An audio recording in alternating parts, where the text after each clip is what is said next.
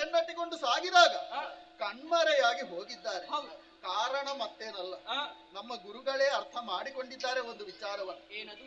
ಸತ್ಯವಂತರಾದಂತಹ ಧರ್ಮನಿಷ್ಠರಾದಂತಹ ದೇವತೆಗಳಿಗೆ ಕಷ್ಟಗಳು ಯಾವತ್ತಿದ್ರೂ ತಪ್ಪುವುದಕ್ಕಿಲ್ಲ. ಈ ರಾಕ್ಷಸರ ದಾಳಿ ಎನ್ನುವುದು ಆಗಾಗ ಆಗುತ್ತಾ ಇರ್ತದೆ. ಇದರಿಂದಾಗಿ ನಮ್ಮವರಿಗೆ ಯಾವುದೇ ರೀತಿಯ ತೊಂದರೆ ಆಗಬಾರದು ಎಂಬಂತಹ ಉದ್ದೇಶದಿಂದಲೇ ನಮ್ಮ ಗುರುಗಳಾದಂತಹ ಬೃಹಸ್ಪತಿಗಳು ಮೃತ ಸಂಜೀವಿನಿಯ ಸಿದ್ಧಿಯನ್ನು ಪಡೆದುಕೊಳ್ಳುವುದಕ್ಕೋಸ್ಕರ ಅದೆಷ್ಟೋ ಪ್ರಯತ್ನಗಳನ್ನು ಮಾಡಿದವರು. ಆದ್ರೆ ಕಾಲಾಂತರದಲ್ಲಿ ಅವರ ಪ್ರಯತ್ನ ಕೈಗೂಡದೆ ಹೋಯಿತು. ಇದನ್ನೇ ಅರಿತಂತಹ ರಾಕ್ಷಸ ಗುರುಗಳೆನಿಸಿದಂತಹ ಶುಕ್ರಾಚಾರ್ಯರು ಆ ಸಿದ್ಧಿಯನ್ನು ತಾನು ಪಡೆದುಕೊಳ್ಳುತ್ತೇನೆ ಎಂಬಂತಹ ಉದ್ದೇಶದಿಂದಲೇ ಆ ಪ್ರಯತ್ನದಲ್ಲಿ ತೊಡಗಿಸಿಕೊಂಡವರು. ನಮ್ಮ ಗುರುಗಳಿಗೆ ಅರ್ಥವಾಯಿತು. ಹಠಮಾರಿ ಶುಕ್ರಾಚಾರ್ಯರು ತಾನು ಯೋಚಿಸಿದ್ದನ್ನು ಸಾಧಿಸದೆ ಬಿಡಲಾರರು ಎಂಬ ಹಾಗೆ ನಮ್ಮ ಬಳಿ ಹೇಳಿಕೊಂಡ್ರು. ಆದ್ರೆ ರಾಕ್ಷಸರಿಗೆ ಒಂದು ಧೈರ್ಯ, ಶುಕ್ರಾಚಾರ್ಯರು ಒಂದು ವೇಳೆ ಆ ಮೃತ ಸಂಜೀವಿನಿಯನ್ನು ತಂದದಾಗಿಸಿಕೊಂಡರಂತಾದ್ರೆ ಒಂದು ವೇಳೆ ರಾಕ್ಷಸರು ಸತ್ತರೂ ಕೂಡ ಮತ್ತೆ ಬದುಕಿಸುವಂತಹ ಸಾಮರ್ಥ್ಯವನ್ನು ಆ ಶುಕ್ರಾಚಾರ್ಯರು ಪಡೆಯುತ್ತಾರೆ. ಅವರು ಆ ಸಿದ್ಧಿಯನ್ನು ಪಡೆಯುವಲ್ಲಿವರೆಗೆ ನಾವು ಮರೆಯಾಗಿರ್ಬೇಕು ಎಂಬಂತಹ ಉದ್ದೇಶದಿಂದ ರೂಪಾಂತರಗೊಳಿಸಿ ಎಲ್ಲಿಯೋ ತಮಾಸುರಾದಿ ದಾನವರು ಮರೆಯಾಗಿದ್ದವರು. ಆದ್ರೆ ಕೆಟ್ಟದ್ದು ಎನ್ನುವಂಥದ್ದು ಒಂದಲ್ಲ ಒಂದು ದಿನ ನಮ್ಮ ಮುಂಭಾಗದಲ್ಲಿ ಪ್ರಕಟಗೊಳ್ಳಲೇಬೇಕು. ಆ ಕಾರಣಕ್ಕಾಗಿಯೋ ಏನು ಅವರ ಇರವನ್ನು ಅರಿತಂತಹ ನಾವು ಅವರ ರೂಪಾಂತರದ ಉಪಾಯವನ್ನೇ ಭಂಗಗೊಳಿಸಿ ಮತ್ತೆ ಅವರನ್ನು ಎದುರಿಸುವುದಕ್ಕಾಗಿ ಮುಂದಾದಾಗ ಅವರ ಕೈ ಸಾಗಲಿಲ್ಲ. ನಮ್ಮ ಎದುರು ಸೋತು ಮತ್ತೆ ಪಲಾಯನವನ್ನು ಗೈದವರಿದ್ದಾರೆ. ಓಡಿ ಹೋದವರು ಎಲ್ಲಿಯವರೆಗೆ ಓಡ್ತಾರೆ ಎಂಬ ಹಾಗೆ ನಾನು ಕಾದು ಕುಳಿತದ್ದು. ಹೋಗಿ ಹೋಗಿ ಅವರು ಸೇರಿದ್ದೆಲ್ಲಿಗೆ? ಭೃಗು ಆಶ್ರಮಕ್ಕಲ್ವೇ? ಭೃಗು ಮಹರ್ಷಿಗಳು ಪರಮ ತಪಸ್ವಿಗಳು, ಜ್ಞಾನಿಗಳಿದ್ದಾರೆ. ಯಾವತ್ತಿಗಾದರೂ ಕೂಡ ದೇವತೆಗಳಾದಂತಹ ನಮ್ಮ ಮಾತನ್ನು ಅವರು ಮೀರುವುದಕ್ಕಿಲ್ವಲ್ಲ. ಯಾಕಂದ್ರೆ ಅವರಿಗೂ ಆದರೂ ಅಷ್ಟೇ ಯಾಗ ಯಜ್ಞಾದಿಗಳನ್ನು ಮಾಡುವುದರ ಮೂಲಕವಾಗಿ ನಮ್ಮನ್ನಲ್ವೇ ಅವರು ಪೂಜಿಸುವುದು. ಆ ಕಾರಣಕ್ಕಾಗಿ ಇನ್ನೂ ತಡ ಮಾಡುವುದಲ್ಲ. ಆ ರಾಕ್ಷಸರ ಸುಳಿವು ನಮಗೂ ಸಿಗಬೇಕು. ಅವರ ವಧೆ ಆಗಬೇಕು ಅಂತಾದ್ರೆ ನಾವು ಇಲ್ಲೇ ಕೂತರೆ ಆಗುವುದಿಲ್ಲ. ನಾವಾಗಿ ತೆರಳಿ ಭೃಗು ಆಶ್ರಮದತ್ತ ಹೋಗಿ ಅವರನ್ನು ನಾವು ಪಡೆದುಕೊಳ್ಳುವ ಬಗೆಗಾಗಿ ಯೋಚಿಸಬೇಕು. ಆ ಕಡೆ ತೆರಳೋಣ ಬನ್ನಿ.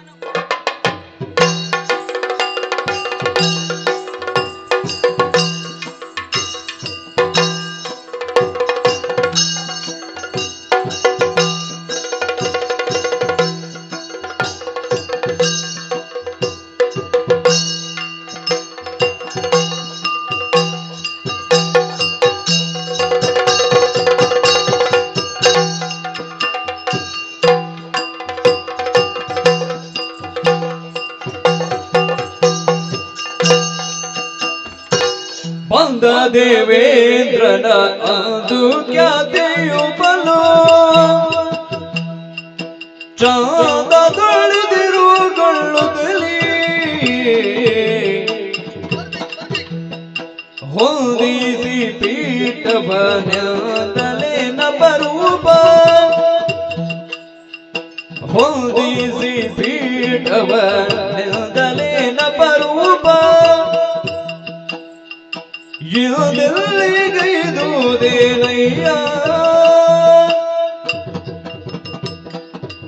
ದೇವೇಂದ್ರ, ನಮ್ಮ ಆಶ್ರಮದ ಕಡೆಗೆ ಬಂದದ್ದು ಯಾರೆಂಬುದಾಗಿ ನೋಡಿದ್ರೆ ಮೂರು ಲೋಕದ ಯಜಮಾನನಾದ ದೇವೇಂದ್ರ ಬಂದವನಿದ್ದಾನೆ. ನಿಜ, ಒಬ್ಬನೇ ಬಂದದ ಅಲ್ವೇ ಅಲ್ಲ, ಹೆಬ್ಬಾಲಕರನ್ನು ಸೇರಿಕೊಂಡು ಇದ್ದ ಕಡೆಗೆ ಬಂದವನಿದ್ಯಾ ನೀನು. ಒಂದೊಮ್ಮೆಗೆ ಅಪರೂಪವಾಗಿ ಬಂದಿದ್ದೆ ಅಂತ ಹೇಳಿದ್ರೆ ತಪ್ಪಾಗುವುದಕ್ಕೆ ಸಾಧ್ಯವೇ ಇಲ್ಲ. ಯಾಕಪ್ಪ? ಇಲ್ಲಿವರೆಗೆ ಬಂದವನು ನೀನು ಅಲ್ವೇ ಅಲ್ಲ, ಆದ್ರೆ ಅಪರೂಪವಾಗಿ ಬಂದಿದ್ದೀಯ. ಯೋಚನೆ ಮಾಡುದು ಅದು ಅಲ್ವೇ ಅಲ್ಲ. ನಾನು ಮತ್ತೇನಪ್ಪ ನಮ್ಮ ಆಶ್ರಮವನ್ನು ಕಾಣುವಾಗ ಈ ಸಂದರ್ಭದಲ್ಲಿ ದೇವಲೋಕವನ್ನು ಕಂಡ ಹಾಗೆ ಅನಿಸುತ್ತಾ ನಮ್ಮವರೆಲ್ಲರೂ ಸೇರಿದ್ದಾರೆ. ಹೌದೇ ಹೌದು. ದೇವೇಂದ್ರ, ಅಮ್ಮ ಇತ್ತ ಕಡೆಗೆ ಬರುವುದಕ್ಕೆ ಕಾರಣ ಯಾವುದು ಎಂಬುದಕ್ಕೆ ನನ್ನನ್ನು ಹೇಳಬಹುದಲ್ಲ? ಲಾಲಿಸು ಮುನಿ ಸತಿಯೇ ನುಡಿಯ ಸುಶೀಲ ಸಗುಣವತಿಯೇ, ನುಡಿಯ ಸುಶೀಲ ಸಗುಣವತಿಯೇ.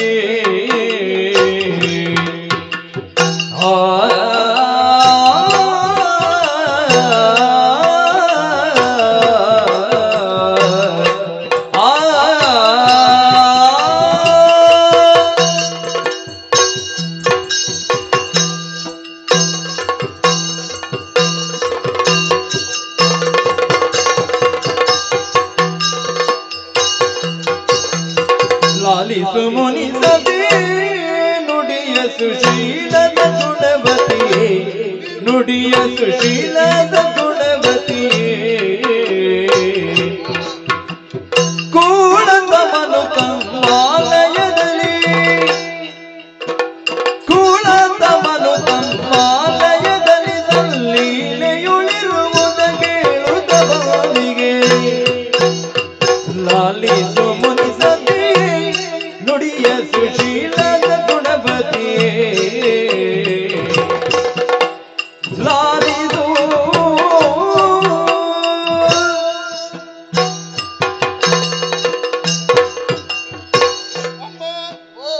ಮಗದೊಮ್ಮೆ ನಿಮ್ಮ ಪುಣ್ಯ ಪಾದಾರವಿಂದಗಳಿಗೆ ನಾವೆಲ್ಲವರೂ ಕೂಡ ಮುಡಿಬಾಗಿದವರಿದ್ದೇವೆ.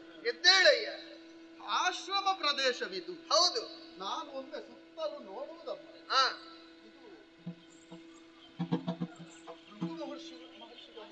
ಈಗ ಇಲ್ವೇ ಇಲ್ಲವ? ಯಾಗದ ನಿಮಿತ್ತವಾಗಿ ಹೋಗಿದ್ದ? ಯಾಗದ ನಿಮಿತ್ತವಾಗಿ ಹೊರ ಹೋದವರಿದ್ದಾರೆ. ಹೌದೇ ಹೌದು. ಇರುವುದು ನೀವು ಮಾತ್ರ ಅಲ್ವೇ ಅಮ್ಮ? ಶಿಷ್ಯರೊಂದಿಗೆ ನೀವು ಕಾಲವನ್ನು ಕಳೆಯುತ್ತಾ ಇದ್ದೀರಾ. ಆದ್ರೆ ನಿಮ್ಮಲ್ಲಿಯೇ ಒಂದೆರಡು ವಿಚಾರವನ್ನು ಮಾತಾಡಬೇಕು ಎಂಬಂತಹ ಉದ್ದೇಶದಿಂದಲೇ ಇಲ್ಲಿಯವರೆಗಾಗಿ ಬಂದವನು ನಾನು.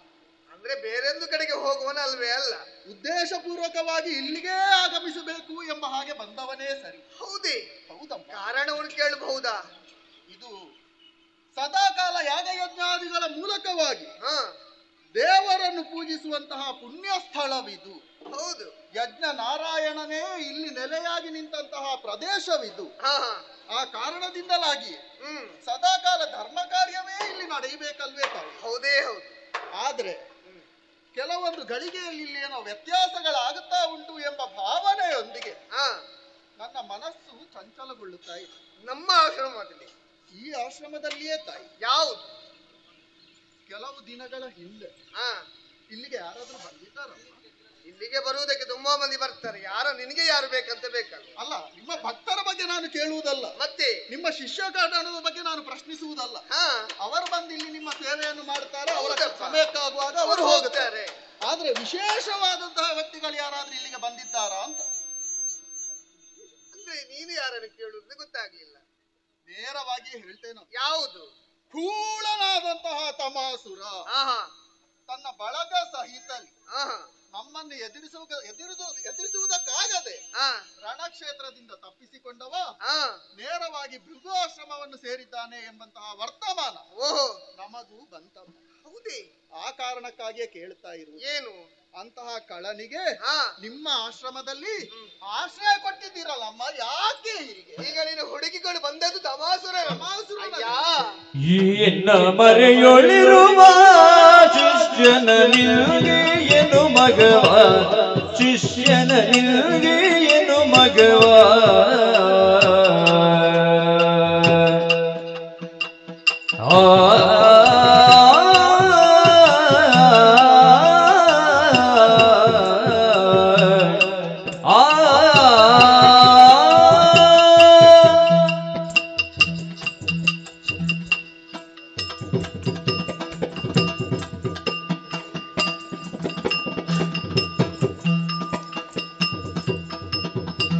ಎನ್ನ ಮರೆಯೊಳಿರುವ ಶಿಷ್ಯನ ನಿಲ್ಗೆ ಏನು ಮಗವ, ಶಿಷ್ಯನ ನಿಲ್ಗೆ ಏನು ಮಗವ, ಸನ್ನುತ ದುರಪತಿಗೆ ನರಿವಿಲ್ಲವೇ, ನಿನ್ನನ್ನು ರಕ್ಷಿಪೆನೆನ್ನು ತಲೊರೆದಿಗೆ, ಎನ್ನ ಮರೆಯೊಳಿರುವ ಶಿಷ್ಯನ ನಿಂಗೆ ಏನು ಮಗವ,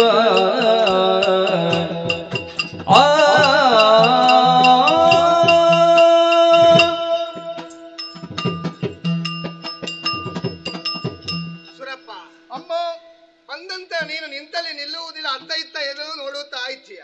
ಕಾರಣ ಹೇಳಿದ್ದೇನಲ್ಲ ತಾಯಿ, ಈಗ ಗೊತ್ತಾಗ್ತಾ ಉಂಟು. ನಾನು ಮೊದಲು ಭಾವಿಸಿಕೊಂಡದ್ದು ಯಾವ ರೀತಿಯಾಗಿ ದೇವೇಂದ್ರ ಇಲ್ಲಿಗೆ ಬಂದದ್ದು ಕಾರಣವೇ ಬೇರೆ ಇರಬೇಕೆಂಬುದಾಗಿ. ಅಂದ್ರೆ ಆಶ್ರಮದ ಕಡೆ ಯೋಚಿಸಿ ಬಂದಿದ್ದೀಯೋ ಅಲ್ಲ ನಮ್ಮ ಯೋಗಕ್ಷೇಮದ ಬಗ್ಗೆ ಕೇಳುವುದಕ್ಕಾಗಿ ಬಂದಿದ್ದೀಯೋ ಎಂಬುದಾಗಿ ಕೇಳಿದಾಗ ಅದು ಯಾವುದು ಅಲ್ವೇ ಅಲ್ಲ. ಹುಡುಕಿಕೊಂಡು ಬಂದದ್ದು ತಮಾಸುರನನ್ನು. ಅವನ ಇರವನ್ನು ಅರಿತು ಇಲ್ಲಿಯವರೆಗೆ ಬಂದವರು ನಾವು. ನಿಮ್ಮ ಬಳಿ ತಮಾಸುರ ಇದ್ದಾನ? ಒಂದು ವೇಳೆ ಇದ್ರೆ ಬಿಟ್ಟು ಕೊಡಬೇಕು. ಈ ರೀತಿ ಕೇಳುತ್ತಾ ಇದ್ದೀಯ. ಬಿಟ್ಟು ಕೊಡ್ಬೇಕಮ್ಮ. ಹೌದಾ? ಹೌದು ದೇವೇಂದ್ರ, ತಮಾಸುರ ನಿನ್ಗೆ ಆಶ್ರಯವನ್ನು ಕೊಟ್ಟದ್ದು ಹೌದೇ ಹೌದು. ನಾನು ಹೌದು ಹೌದೇ ಹೌದು. ಅವ ನೇರವಾಗಿ ಬಂದ, ಅವನಿಗೆ ಬಂದಿರುವಂತಹ ಕಷ್ಟವನ್ನೇ ಹೇಳಿಕೊಂಡ. ದೇವೇಂದ್ರನಿಂದಾಗಿ ನನ್ನ ವಾಲಿಗೆ ಕಷ್ಟ ಬಂದಿದೆ, ಅವ ಹೊಡೆಯುತ್ತಾ ಇದ್ದಾನೆ. ಅವನಿಂದಾಗಿ ನನ್ನನ್ನು ಕಾಪಾಡಬೇಕು, ರಕ್ಷಣೆಯನ್ನು ಕೊಡಬೇಕೆಂಬುದಾಗಿ ಆವಾಗ ಅವನಿನ ಮಾತನ್ನು ಕೊಟ್ಟು ಅವನಿದ್ದೇನೆ. ಏನಂತ?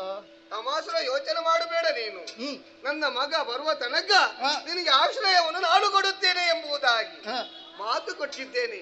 ಮಾತು ಕೊಟ್ಟ ಬಳಿಕ ನಡೆಸಬೇಕಾದದ್ದು ಯಾರ ಕರ್ತವ್ಯವಾಗಿರುತ್ತದೆ? ಮಾತು ಕೊಟ್ಟವರ ಕರ್ತವ್ಯ. ಹೌದೇ ಹೌದು. ಹಾಗಾಗಿ ಆತನಿಗೆ ಆಶ್ರಯವನ್ನು ಕೊಟ್ಟ ಹೊಳಿದ್ದೇನೆ. ಈಗ ನೀನು ಬಂದು ಹೇಳುತ್ತಾ ಇದ್ದೆ ಅವನನ್ನು ಬಿಟ್ಟುಕೊಡು ಎಂಬುದಾಗಿ. ಆ ರೀತಿ ಬಿಟ್ಟುಕೊಡುವುದಕ್ಕೆ ಆಗ್ತದ ಹೇಳು? ಹಾಗಾಗಿ ತಮಾಸುರನನ್ನು ಯಾವುದೇ ಕಾರಣಕ್ಕೆ ನಾನು ಬಿಟ್ಟುಕೊಡುವುದಕ್ಕೆ ಆಗುವುದಿಲ್ಲ ದೇವೇಂದ್ರ. ಮಾತು ಕೊಟ್ಟಿದ್ದೀರಿ ಎಂಬ ಮಾತ್ರಕ್ಕೆ ಪರಸತಿ ಬರದನವ ಬಯಸುವ ದುರುಳರಿಗಾಚಯವ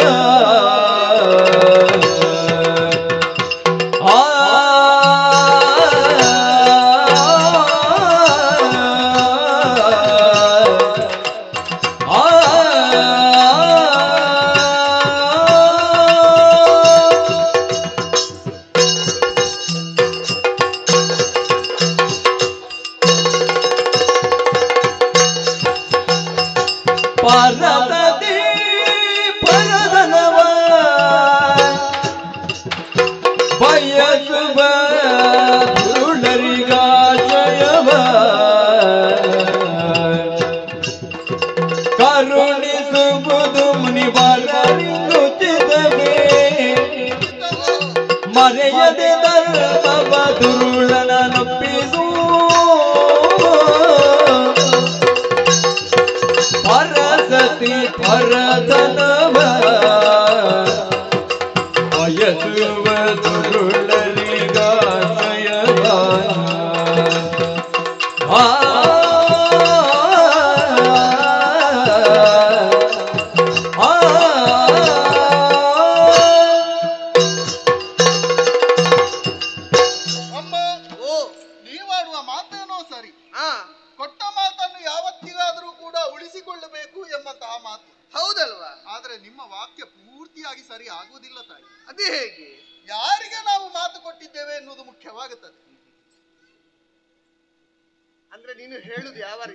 ಲೋಕದಲ್ಲಿ ಸತ್ಯವಂತರು ಯಾರಿದ್ದಾರು, ಧರ್ಮನಿಷ್ಠರು ಯಾರಿದ್ದಾರು ಅಂತವರಿಗೆ ನೀವಾಡಿದಂತಹ ಮಾತು ಯೋಗ್ಯವೆನಿಸುತ್ತದೆ, ಸೂಕ್ತವೆನಿಸುತ್ತದೆ. ಆದ್ರೆ ನೀವು ಆಶ್ರಯ ಕೊಟ್ಟಂತಹ ಈ ತಮಾಸುರನ ಆದಿಯಾಗಿ ಆತನ ಬಳಗದವರು ಎಲ್ಲರೂ ಕೂಡ ಒಳ್ಳೆಯವರಲ್ಲಮ್ಮ ದೇವೇಂದ್ರ, ದುರುಳರಿದ್ದಾರೆ. ಹೌದಪ್ಪ. ನಾನು ಮೊದಲ ಮಾತು ಕೊಡುವುದಕ್ಕಿಂತ ಮೊದಲಾಗಿ ಆತ ಕೇಳಿದ ಏನು ಬಲ್ಲೆಯ? ಏನು? ರಕ್ಷಣೆ ಮಾಡಬೇಕೆಂಬುದಾಗಿ. ಇಂತಹ ಕಷ್ಟ ಬಂದಿದೆ ಎಂಬುದಾಗಿ ಆ ಬಳಿಕ ನನಗೆ ಗೊತ್ತಾದದ್ದು. ಹಾಗಾಗಿ ಮಾತನ್ನು ಮೊದಲು ಕೊಟ್ಟ ಆಗಿದೆ, ನಾನು ರಕ್ಷಣೆಯನ್ನು ಮಾಡುತ್ತೇನೆ ಎಂಬುದಾಗಿ. ಆ ಬಳಿಕ ನನರಂತಹ ವಿಚಾರವನ್ನು ಹೇಳಿದವ. ಹಾಗಾಗಿ ಮೊದಲು ಮಾತು ಕೊಟ್ಟ ಆಗಿದೆ. ನಾನು ಮಾತು ಕೊಟ್ಟ ಬಳಿಕ ತಪ್ಪುವುದಕ್ಕೆ ಆಗ್ತದ ಹೇಳು?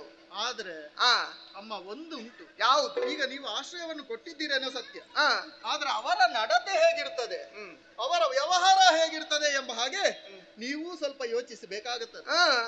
ಪರಸತಿಯನ್ನು ಬಯಸುವ ಅಥವಾ ಪರಪೀಡನೆಯನ್ನೇ ಕಾಯಕವನ್ನಾಗಿಸಿಕೊಂಡಂತಹ ದುಷ್ಟರು ಅವರು. ನಿಮಗೊಂದು ಉದಾಹರಣೆ ಕೊಡ್ತೇನೆ. ಯಾವುದು?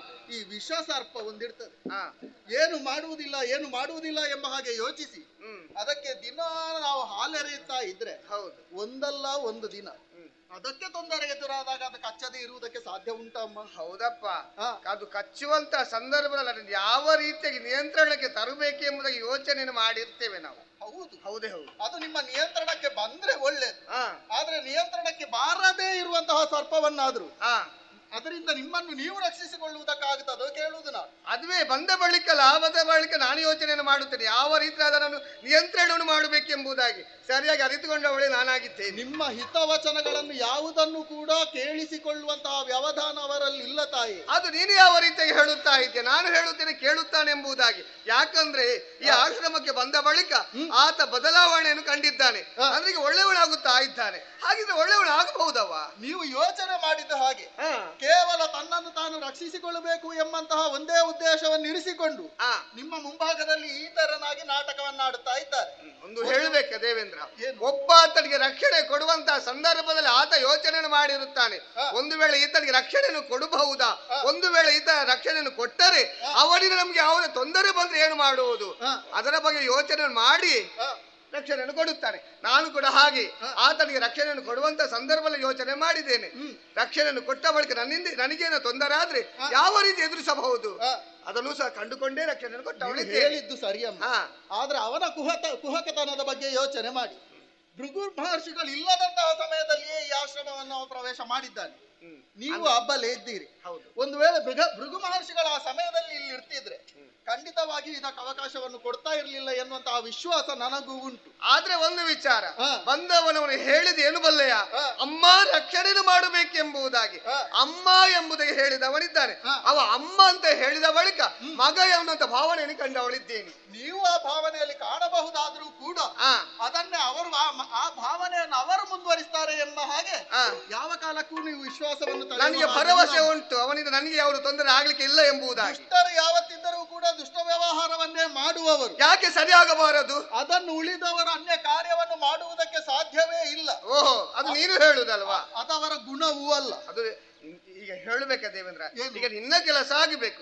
ನಿನ್ನ ಕೆಲಸ ಆಗಬೇಕಾದ್ರೆ ನೀನು ಏನು ಬೇಕಾದ್ರೆ ಹೇಳಿಕೊಂಡು ಹೋಗ್ತೀಯ. ಹೌದಮ್ಮ, ನಮಗೆ ಕೆಲಸ ಕೊಟ್ಟವರು ಯಾರು? ಮೂರು ಮೂರ್ತಿಗಳಲ್ವಾ? ಹೌದಪ್ಪ. ಧರ್ಮ ರಕ್ಷಣೆಗೆ ಬೇಕಾಗಿ ಇಂತಹ ಕರ್ತವ್ಯವನ್ನು ಮಾಡು ಎಂಬ ಹಾಗೆ ಅವರೇ ಆಜ್ಞೆಯನ್ನಿತ್ತು ಕಳುಹಿಸಿದವರು. ಹಾಗಿದ್ರೆ ನಿನ್ನಲ್ಲೇ ಕೇಳುತ್ತೇನೆ, ಈಗ ಮೂರು ಮೂರ್ತಿಗಳಿಗೆ ನಿನ್ಗೆ ಹೇಳಿದ್ದಾರೆ ದುಷ್ಟರು ಯಾರಿದ್ದಾರೆ ಅವರಿಗೆ ಶಿಕ್ಷೆಯನ್ನು ಕೊಡಬೇಕೆಂಬುದಾಗಿ.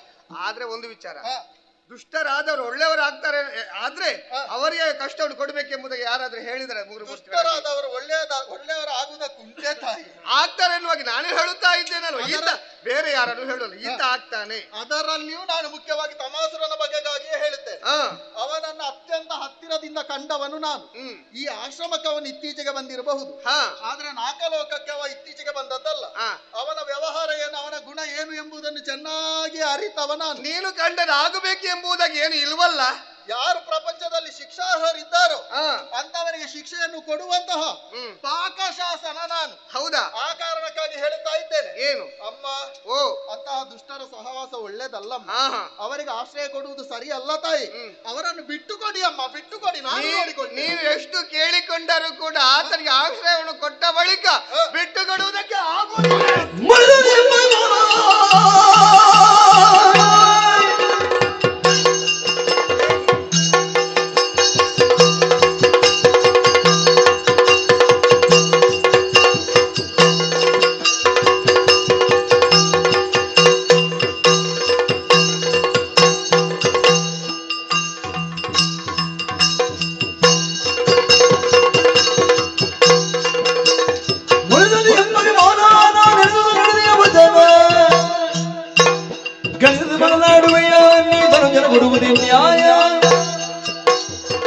ಇಲ್ಲಿಯವರೆಗೂ ಕೂಡ ಸಮಾಧಾನ ಚಿತ್ತದಿಂದಲೇ ನಿಮ್ಮ ಬಗ್ಗೆ ಗೌರವವನ್ನು ನನ್ನ ಮನಸ್ಸಿನಲ್ಲಿ ಇರಿಸಿಕೊಂಡು ಮಾತಾಡಿದವ ನಾನು. ಪರಿಪರಿಯಾಗಿ ನಿಮ್ಮಲ್ಲಿ ಕೇಳಿಕೊಂಡೆ, ದಾನವನನ್ನು ಬಿಟ್ಟುಕೊಡಿ ಎಂಬ ಹಾಗೆ. ಆದ್ರೆ ಯಾವ ಕಾರಣಕ್ಕೂ ಒಪ್ಪಿಕೊಳ್ಳುವಂತಹ ಮನಸ್ಥಿತಿಯಲ್ಲಿ ನೀವಿಲ್ಲ. ಇಲ್ವೇ ಇಲ್ಲ. ಏನು ಮಾಡೋಣ ಹೇಳಿ? ಏನಾಯ್ತು? ಮೂರು ಮೂರ್ತಿಗಳ ಆಜ್ಞೆ ಉಂಟು. ಏನೆಂದು? ಧರ್ಮವನ್ನು ರಕ್ಷಿಸಬೇಕು. ಅದಕ್ಕೆ ತೊಡಕಾದವರು ಯಾರೇ ಆಗಿದ್ದರೂ ಕೂಡ ಅದನ್ನು ನಿವಾರಿಸಿ ಮುಂದುವರಿಬೇಕು ಎಂಬ ಹಾಗೆ. ಈ ಹೊತ್ತಿಗಾಗುವಾಗ ಅದನ್ನು ಪ್ರಯೋಗ ಮಾಡಬೇಕಾಗುತ್ತದೆ ಎಂಬಾಗಿ ಯೋಚಿಸಿದವ ನಾನು. ಬಿಟ್ಟು ಕೊಡುವುದಿಲ್ಲಲ್ಲ, ಬಿಟ್ಟುಕೊಡುವುದಕ್ಕೆ ಆಗುವುದಿಲ್ಲ.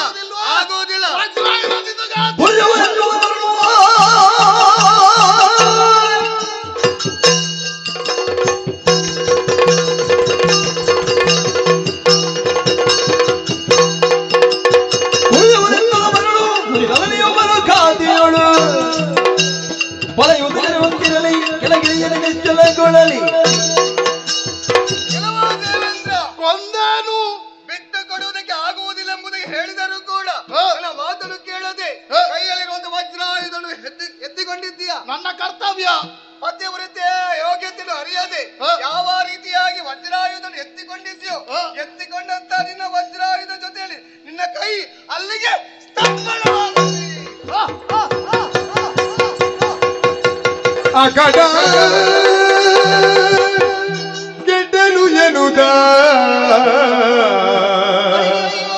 ಸುರನಿಕರರೆಯ ಮರುಗುತ್ತ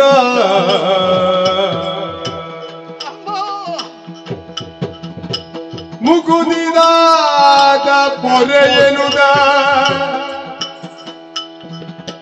ಬರೆ ರಘುಮಿಯ ರಸ ಜಯವೆನುದ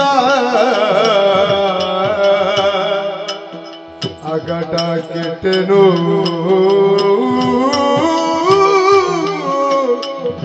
ಅಗಡ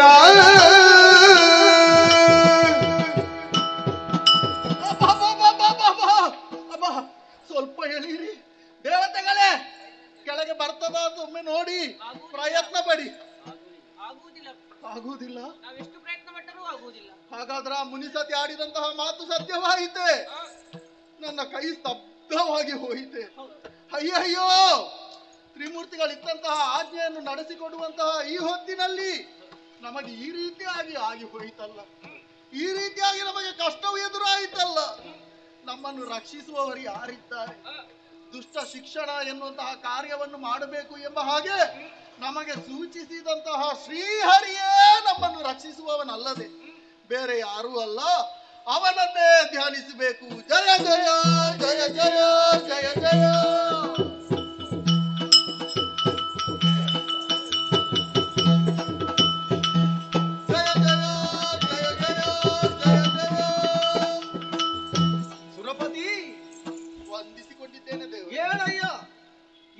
ನಿನ್ನ ಅವಸ್ಥೆ ಸರಿಯಾಗಿ ನಮಸ್ಕಾರ ಮಾಡುವುದಕ್ಕೂ ಆಗುವುದಿಲ್ಲ. ಇದೋ ನಿನ್ನ ಮೈದಡವಿದ್ದೇನೆ. ಕ್ಷೇಮ ಸುರಪತಿ, ನೀನಿಲ್ಲಿ ಏನು ಕಾರಣ?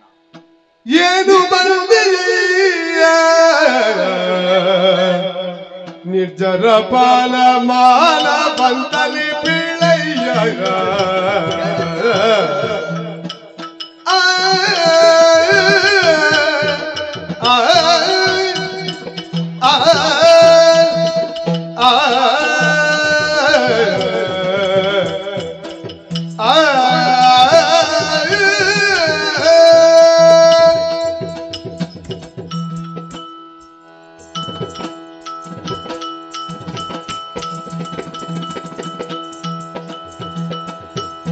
ಏನು ಬಂದೆಯ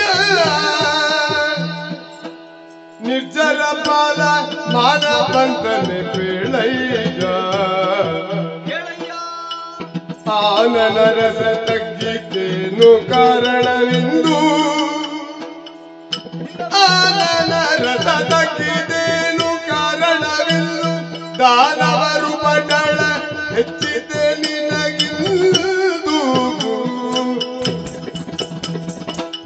ಏನು ಬಂದೆಯ್ಯ ನಿರ್ಜರ ಬಾಲ ಮಾನ ಬಂದನೆ ಬೇಳಯ್ಯ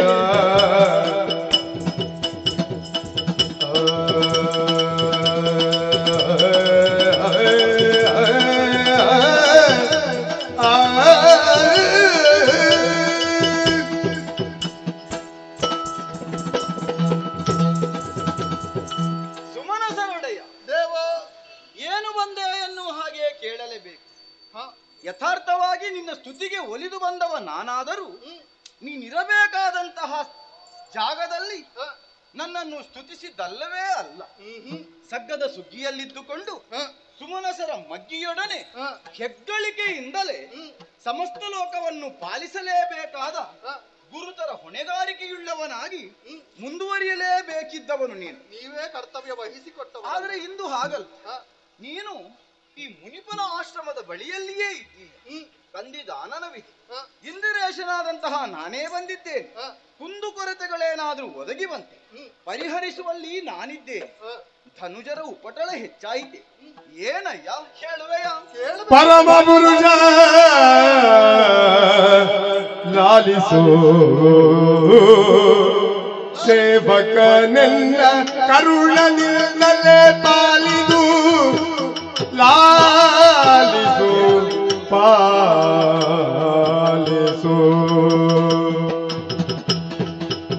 ದುರುಳನವಾದುರ ಬರುತ್ತಲೇ ಲಾಗಲಿ ದುರುಳನವಾದುರ ಬರುತ್ತ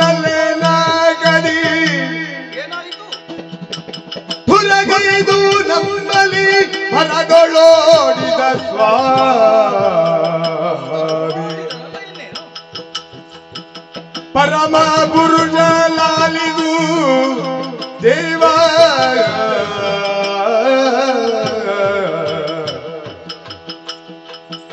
ಪಾಲಿದು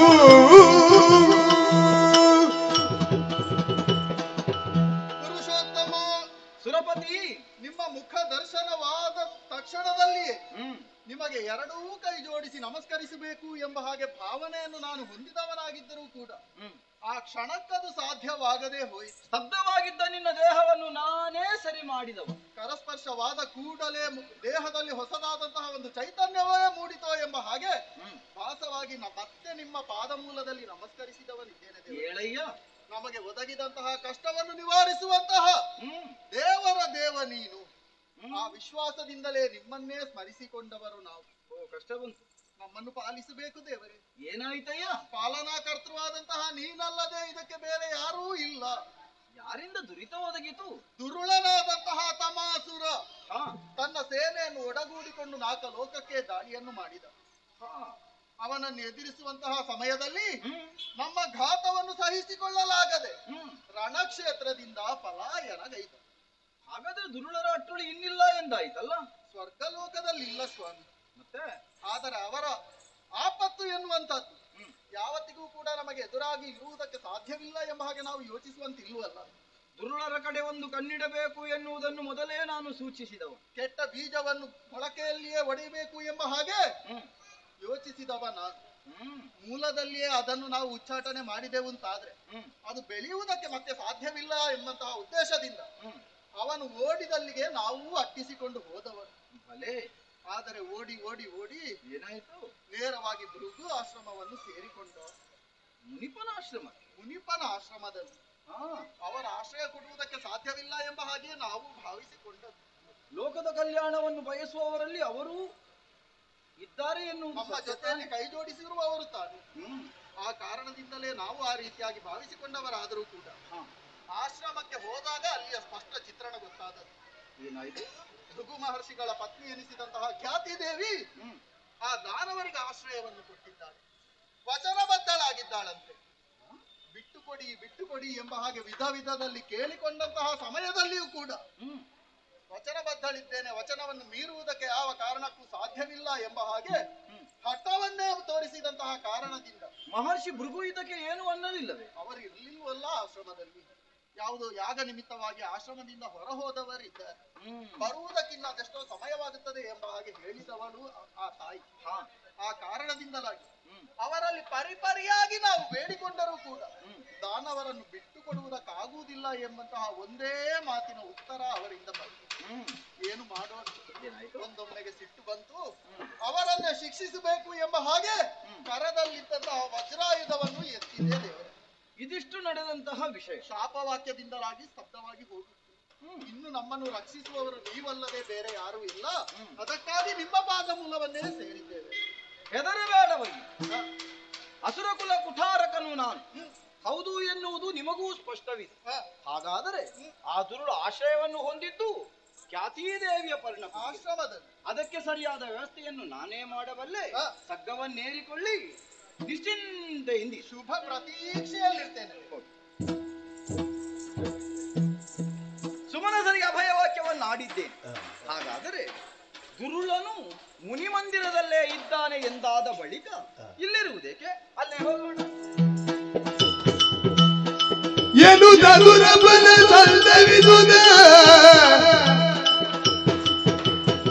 ತ್ರಿಣಯ ಜಗ ಮುನಿ ಸದಿಯ ಕಾಣುವೆನಿರುದ ನಡೆದರೆ ಕಂಡು ಗೋ ವಿಶ್ವಾತ್ಮಕನ ಭಕ್ತಿಯಲ್ಲಿ ವಿನುತ ಚರಣವ ತೊಳೆದು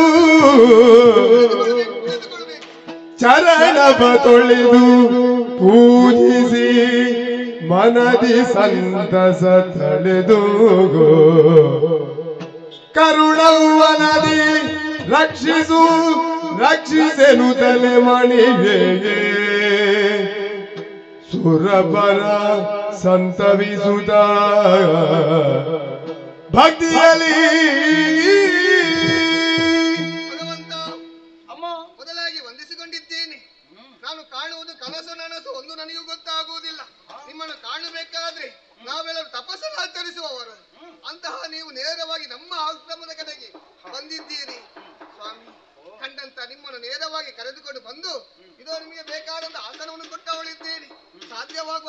ನನ್ನಿಂದ ಸಾಧ್ಯವಾಗುವಷ್ಟು ಉಪಚರಿಸಿದವಳಿದ್ದೇನೆ. ಏನಾದ್ರೂ ತಪ್ಪಾದ್ರೆ ಕ್ಷಮಿಸಬೇಕೆಂಬುದಾಗಿ ಬೇಡಿಕೊಳ್ಳುವುದರ ಜೊತೆಯಲ್ಲಿ ಬಂದ ಕಾರ್ಯವನ್ನು ಹೇಳಬಹುದು ಸ್ವಾಮಿ. ಇದುವರೆಗೆ ಎಳ್ಳಿನಿತು ದೋಷ ನಿನ್ನದಲ್ಲ. ಇನ್ನು ಇದಕ್ಕಿಂತ ಮೊದಲಾಗಿ ನೀನು ಮಾಡಿದ ಕೆಲಸದ ಬಗ್ಗೆ ವಿವರಿಸುವುದಕ್ಕಾಗಿ ಬಂದವನಿದ್ದೆ. ಯಾವುದದು?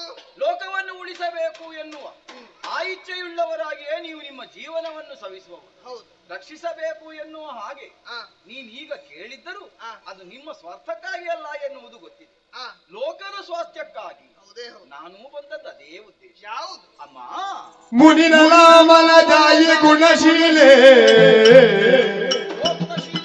ಪೇಳುವುದನ್ನೆಲ್ಲವ ಮನದಿ ನೀ ಗ್ರಹಿಸುತ್ತ ನುಡಿಬಾಲೆಗೆ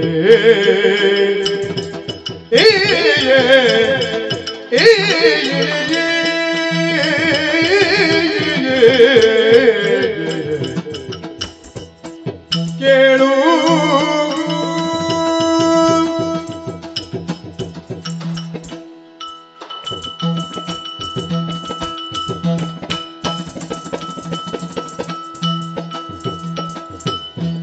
ಮುನಿನಲಾಮನ ಜಾಯೆ ಗುಣಶೀಲೆ ಪೇಳುವುದನ್ನೆಲ್ಲವ ಮನದಿ ನೀ ಗ್ರಹಿಸುತ್ತ ನುಡಿಬಾಲೆ ಪೇಳುವುದನ್ನೆಲ್ಲವ ಮನದಿ ನೀ ಗ್ರಹಿಸುತ್ತ ನುಡಿಬಾಲೆ ಜನಪದದಿ ಸದ್ಧರ್ಮ ನೆಲೆಸಲು ಧನು ಜನನು ಸಂಹರಿಸಿ ತ್ರಿಜಗದಿ ಮುನಿಜನಂಗಳ ಯಾಗ ಯಜ್ಞಗೆ ವಿನುತ ಸಹಕಾರಗಳ ಇತ್ತೇನು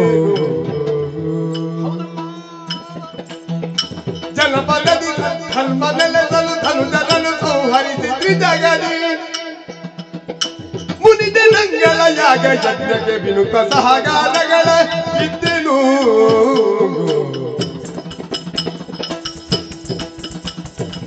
ಮುನಿನಲಾಮನ ಜಾಯಿ ಗುಣಶೀಲೆ ಪೇಳುವುದನ್ನೆಲ್ಲವ ಮನದಿ ಗ್ರಹಿಸುತ್ತ ನುಡಿಬಾಲೆಗೆ ಗುಣಶೀಲೆ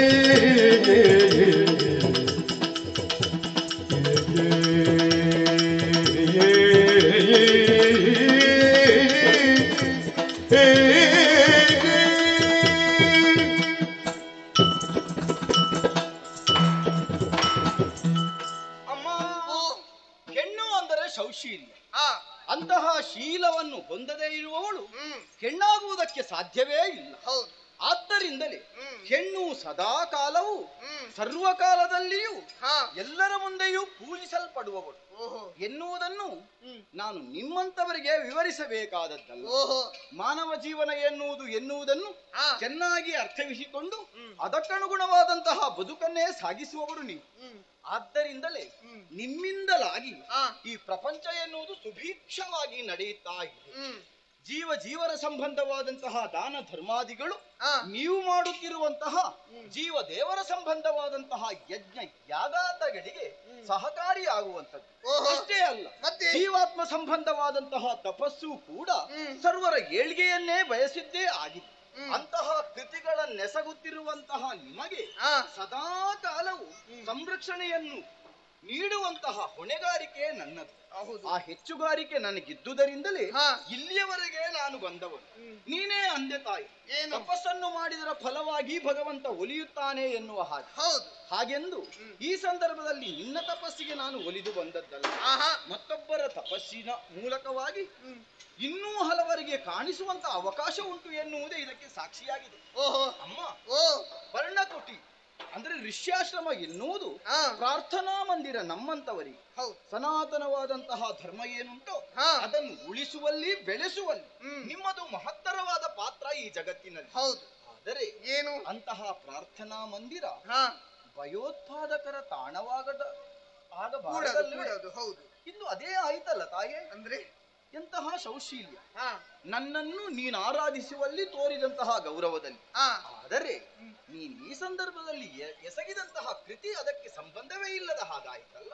ನಿಮ್ಮ ಮಾತಿನ ತಾತ್ಪರ್ಯ ಗೊತ್ತಾಗಿ ಏನಮ್ಮ ಧನುಜರ ಹುಟ್ಟನ್ನಡಗಿಸುವುದರ ಮೂಲಕವಾಗಿ ಲೋಕದಲ್ಲಿ ಒಳಿತನ್ನುಂಟು ಮಾಡುವ ಕಾಯಕ ನಮ್ಮದು.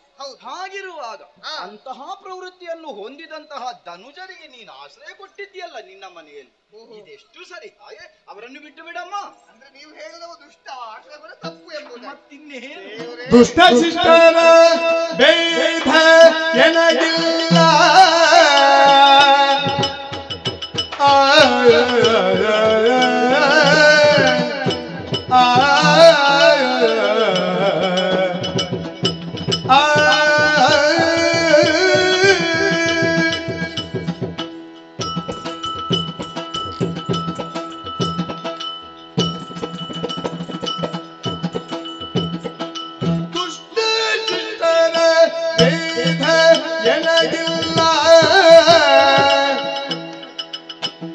ಚರಣವನು ಸೇದರ ಇಷ್ಟದಿವು ಪೊರೆಯುವೆನು ಶ್ರೀಲೋಲ.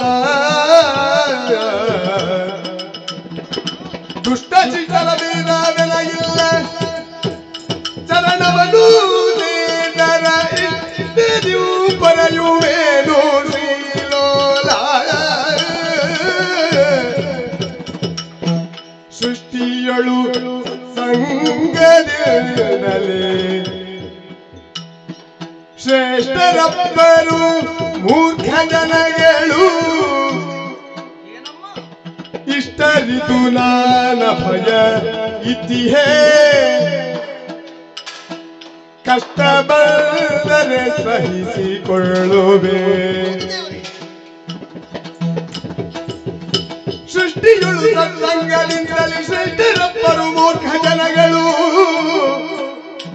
ಇಷ್ಟರಿತು ನಾನ ಭಯವಿತ್ತಿಗೆ ಕಷ್ಟ ಬಂದರೆ ಸಹಿಸಿಕೊಳ್ಳುವೆ. ದುಷ್ಟ ಶಿಷ್ಟರ ಭೇದ ಎನಗಿಲ್ಲ, ಚರಣವನು ಸೇದರ ಇಷ್ಟದಿವು ಪೊರೆಯುವೆನು ಶ್ರೀಲೋಲ.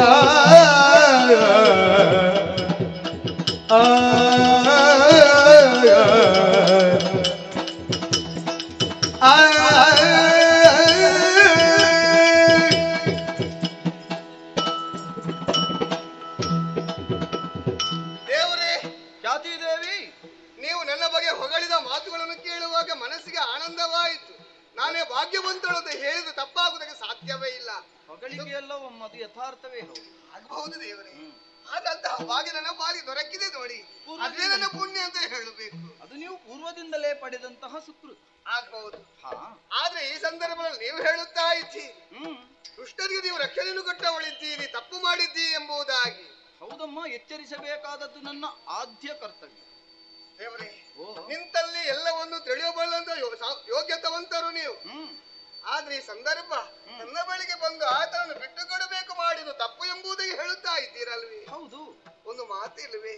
ಏನು ಮಾತು ಕೊಟ್ಟ ಬಳಿಕ ಯಾವುದೇ ಕಾರಣಕ್ಕೆ ತಪ್ಪಬಾರದು ಎಂಬುದಾಗಿ ಮಾತು ಕೊಟ್ಟಿದ್ದೀಯಾ? ಹೌದೇ ಹೌದು. ಆತನಿಗೆ ಮಾತನ್ನು ಕೊಟ್ಟವಳಿದ್ದೇನೆ, ನಿನ್ನನ್ನು ರಕ್ಷಣೆಯನ್ನು ನಾನು ಮಾಡುತ್ತೇನೆ ಎಂಬುದಾಗಿ ನೇರವಾಗಿ ಬಂದಂತ ಆತ ನನ್ನ ಚರಣಕ್ಕೆ ಬಿತ್ತ ಕಾಪಾಡಬೇಕೆಂಬುದಾಗಿ ಬೇಡಿಕೊಂಡವ. ಆವಾಗ ಮತ್ತೊಂದು ವಿಚಾರವನ್ನು ಹೇಳಿದ್ದೇನೆ, ರಕ್ಷಣೆ ಕೊಡುವುದು ಎಲ್ಲಿಯವರೆಗೆ? ನನ್ನ ಮಗ ಬರುವ ತನಕ ಮಾತ್ರ ರಕ್ಷಣೆಯನ್ನು ಕೊಡುತ್ತೇನೆ, ಆ ಬಳಿಕ ಅವನೇ ನೋಡಿಕೊಡುತ್ತಾನೆ ಎಂಬುದಾಗಿ.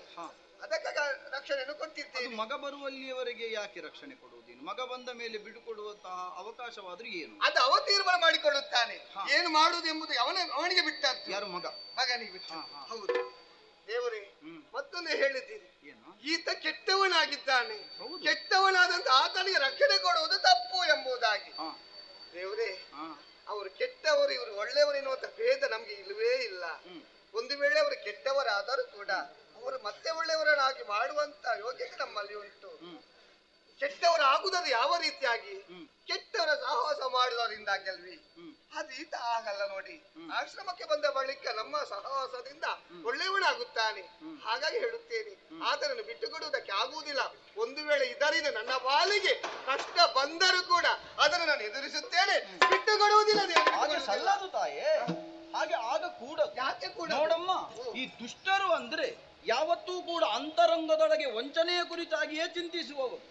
ಈಗ ನೋಡು, ನಿನ್ನ ಮಗನದ್ದು ಮತ್ತು ನಿನ್ನ ಪತಿದೇವನ ಅನುಪಸ್ಥಿತಿಯನ್ನು ಅರಿತೇ ಇಲ್ಲಿಗೆ ಬಂದಿದ್ದಾರಂತಾದ್ರೆ ನಿನ್ನದು ಹೆಣ್ಣು ಹೃದಯ ಅತ್ತಾಗ ಕರಗುತ್ತದೆ ಎನ್ನುವ ಸತ್ಯವನ್ನು ಅರ್ಥವಿಸಿಕೊಂಡೇ ಬಂದಿದ್ದಾರೆ. ಅವರು ಮಹಾ ಕುಹಕಿಗಳು. ಆದ್ದರಿಂದ ಅವರಿಗೆ ಆಶ್ರಯ ಕೊಡುವುದು ತಪ್ಪು.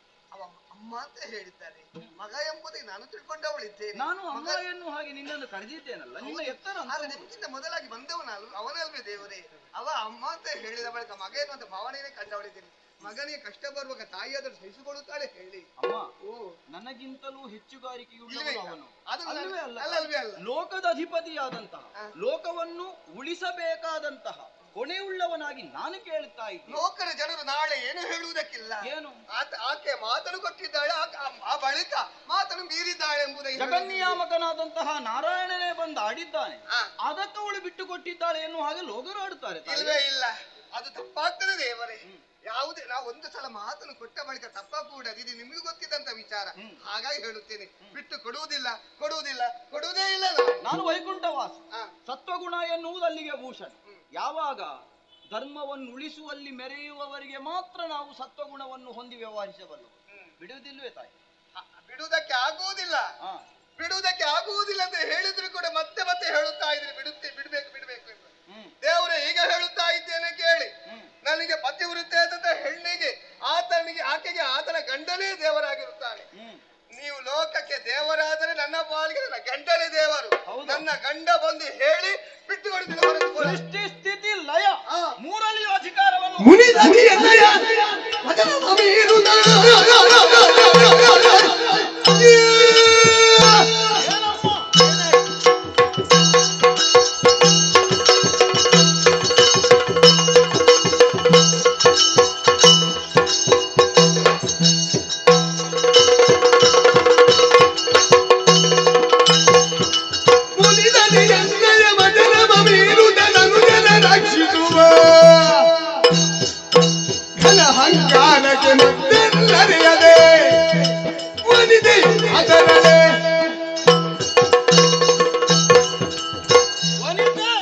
ಸದ್ಗುಣಕ್ಕೆ ಒಲಿಯಲೇಬೇಕಾದವರು ಮುನಿಪತ್ನಿ ಎನ್ನುವ ಕಾರಣದಿಂದಲೇ ಸಮಾಧಾನಗಳಿಂದ ಒಡಂಬಡಿಸುತ್ತಾ ಇಲ್ಲಿರುವಂತಹ ವಿಚಾರವನ್ನು ವಿಶದೀಕರಿಸಿದೆ.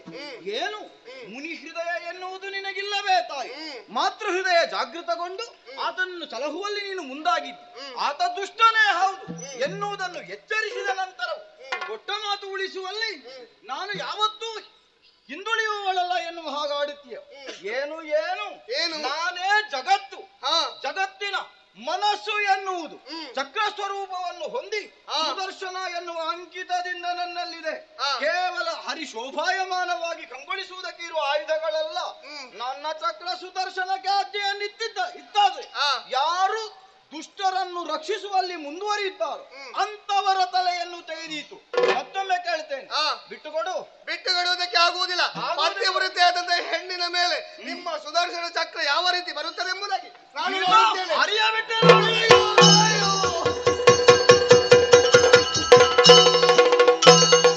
ವನಿತೆಯ ಶಿರವನ್ನರಿಯಲು ಬಂದ ಕ್ಷಣದಲ್ಲಿ ಮುನಿಪತಿಯು ಮನ ಮರುಗುತ್ತ ಬಳ್ಳಿ ಕುರುತನ ಹೋದದಿ ಮನುಮದ ಪಿತಕ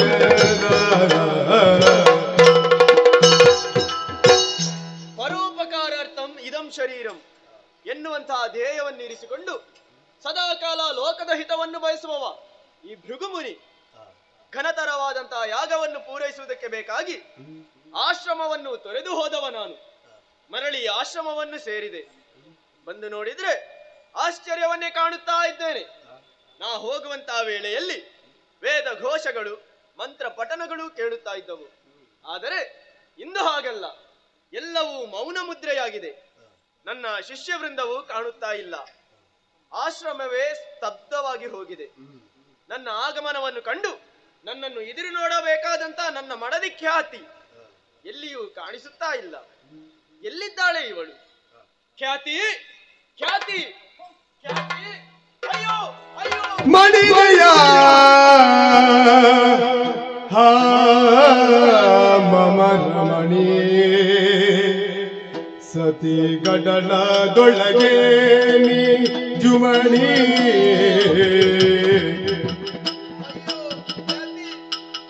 ಕಡುಬದಿ ಮೃದೆ ನಿನ್ನುವನು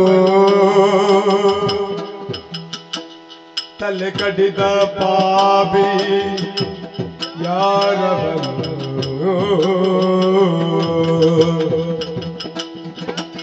ಮಾಡಿದೆಯ ಮಮ ರಮಣಿ ರಮಣಿ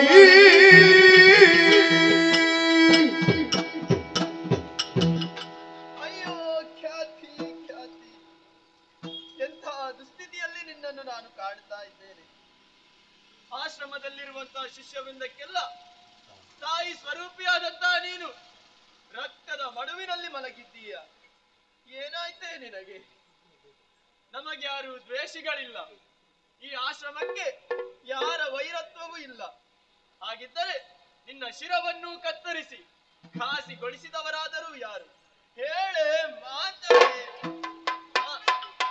ಪ್ರಾಣವನ್ನು ಕಳೆದುಕೊಂಡಿರುವಂತಹ ನೀನು ಮಾತನಾಡುವುದಕ್ಕಾದರೂ ಹೇಗೆ ಸಾಧ್ಯ? ಭಗವಂತನ ಕೃಪೆಯಿಂದ ಜ್ಞಾನ ದೃಷ್ಟಿಯನ್ನು ಸಂಪಾದಿಸಿದ್ದೇನೆ, ಅದರಿಂದಲೇ ನೋಡ್ತೇನಂತೆ.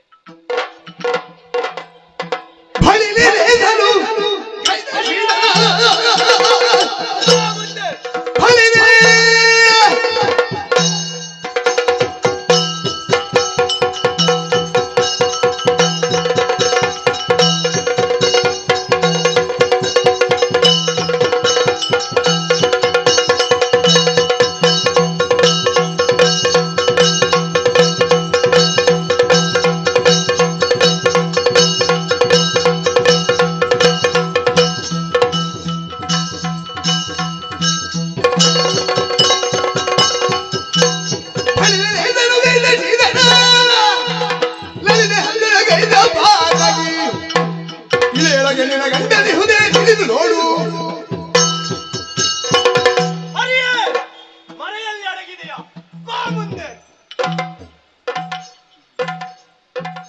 ಹರಿ, ಪರಮ ಪಾತಕಿ ನೀನು. ಪ್ರಪಂಚದಲ್ಲಿ ಒಂದು ಮಾತುಂಟಂತೆ, ರಾಜನೇ ಭಕ್ಷಕನಾದ್ರೆ ಪ್ರಜೆಗಳನ್ನು ಕಾಯುವವರು ಯಾರು? ತಾಯಿಯೇ ಮಗುವಿಗೆ ವಿಷವನ್ನು ಉಣಿಸಿದರೆ ಕಾಪಾಡುವವರು ಯಾರು?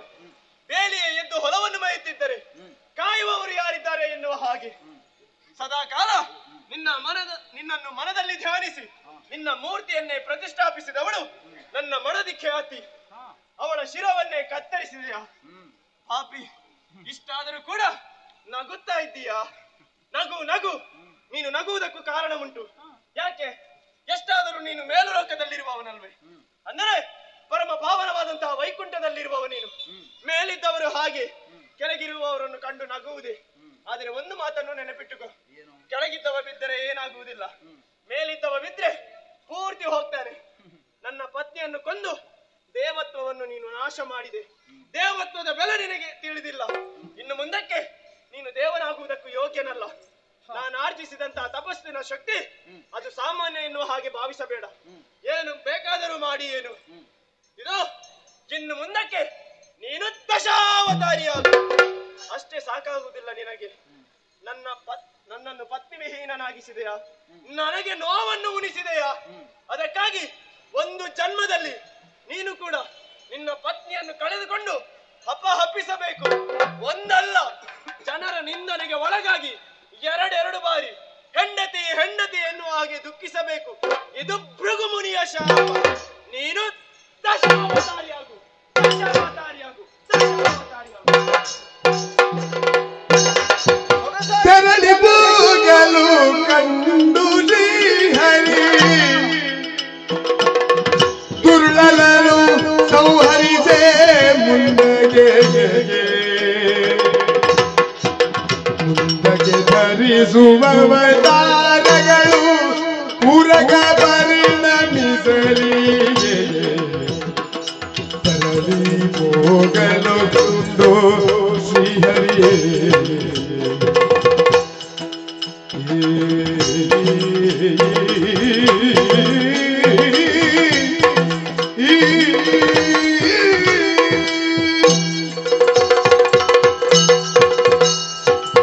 ವೈಕುಂಠದಲ್ಲಿದ್ದುಕೊಂಡು ಆಲೋಚಿಸುತ್ತಾ ಇದ್ದವನು ನಾನು ದುಷ್ಟರ ಕೂಟವನ್ನು ನಾಶ ಮಾಡುವ ಬಗೆ ಹೇಗೆ ಎನ್ನುವ ಹಾಗೆ.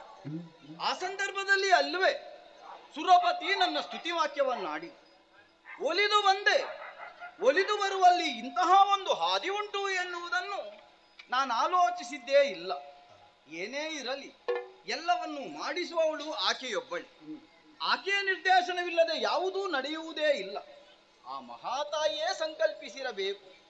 ಇಲ್ಲ ಅಂತ ಆದ್ರೆ ಮುನಿಗಳು ಯಾವತ್ತೂ ತಪಸ್ಸಿನ ಬಲವನ್ನು ಸದ್ವಿನಿಯೋಗಕ್ಕಾಗಿಯೇ ಮೀಸಲಿಡಬೇಕು.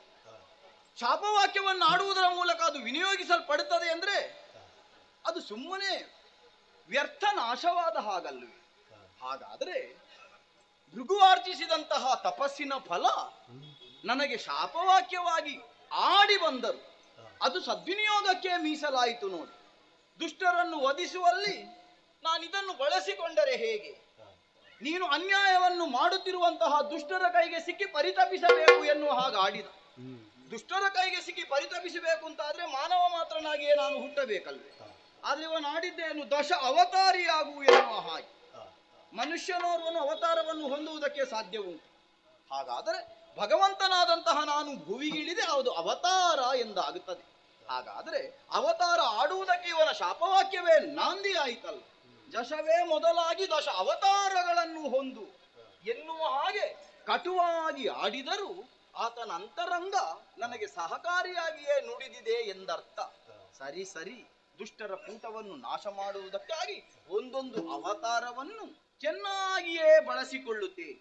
ಮಾನವ ವಿಕಸನ ಎನ್ನುವುದು ಭುವಿಯಲ್ಲಿ ಹೇಗಾಗುತ್ತದೋ ಹಂತ ಹಂತವಾಗಿ, ಅಂತೆಯೇ ಹಂತ ಹಂತವಾದಂತಹ ಅವತಾರವನ್ನು ಎತ್ತಿ ಸಜ್ಜನರನ್ನು ರಕ್ಷಣೆ ಮಾಡುವಲ್ಲಿ ಮುಂದಾಗುತ್ತೇನೆ. ನೋಡುವ.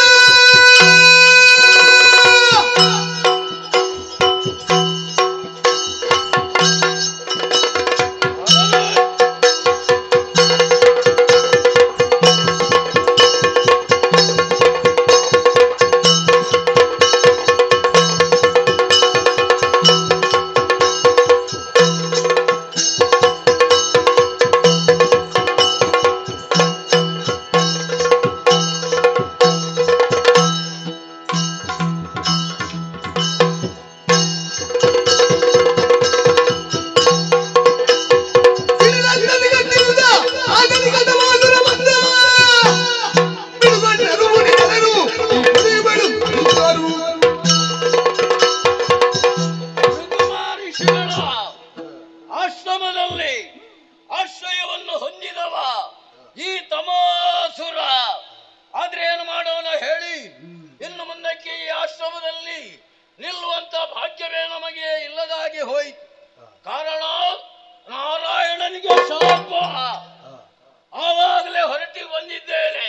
ಬಂದು ಮಾಡಿದ ಸಾಹಸ ಸಿದ್ದೇಶ್ವರಿಯು ಮಾಡಿದ ಜಗತ್ತಿಯುಳದ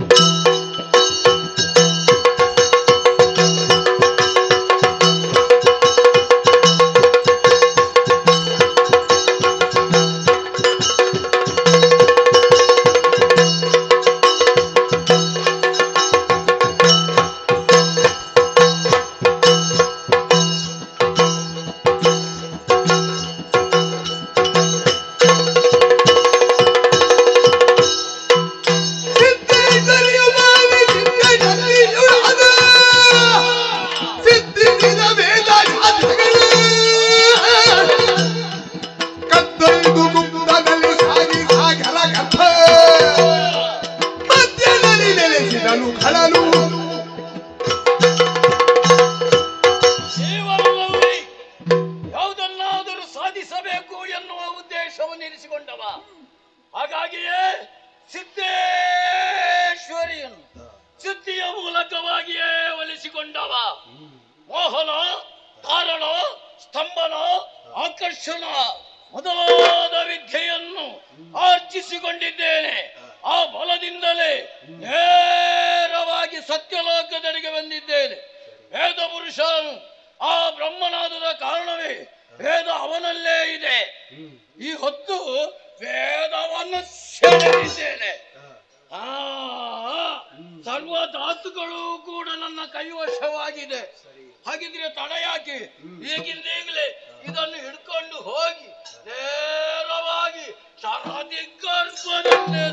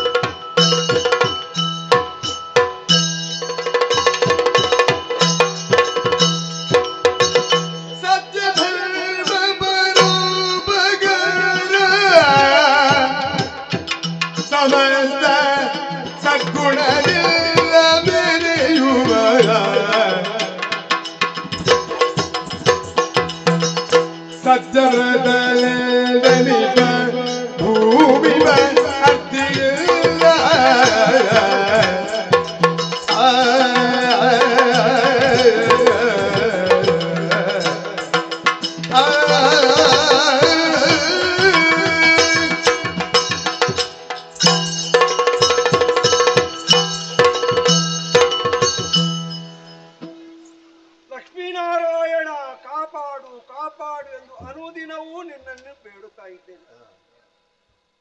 ಎಷ್ಟೋ ರಾಜ್ಯಗಳಲ್ಲಿ ಶ್ರೇಷ್ಠವಾಗಿರುವುದೇ ಈ ದ್ರಾವಿಡ ದೇಶ.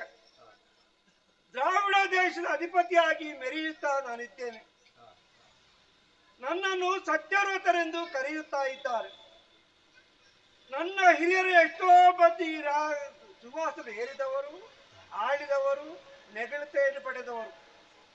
ಅವರು ಗಳಿಸಿದ ಕೀರ್ತಿಯ ಕುಂದುಕೊರತೆಗಳ ಭಾರತದ ರಾಜ್ಯಪಾರ ಮಾಡಬೇಕೆಂಬುದೇ ನನ್ನ ಉದ್ದೇಶ. ಪ್ರಜೆಗಳ ಸುಖವೇ ನನ್ನ ಸುಖ, ಪ್ರಜೆಗಳ ಕಷ್ಟವೇ ನನ್ನ ಕಷ್ಟವೆಂದು ಭಾವಿಸಿದವ. ಪ್ರಜೆಗಳಿಗೆ ಯಾವ ತರದ ಕಷ್ಟಗಳು ಬರಬಾರದು, ಅವರು ಸುಖಿಯಾಗಿರಬೇಕು ಎಂಬುದೇ ನನ್ನ ಭಾವನೆ. ನನ್ನ ಇಚ್ಛತೆ ಎಲ್ಲರೂ ಸುಖಿಯಾಗಿದ್ದಾರೆ, ಎಲ್ಲರೂ ಸಂತೋಷವಾಗಿದ್ದಾರೆ. ನಮ್ಮ ಹಿರಿಯರು ಗಳಿಸಿದ ಕೀರ್ತಿ, ಅದಕ್ಕೆ ನನ್ನಿಂದ ಒಂದಿಷ್ಟು ಕೊರತೆಗಳು ಬಾರದಂತೆ ರಾಜ್ಯಭಾರ ಮಾಡಿಕೊಂಡಿರುವಂತವರೇ. ಬ್ರಾಹ್ಮಣರು ಪೂಜೆ ಪುರಸ್ಕಾರ ಮಾಡುತ್ತಿದ್ದಾರೆ, ಯಾಗ ಯಜರಾದಿಗಳು ಮಾಡುತ್ತಿದ್ದಾರೆ. ಬ್ರಾಹ್ಮಣರ ಪಾದಕ್ಕೆರಗಿ ಅನುದಿನವೂ ಅವರಿಂದ ಆಶೀರ್ವಾದ ಪಡೆದು ಸಿಂಹಾಸನವನ್ನು ಏರಿದವ ನಾನು. ಆದ್ರೆ ನಮ್ಮ ಹಿರಿಯರು ಒಂದು ಪದ್ಧತಿಯನ್ನು ಇರಿಸಿದ್ದಾರೆ. ಸೂರ್ಯ ದೇವನಿಗೆ ಅರ್ಘ್ಯ ಕೊಡುವುದು. ಕೃತಮಾಲ ನದಿಗೆ ಹೋಗಿ ಅಲ್ಲಿ ಸೂರ್ಯನಿಗೆ ಅರ್ಘ್ಯವನ್ನು ಕೊಡುತ್ತಿದ್ದವರು. ಅವರ ಪದ್ಧತಿಯಲ್ಲಿ ಆ ಪದ್ಧತಿ ನಡೆಸಿಕೊಂಡೇ ನಾನು ಬಂದಿದ್ದೇನೆ. ಆದುದರಿಂದ ಕೃತಪಾಲ ನದಿಗೆ ಹೋಗಿ ಅಲ್ಲಿ ಸೂರ್ಯದೇವನಿಗೆ ಅರ್ಘ್ಯವನ್ನು ಕೊಡ್ತೇನೆ. ಹೋಗ್ತೇನೆ ಆ ಕಡೆಗೆ.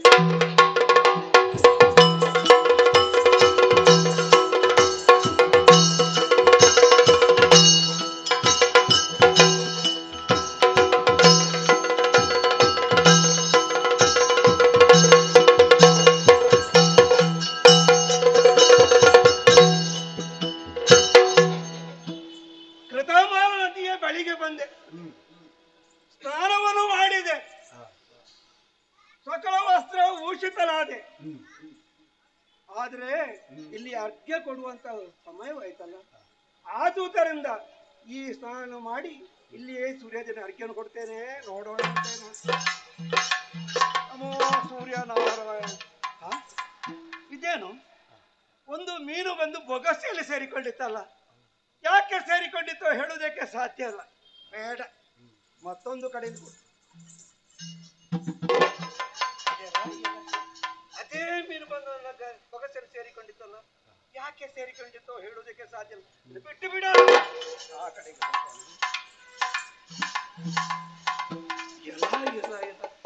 ಮತ್ತು ಅದೇ ಮೀನು ನನ್ನ ಬೊಗಸೆಯನ್ನು ಸೇರಿಕೊಂಡಿತ್ತಲ್ಲ. ನನ್ನನ್ನು ಬಿಡಬೇಡ, ನನ್ನನ್ನು ಬಿಡಬೇಡ, ನನ್ನನ್ನು ಅರಮನೆಯಲ್ಲಿ ಕೊಂಡೋಗು, ಸಾಕು, ಸಲಹು ಎಂದು ಹೇಳುತ್ತಿದೆಯಲ್ಲ. ನಾನು ಮೀನು ಮಾತಾಡಿದ್ದು ಕೇಳುದಿಲ್ಲ. ಏನೋ ಒಳ್ಳೆಯದಕ್ಕೆ ಕೆಟ್ಟದಕ್ಕೂ ಯಾವುದಲ್ಲ. ಆದುದರಿಂದ ಬಂಗಾರದ ಕುಂಭದಲ್ಲಿ ಇರಿಸಿ ಈ ಮೀನನ್ನು ಅರಮನೆಗೆ ಕೊಂಡೋಗ್ತೇನೆ.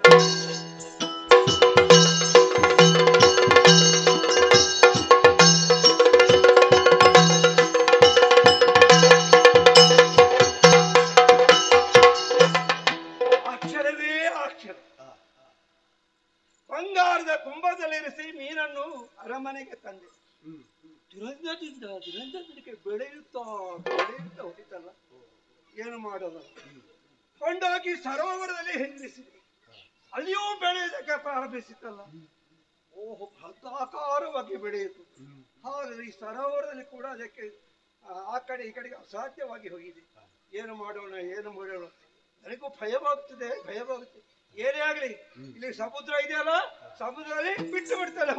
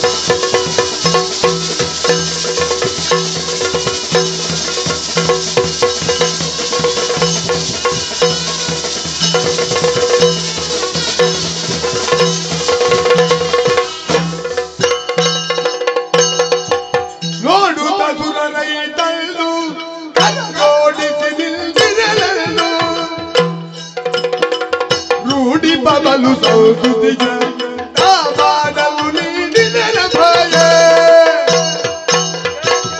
ಜಯ ಜಯ, ರಕ್ಷಿಸು ರಕ್ಷಿಸು. ನಿನ್ನನ್ನು ಕಂಡು ನಾವು ಬೆದರಿ ಹೋಗಿದ್ದೇವೆ.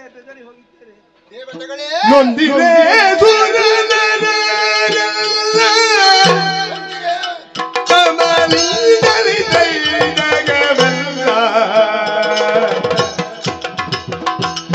ಕಲ್ದಿಹುದೇ ಮುದಲರಿದೆ ಕಲ್ದಿಹುದೇ ಮುದಲರಿದೆ ಅದಕ್ಕೆ ರೂಪವನಾದೆ ನೊಂದಿದೆ ಸುರನರರೆಲ್ಲ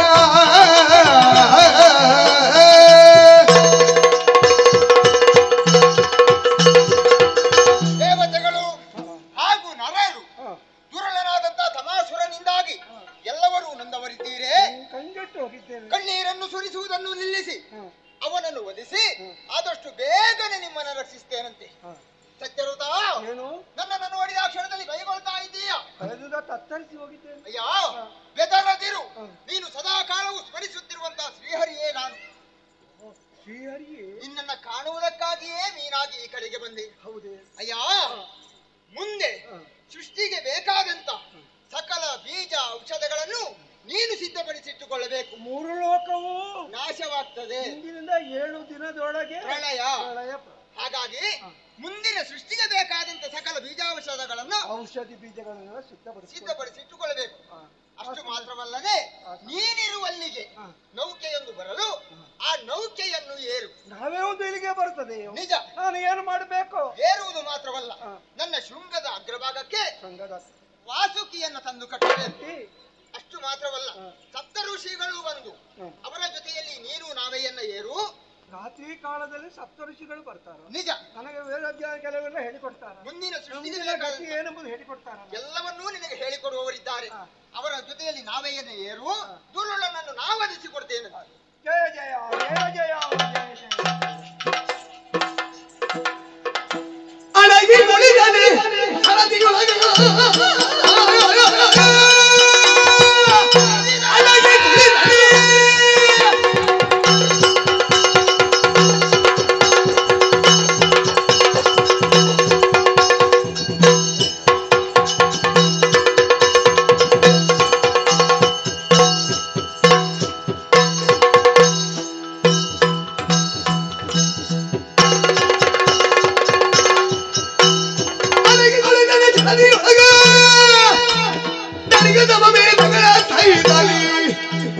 ಬಿಡನನು ತವಾರಿದಿಯ ಗರ್ಭವನೊಡನೆ ಹೋಗುತ್ತ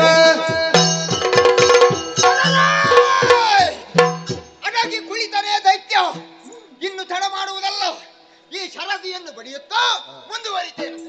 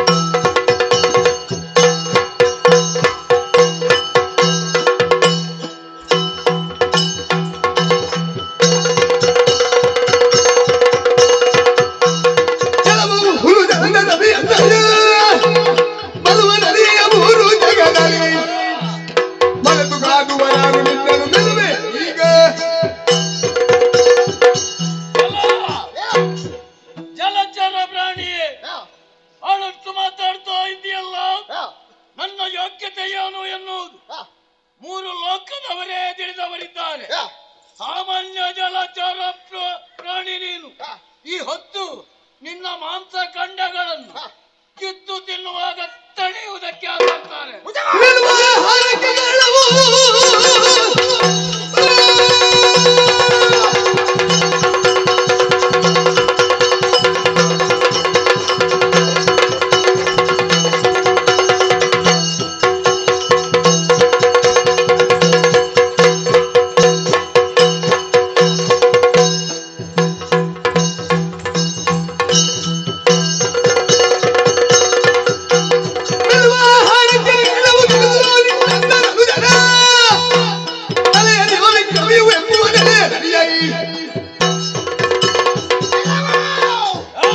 ಬಹಳಷ್ಟು ಸುಲಭದಲ್ಲಿ ನನ್ನನ್ನು ತಿನ್ನಬಹುದು, ನಿನ್ನ ಹಸಿವೆಯನ್ನು ನೀಗಿಸಿಕೊಳ್ಳಬಹುದು ಎನ್ನುವ ಹಾಗೆ ನಿನ್ನ ಆಲೋಚನೆ ಆಗಿರಬಹುದು. ನಿನ್ನದು ತಪ್ಪು ಭಾವನೆ. ಯಾಕೆ ಬಂದವ ಸಾಮಾನ್ಯ ಎನ್ನುವ ಹಾಗೆ ಭಾವಿಸಿಕೊಳ್ಳ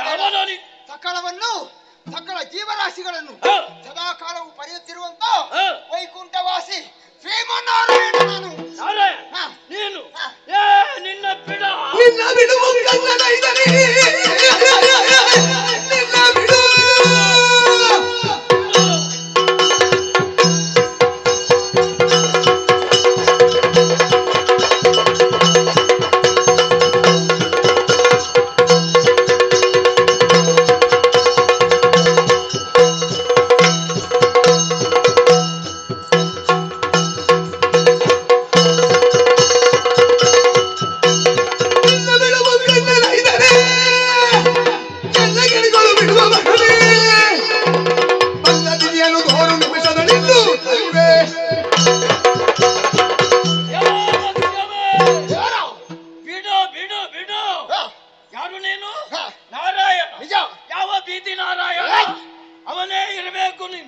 ಈ ಹೊತ್ತು ದೊಡ್ಡವರ ಹೆಸರಲ್ಲಿ ಹೇಳಿ ಬಡವ ಬೇಡಿದಿಂದ ಹಾಗೆ ಹೇಳ್ತಾ ಇದೆಯಲ್ಲ. ಇಗೋ ನಿನ್ನನ್ನು ಬಿಡಲಾರೆ, ನೀನು ಬಿಡು. ಒಂದೊಮ್ಮೆಗೆ ಆ ನಮ್ಮ ಕುಲದೇವನಾದಂತ ಶಂಕರನು ಕೂಡ ಬಂದ್ರು ಕೂಡ ಸಮಾರಂಭದಲ್ಲಿ ಸಾಕು ಅನ್ನಿಸದಿದ್ರೆ ನಾನು ತಮನಲ್ಲ. ಬಾ ಬಾ ಬಾ ಬಾ ಬಾ.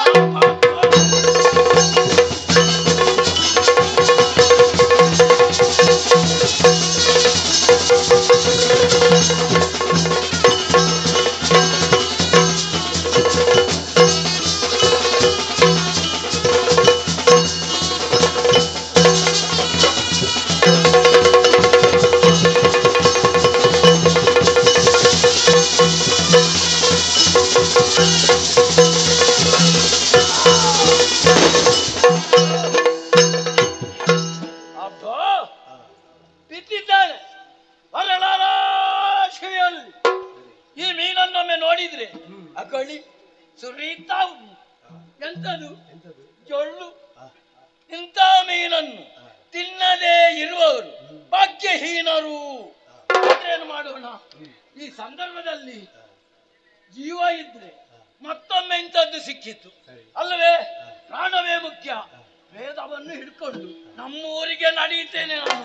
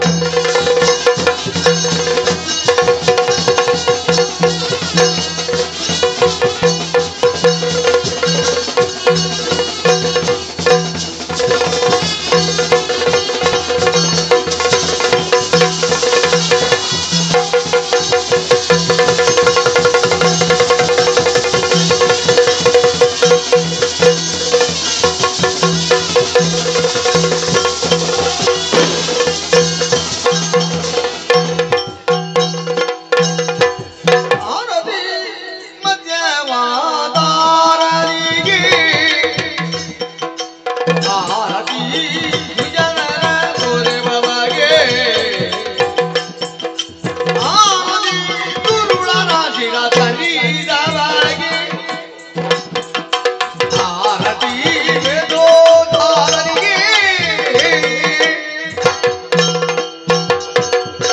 ಜಯ ಜಯ ಜಯ ಜಯ ಎಂದು ಎಲ್ಲ ಭಕ್ತರು ನಿನ್ನನ್ನು ಹರ್ಷಿಸುತ್ತ ಎಲ್ಲ ಕೂಗಾಡುತ್ತಿದ್ದಾರೆ, ಕೊಂಡಾಡುತ್ತಿದ್ದಾರೆ. ವೇದವನ್ನು ಕದ್ದುಕೊಂಡು ಅಡಗಿದಂತಹ ತಮಾಸೆಗಳನ್ನು ಹುಡುಕಿ ಕೊಂದೆ, ವೇದವನ್ನು ಉತ್ತರಿಸಿದೆ, ವೇದೋದ್ಧಾರಕ ಎಂದು ಎಲ್ಲರೂ ಕರೆಯುತ್ತಿದ್ದಾರೆ. ಅಷ್ಟು ಮಾತ್ರವಲ್ಲ, ಮತ್ಸ್ಯವತಾರವ ತಳೆದವನಿಗೆ ಎಂದು ವಿಧ ವಿಧವಾಗಿ ಹಾಡುತ್ತಿದ್ದಾರೆ, ಕೊಂಡಾಡುತ್ತಿದ್ದಾರೆ. ನಮ್ಮನ್ನೆಲ್ಲ ಪರದೇ ವೇದವು ಉತ್ತರಿಸಿದೆ. ಜಯ ಜಯ ಜಯ ಜಯ ಎಂದು ಬೇಡಿಕೊಳ್ಳುತ್ತೀವಿ. ಅಯ್ಯ, ದೇವತೆಗಳೆಲ್ಲವರು ಹೂವಿನ ಮಳೆಯನ್ನ ಸುರಿಸ್ತಾ ಇದ್ದಾರೆ. ಹಾಗಿದ್ದ ಮಾತ್ರಕ್ಕೆ 3 ಲೋಕಕ್ಕೂ ಕಲ್ಯಾಣವಾಗಿದೆ ಉಂಟಾಗಿದೆ ಎನ್ನುವುದೇ ಸತ್ಯ. ಅಯ್ಯ, ನಿನಗೆ ಈ ಮೊದಲು ಮಾತು ಕೊಟ್ಟ ಹಾಗೆ ಮುಂದಿನ ಮನ್ವಂತರಕ್ಕೆ ನಿನ್ನನ್ನೇ ಯಜಮಾನನಾಗಿ ನೇಮಿಸ್ತೇನೆ. ಮನು ಎನ್ನುವಂತ ನಾಮಧೇಯದಿಂದ ಅಯ್ಯ, ಮುಂದಿನ ಸೃಷ್ಟಿ ಎನ್ನುವುದು ನಿನ್ನಿಂದಲೇ ಪ್ರಾರಂಭವಾಗಲಿ. ಹೋಗು, ಜಯಶೀಲನಾಗು. ಭಕ್ತರನ್ನು ಪಡೆಯುವುದಕ್ಕಾಗಿ ಯಾವ ಯಾವ ರೂಪ ಧರಿಸಿದ್ಯೋ ಹೇಳುವುದಕ್ಕೆ ಸಾಧ್ಯ.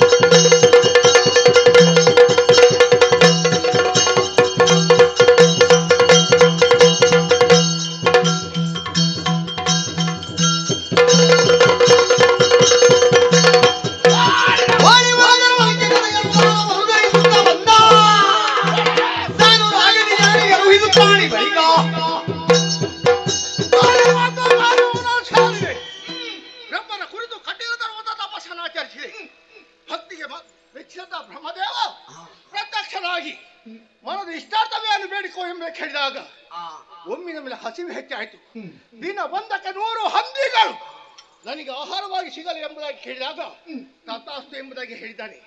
ಯಾರಿಗೂ ಮರಣ ಬರಬಾರದು, ವರವನ್ನು ಪಡೆದಿ. ಆವಾಗ ಅವ ಹೇಳಿದ ಮಾತೇನು, ಹುಟ್ಟಿದಂತ ಜೀವರಾಶಿಗಳಿಗೆ ಮರಣ ತಪ್ಪಿದಲ್ಲ ಮಗನೇ. ಆದರೂ ಮರಣವೆಂಬುದು ಯಾವಾಗ ನಿನಗೆ ಹೇಗೆ ಬರುತ್ತದೆ ಎಂಬುದಾಗಿ ಅವ ಹೇಳಿದಲ್ಲ. 101ನೇ ಹಂದಿಯನ್ನು ತಿನ್ನುವುದಕ್ಕೆ ಮುಂದಾದಂತಾದ್ರೆ ಆಹಾರವೇ ವಿಷವಾಗಿ ಪರಿಣಮಿಸಬಹುದು. 100 ಹಂದಿಯನ್ನು ತಿಂದು ಜೀರ್ಣಿಸಿದವನಿಗೆ ಮತ್ತೊಂದು ಹೆಚ್ಚಾದಿತ್ತೆ. ಆ ವಿಷಯವಾಗಿ ನಾನು ಆಲೋಚನೆ ಮಾಡ್ತೇನೆ ಎಂಬುದಾಗಿ ಹೇಳಿದೆ. ಆಮೇಲೆ ನನ್ನ ಶ್ರೇಯಸ್ಸನ್ನು ಬಯಸಿದಂತ ಬ್ರಹ್ಮದೇವ ನಿಂತ ಇದ್ದಂತಹ ಗಾದೆ, ಈ ಕಥೆ ನಿನ್ನ ಕೈಯಲ್ಲಿ ಇರುವ ತನಕ ಸೋಲಿನ ಭೀತಿ ನಿನಗಿಲ್ಲ. ಕೇಳಿದಾಗ ಸಂತೋಷವಾಯಿತು. ಈ ಸಂತೋಷದ ವಿಚಾರವನ್ನು ತಿಳಿಸುತ್ತಾಗಿ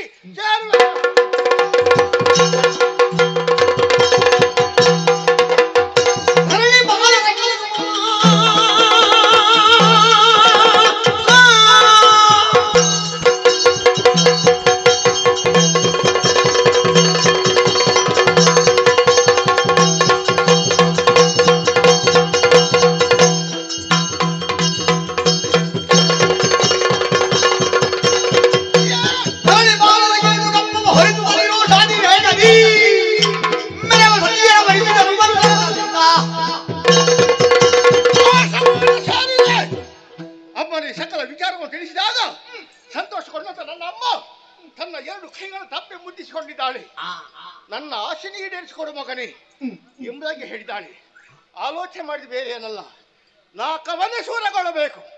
ಕಿರುಮನ ಆದ್ರೂ ಕಿರಣಾಕ್ಷ ಸಾಮರ್ಥ್ಯ ಏನು ಎಂಬುದು ಎಲ್ಲರಿಗೂ ಗೊತ್ತಾಗಬೇಕು. ಅದಕ್ಕಾಗಿ ದಿಗ್ವಿಜಯ ಎಂಬುದ ತೀರ್ಮಾನಿಸಿದೆ. ತಿರುಗಾಟ ಮಾಡೋದು ದೊಡ್ಡ ಪ್ರಶ್ನೆ ಅಲ್ಲ, ಅವ್ರು ಕೇಳಿದ ಪ್ರಶ್ನೆಗೆ ಉತ್ತರ ಕೊಡಬೇಕಾಗ್ತದೆ. ನಿನ್ನ ಊರು ಯಾವುದು ಹೇಳಿದಾಗ ಹೆಸರು ಬೇಕಾಗ್ತದೆ. ಅಣ್ಣ ಹಾಗೂ ನಾನು ಆಲೋಚನೆ ಮಾಡಿ ಹೊಸದಾದಂತಹ ಪುರವನ್ನು ನಿರ್ಮಾಣಿಸಿದೆವು. ಶೋಣಿತಾಪುರ ಹೆಸರನ್ನಿರಿಸಿ ನಮ್ಮಣ್ಣ ಅರಸನಾಗಿ ಮೆರೀತಾ ಇದ್ದಾನೆ. ಧರಣಿ ಪಾಲರ ಕುರಿತಕ್ಕಾಗಿ ಧರಣಿಯನ್ನೆಲ್ಲ ಸೇರಿ ಸಂಚರಿಸಿದೆ. ಧರಣಿ ಪಾಲರ ಧರ್ಮವನ್ನು ಮುರಿದು ನನ್ನ ಸಾಮಂತನಾಗಿ ಮಾಡಿಕೊಂಡೆ. ಆಮೇಲೆ ಕೆಳಗೆ ಹೋದೆ. ನಾಗಾದಿಗಳ ಮೆಟ್ಟಿಕೊಳ್ಳಿ ನನ್ನ ಅಧಿಕಾರವನ್ನು ಸ್ಥಾಪಿಸಿ. ಆದ್ರೆ ಇರುವುದೇ ಅದು ನಾಕಲೋಕ ಸೇರುವವರಿಗೆ.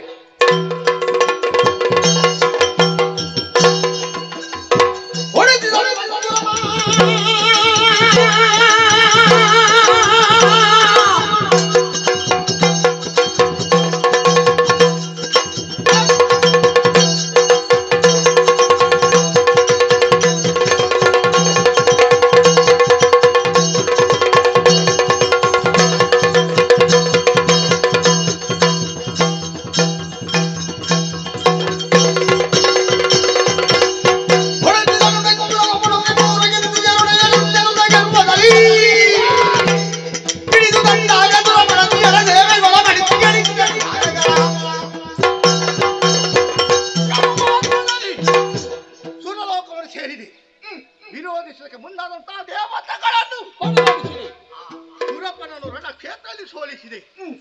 ಅಧಿಕಾರ ನಮ್ಮ ವಶವಾಯಿತು. ನಮಗೆ ಬೇಕಾದದ್ದು ಯಾವುದು? ಸುರಪೀಠ. ಶ್ರೀಲಂಕರಗಿರಿ ದಿಗಂಬರ ಕೇಶನಾಥ ಪರಮೇಶ ನಮೋ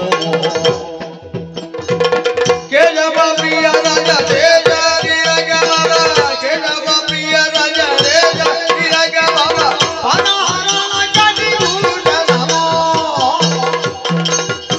ಶ್ರೀಲಂಕರಗಿರಿ ಕೇಶ ದಿಗಂಬರ.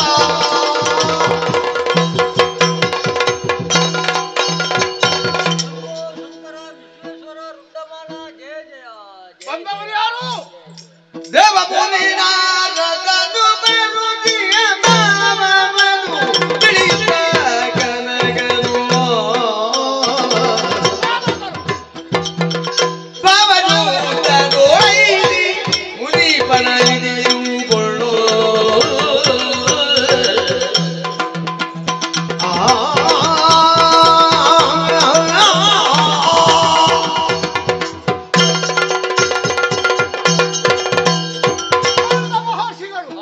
ನಿಮ್ಮ ಪಾದಾರ ವಿಂದಗಳಿಗೆ ವಂದಿಸಿಕೊಂಡಿದ್ದೇನೆ. ಶುಭವಾಗಿ ಅಲ್ಲೇ ಇರುವುದು ಸರಿಯಲ್ಲ.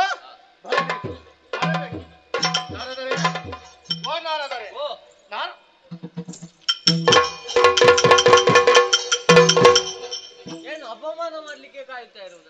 ನಿಮ್ಮನ್ನ ಅವಮಾನ ಮಾಡಿಸುವ ನಾನ ಮತ್ತೆ ನೀನಲ್ವಾ ಅಲ್ಲಿ ಬನ್ನಿನಾರಾದರೆ ಎಂಬುದಾಗಿ ಹೇಳಿದ ಮಾತ್ರ ಈ ಕಡೆಗೆ ತಿರುಗ್ತೇನೆ. ನೀವು ಅಲ್ಲಿ ಇಲ್ಲ. ನಾನಲ್ಲಿ ಕೂತದ್ದಲ್ಲ. ಯಾರು ಹೇಳಿದ್ದು ಕುಳಿತುಕೊಳ್ಳುವುದಕ್ಕೆ? ನೀನೇ ಸನ್ನೆ ಮಾಡಿದ್ದೆ ಅಲ್ಲ. ಸನ್ನೆ ಮಾಡಿದ್ದೇನಾ? ಕನ್ಸನ್ನೆ ಹೀಗೆ ಮಾಡಿ. ಈ ದೊಡ್ಡವರ ಕನ್ಸನ್ನೆಗಳಿಗೆ ಒಂದೇ ಅರ್ಥವೆಂಬುದಾಗಿ ಭಾವಿಸಬೇಡಿ. ಮತ್ತೆ ನಾನಾ ತರದ ಅರ್ಥಗಳು ಇವೆ. ಓ ಬೇರೆ ಬೇರೆ ಉಂಟಾ? ಹೌದು. ನನಗೆ ಗೊತ್ತಿಲ್ಲ, ನಾನು ಯಾವಾಗ್ಲೂ ಅಲ್ಲೇ ಕೂತ್ಕೊಳ್ಳೋದು, ಹಾಗೆ ಕುಳಿತದ್ದು. ಆದರೂ ಕೆಳಗಿರಿಸಿದವರು ನಾನು. ಕಾರಣ ಏನು? ನಿಮ್ಮನ್ನು ಅವಮಾನ ಮಾಡಬೇಕೆಂಬುದಾಗಿ ಅಲ್ಲ, ಅದು ನಾನು ಕುಳಿತುಕೊಳ್ಳುವಂತ ಪೀಠ. ನಿಮಗಾಗಿ ಎತ್ತರವಾದ ಪೀಠವನ್ನು ತಂದಿರಿಸಿದ್ದೇನೆ. ಬೇರೆ ಪೀಠ ಬರಬೇಕು.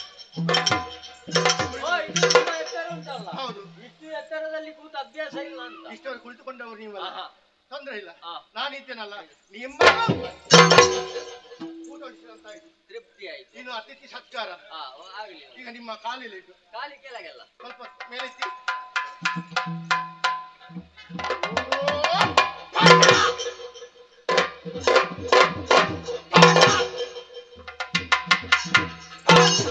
ಅದೆಂತದ್ದ ಪಟ ಪಟ? ಅದು ಪಾದ ತೊಳೆದದು. ಹಾಗೆ? ಹೌದು. ಅಷ್ಟು ಮಾತ್ರವಲ್ಲ, ಮತ್ತೆ ಪಾದವನ್ನು ತೊಳೆದ ಮೇಲೆ ತೀರ್ಥವೆಂಬುದು ಸ್ವೀಕಾರ ಮಾಡ್ತಾರಂತೆ. ಎಲ್ಲರೂ ಕುಡಿತಾರೆ? ಎಲ್ಲರ ಹಾಗೆ ನಾವಲ್ಲ. ನಾವು ಅವರೆಲ್ಲ ಕುಡ್ದ ಹಾಗೆ ನಾವು ಕುಡ್ದ ಅದಕ್ಕೊಂದು ಬೆಲೆ ಬೇಡ. ನನ್ನ ಕ್ರಮ ಬೇರೆ. ಹೇಗೆ ಗೊತ್ತುಂಟಾ? ಅಲ್ಲಿಂದ ಅದೆಂತ ಸ್ವಾಹ? ಅಷ್ಟೇ ನಮ್ಮ ಬಾಯಿಗೆ ಬಂದು ಬೀಳ್ತದೆ. ನೀನು ತೀರ್ಥ ಯಾವಾಗ್ಲೂ ಸ್ವಾಹ? ಒಮ್ಮೆಲೆ ನಿಧಾನವಾಗಿಲ್ಲ. ನಮ್ಮ ಬೇರೆ ತಕೊಳ್ಳಿಲ್ಲ ಅಲ್ಲ ಇವತ್ತು? ಇಲ್ಲ ಇಲ್ಲ ಇಲ್ಲ. ಇದೆ ತೊಂದ್ರೆ. ಅವರಿಗೆ ಕೂಡ ಅವರು ಕಾಯ್ತಾ ಇದ್ದಾರೆ. ಅಲ್ಲಿ ತೆಗೆದಿರಿಸಿದೆ. ಆಮೇಲೆ ನಿಮಗೆ ಒಂದು ಆರತಿ. ಆರದು ರುಚಿಕೂಲ ತಿಲಕ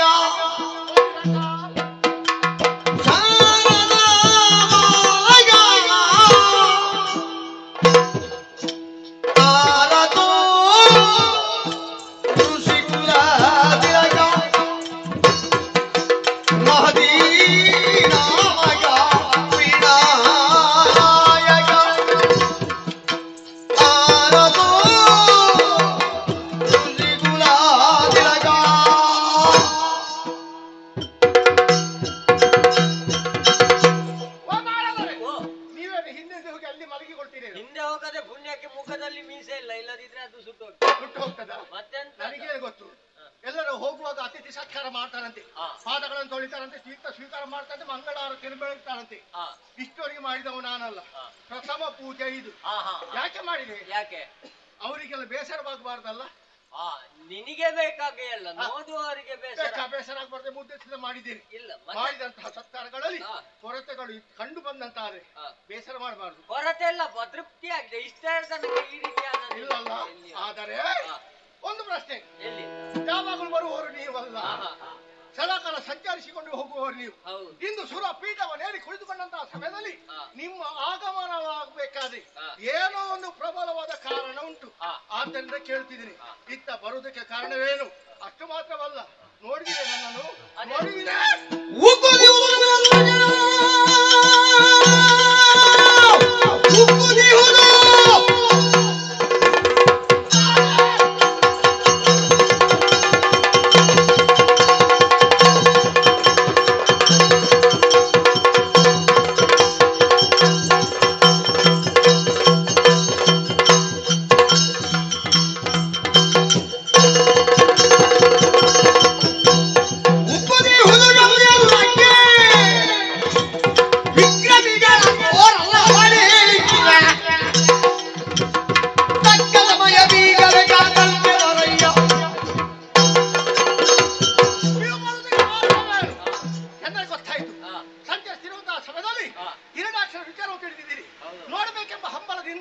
ಈ ಕಡೆ ಬಂದವರು ನೀವು.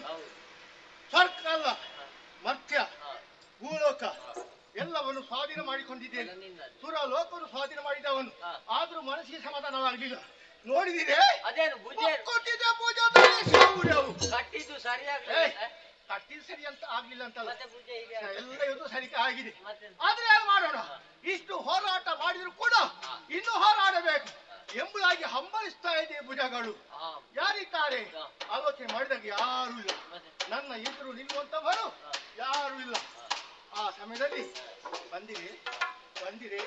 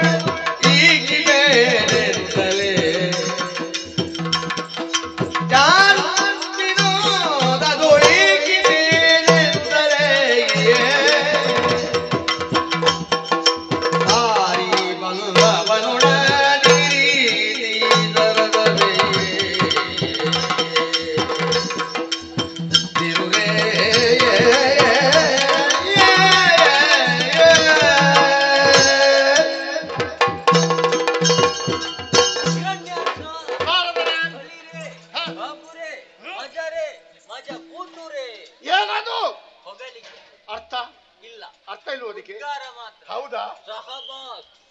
ನನ್ನನ್ನು ಹೊಗಳುವುದ ನೀವು? ಹೌದೌದು. ಸಂತೋಷವಾಯಿತು.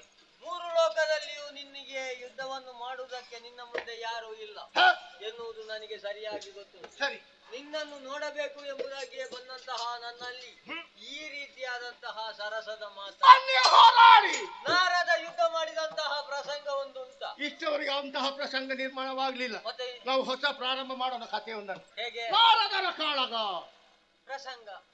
ಪ್ರಾರಂಭದಿಂದ ಕೊನೆಯವರೆಗೂ ನೀವು ಬೇಕಾಗ್ತದೆ. ನಾರದ ಹೌದೌದು, ಬೇಕೇ ಬೇಕು. ಕೊನೆಯವರೆಗೆ ಬೇಕು. ನಾರದ ಬರುವಾಗ್ಲೇ ತಲೆಗೆ ಕೈ ಇಡ್ತಾರೆ. ಯಾಕೆ? ಇವ ಬಂದ ಯಾವಾಗ ಹೋಗ್ತಾನ. ಹೌದಾ? ಇನ್ನು ಪ್ರಸಂಗ ಪೂರ್ತಿ ನಾರದನೇ ಇದ್ರೆ ಹ. ನೋಡ್ಲಿಕ್ಕೆ ಉಂಟ. ಯಾರು ಬರ್ಲಿಕ್ಕಿಲ್ಲ ಅಲ್ವಾ?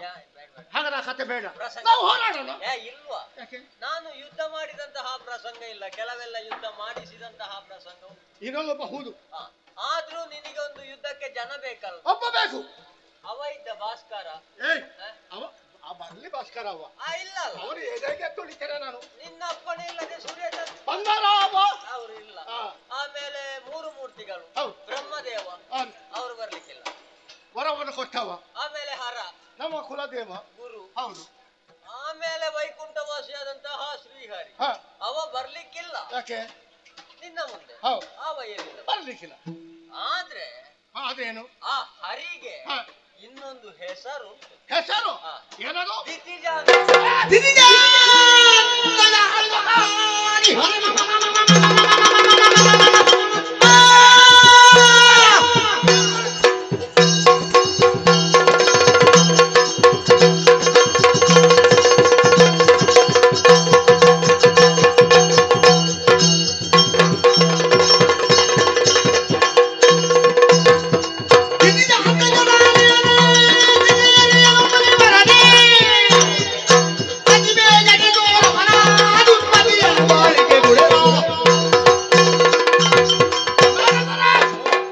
ನಿಮ್ಮ ಮಾತುಗಳನ್ನು ಕೇಳಿದಾಗ ಆಶ್ಚರ್ಯವಾಗ್ತಾ ಇದೆ.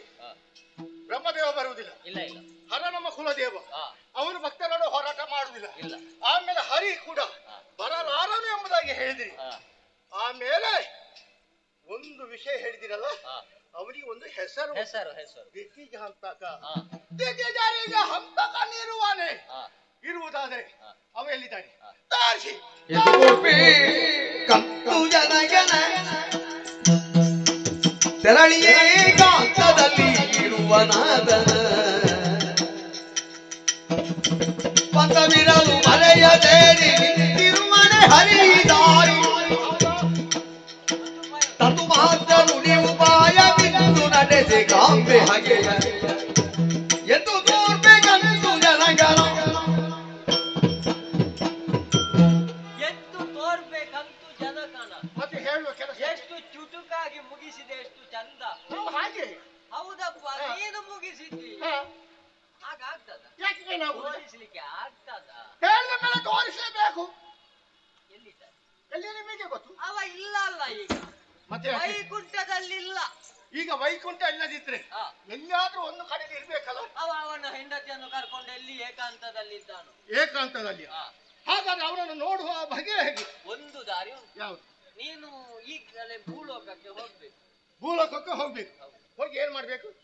ಧರೆಯನ್ನು ಬಿಡಿಸ್ಬೇಕು. ಅವಳು ಯಾರು? ಅವನ ಹೆಂಡತಿ. ಅವನಿಗೆ ಇಬ್ಬರು ಹೆಂಡತಿ. ಇಬ್ಬರ ಹೆಂಡಿರ ಮುಗ್ದಿನ ಗಂಡನವ. ಹೌದು, ಸಿರಿಯು ಧರೆಯು ಸತಿಯರು ಆತನಿಗೆ. ಹೌದಾ? ಹಾ. ಸೀರಿಯಲ್ಲಿದ್ದಾಳೆ ವಕ್ಷಸ್ಥಲದಲ್ಲಿ ಎದೆಯೊಳಗೆ. ಅವಳು ಅಲ್ಲೇ ಕುಳಿತುಕೊಳ್ಳುದ? ಅಲ್ಲಿ. ಆಮೇಲೆ ಅವ ಎಲ್ಲಿಗೆ ಹೋದ್ರು ಅವಳು ನಿನಗೆ ಸಿಗ್ಲಿಕ್ಕಿಲ್ಲ. ಅವಳನ್ನು ಜೊತೆಯಲ್ಲಿ ಕರೆದುಕೊಂಡು ಹೋಗುವುದು. ಹಾ. ಮತ್ತೆ ಭೂದೇವಿಯನ್ನು ಹ, ನೀನು ಬಿಡಿಸಿದ್ದೇ ಹೌದಾದ್ರೆ ಹ. ಹೆಂಡತಿಯ ರಕ್ಷಣೆಗಾಗಿ ಅವ ಬರ್ತಾನೆ. ಗಂಡನಾದವನ ಸತಿಯ ರಕ್ಷಣೆಗೆ ಬರಲೇಬೇಕು. ಬರಲಿ. ಒಂದು ವೇಳೆ ಬಾರದಿದ್ದರೆ ಅವ ಗಂಡನ ಆ ಗಂಡ. ಚಂಡ.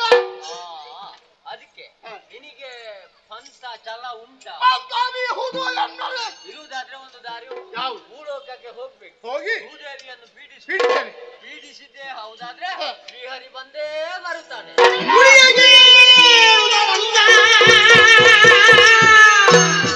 ಪ್ರಳಯದ ಮುರಣವು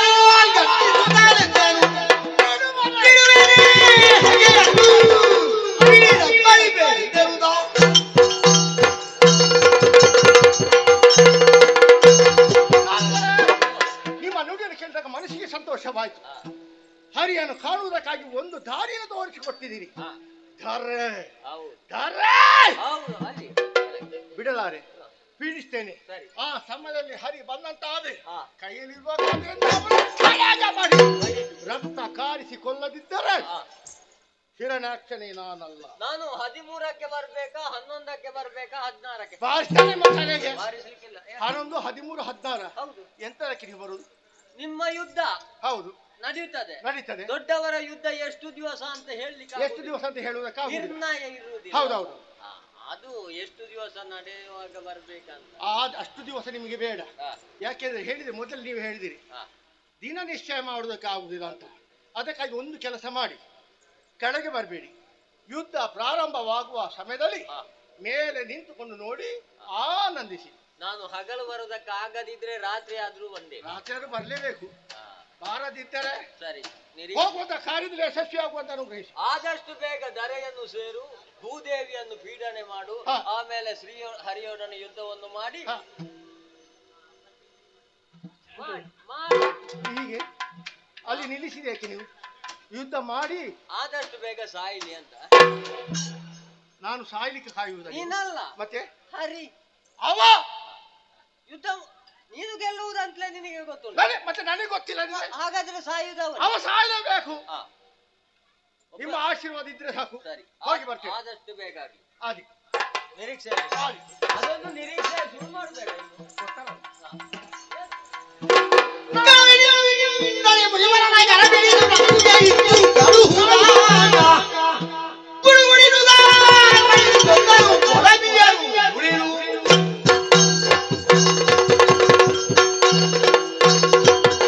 ನಾರದನಿಗೆ ವಚನವಾಗಿತ್ತು, ಅವರನ್ನು ಕಳುಹಿಸಿಕೊಟ್ಟಂತಾಯ್ತು. ಬೈರಿ ಆದಂಬ ಹರಿಯನು ಆದಷ್ಟು ಬೇಗ ಸದೆ ಬರಬೇಕು ಉದ್ದೇಶದಿಂದಲೇ ಸೂರ ಲೋಕವನ್ನು ತೊರೆದು ಭೂಲೋಕವನ್ನು ಸೇರಿದೆ. ಆದ್ರೆ ಅವಳು ಎಲ್ಲಿದ್ದಾಳೆ ಎಂಬುದಾಗಿ ಹುಡುಕಾಡಿಕೊಂಡು ಹೋಗುವುದು ಸರಿಯಲ್ಲ. ಎಲ್ಲಿ ಅಡಗೆ ಕುಳಿತುಕೊಂಡರೂ ಕೂಡ ಅವಳು ತಾನಾಗೆ ತನ್ನ ಬಳಿಗೆ ಬರಬೇಕು. ಆದ್ದರಿಂದ ಈ ಧರತಿ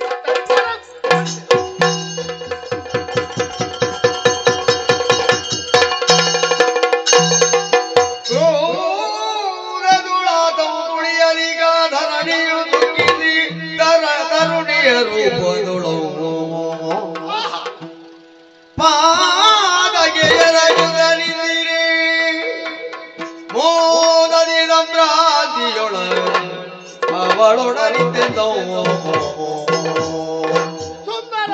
ಸುಂದರಾಗಿ ಸುಮಗಂಧಿ ಚಂದ್ರ ಬದಲಿ ಸುಮಗಂಧಿ ಚಂದ್ರ ಬದಲಿ ಆ ಆ ಆ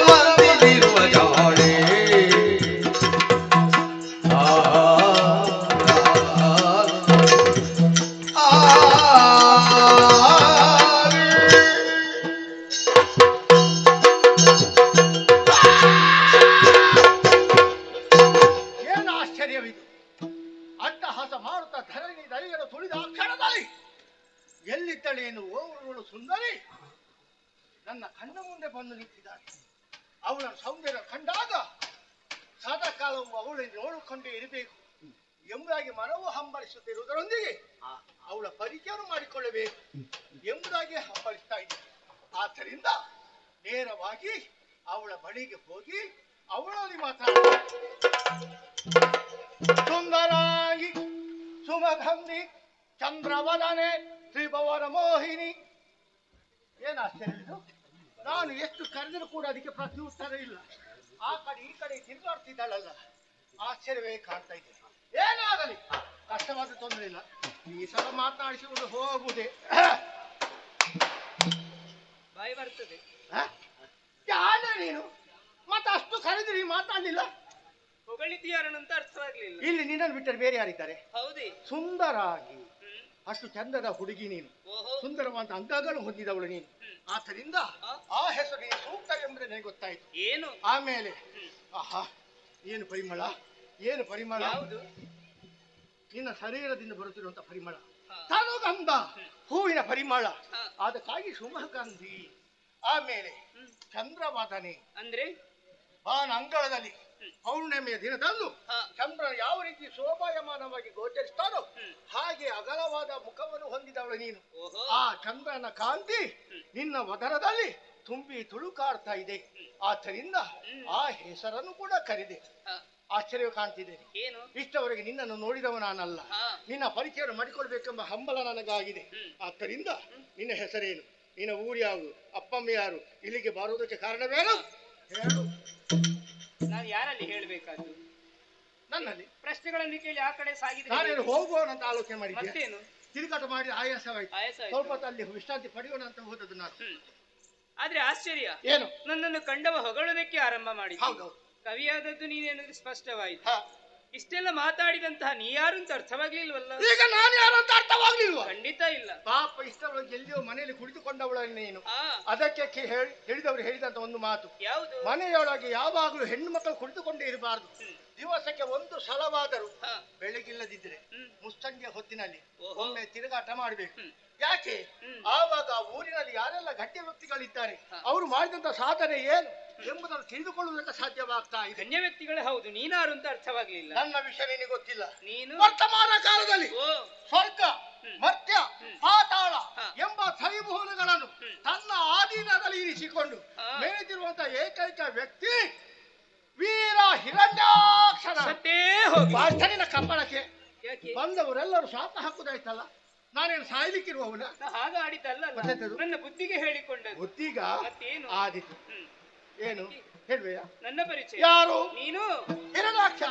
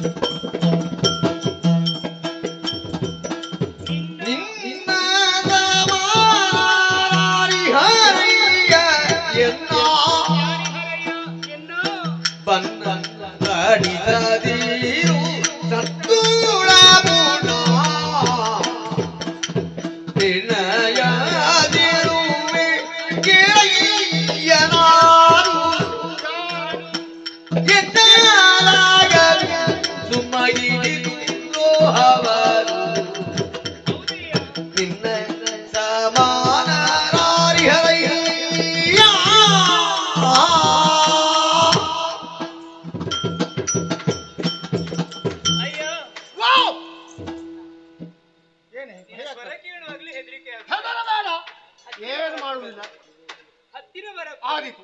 ದೂರದಿಂದಲೇ ಮಾತಾಡಿ. ಇಲ್ಲೇ ನಿಂತುಕೊಳ್ತೇನೆ. ನೀನು ವೀರ ಹಿರಣ್ಯಾಕ್ಷ. ಹೇಳಿದ್ದೇನೆ ಎಲ್ಲರಾಡುವುದನ್ನು. ಕೇಳಿದ್ಯಾ? ನಿನ್ನ ಸಮಾನರು ಯಾರು ಇಲ್ಲವಂತೆ? ಹೌದಾ? ನಿನಗೆ ಜೋಡಿಲ್ಲ ಅಂತ ಹೇಳ್ತಾ ಇದ್ರು. ಅದಂತ ಜೋಡಿಲ್ಲ, ಸರಿ ಸಮಾನರು ಯಾರು ಇಲ್ಲ. ಅಷ್ಟು ಪರಾಕ್ರಮಶಾಲಿಯಾಗಿ ಮೆರೆದವನ. ಸರಿ, ಹಾಗೆ ಮೆರೆದಾಡಿದಂತಹ ನಿನ್ನನ್ನು ನಿನ್ನ ತಾಯಿ ಕರೆದಾಡಿದ್ದಂತೆ. ಹೇಗೆ? ಮಗನೇ, ಇನ್ನೊಮ್ಮೆ ಮಗ ಎಂಬುದಾಗಿ ಕರೆದ್ರೆ ಉಂಟಲ್ಲ, ಅಂದ್ರೆ ಹೆಣ್ಣು ಅಂತ ನೋಡ್ಲಿಕ್ಕಿಲ್ಲ. ಮಗನೇ ನಾನಲ್ಲ, ಮತ್ತೆ ನಿನ್ನ ಅಮ್ಮ ಕರೆದದ್ದು. ಅಮ್ಮ ಕರೆದು ಹೇಳಿದಂತ ಮಾತು. ಹೌದು, ಅದರಂತೆ ಹೌದು. ನೀನು ಹೀಗೆ ಇರುವುದಲ್ಲ, ಹಾ. ನಿಮ್ಮಿಂದ ಘನ ಕಾರ್ಯ ಒಂದಾಗಬೇಕಾಗಿದೆ. ಹೌದು, ಹೌದು, ಹೌದು. ಚಿಕ್ಕಮ್ಮನ ಮಕ್ಕಳು ದೇವತೆಗಳು ಹೌದು. ಲೋಕವನ್ನ ಆಳುತ್ತಾ ಇದ್ದಾರೆ, ಅದನ್ನು ವಶಪಡಿಸಿಕೊಳ್ಳಬೇಕು ಅಂತ ಆಡಿದ್ದರು. ಅಮ್ಮ ಹೇಳಿದ್ದಾರೆ. ಮಾತೆಯ ಮಾತನ್ನು ನೀನು ನಡೆಸಿಕೊಟ್ಟವ ಅಂತ ಹೇಳುತ್ತಾ ಇದ್ದ. ಹೌದು. ಆದ್ದರಿಂದ ನೀ ಬಹು ಪರಾಕ್ರಮಿ ಎನ್ನುವುದು ಸತ್ಯ. ಹಾ. ಅದು ನಿನ್ನಲ್ಲಿ ಕರಮಗಿದು ಕೇಳುವುದಿಷ್ಟೇ, ಏನು? ಎನ್ನನ್ನು ಭಂಗಪಡಿಸದಿರು, ಹಾ. ಕಷ್ಟ ಕೊಡದಿರು. ಹಾ. ಆದ್ರಿಂದ ಹಾ. ಕರಮಗಿದು ಕೇಳುತ್ತಾ ಇದ್ದೇನೆ. ನನಗೆ ಕಷ್ಟ ಕೊಡುವುದು ತರವಲ್ಲ. ಏಯ್! ಎಲ್ಲಿಗೆ ಎಲ್ಲಿಗೆ ಹೋಗುದೆಲ್ಲಿಗೆ? ಹೋಗುವುದೇ ಬರುದು ನಿನ್ನ ಇಷ್ಟವಾ? ಮತ್ತೆ ಹೋಗುದು ನಿನ್ನ ಇಷ್ಟ ಅಂದ್ರೆ ಬಾ ಮುಂದೆ. ಯಾಕೆ? ಇಷ್ಟು ಮಾತಾಡಿದ್ಯಲ್ಲ, ಹೌದು, ನಾನು ಕೇಳಿದ ಪ್ರಶ್ನೆಗೆ ಉತ್ತರ ಸಿಕ್ಕಿತಾ? ಉತ್ತರ ಕೊಡ್ಲಿಲ್ಲ. ಉತ್ತರ ಸಿಗ್ಲಿಲ್ಲ. ನಿನ್ನ ಹೆಸರು ಏನು? ಹಾ? ನಿನ್ನ ಉದ್ಯೋಗ ಯಾವುದು? ಅದನ್ನು ಹೇಳು. ಅಯ್ಯ, ಕಾಲ ಕಾಲಕ್ಕೂ ಗಲಗಲಗು ಬಲಜಾಲ ಬರಿಯಿತು ನಾಡು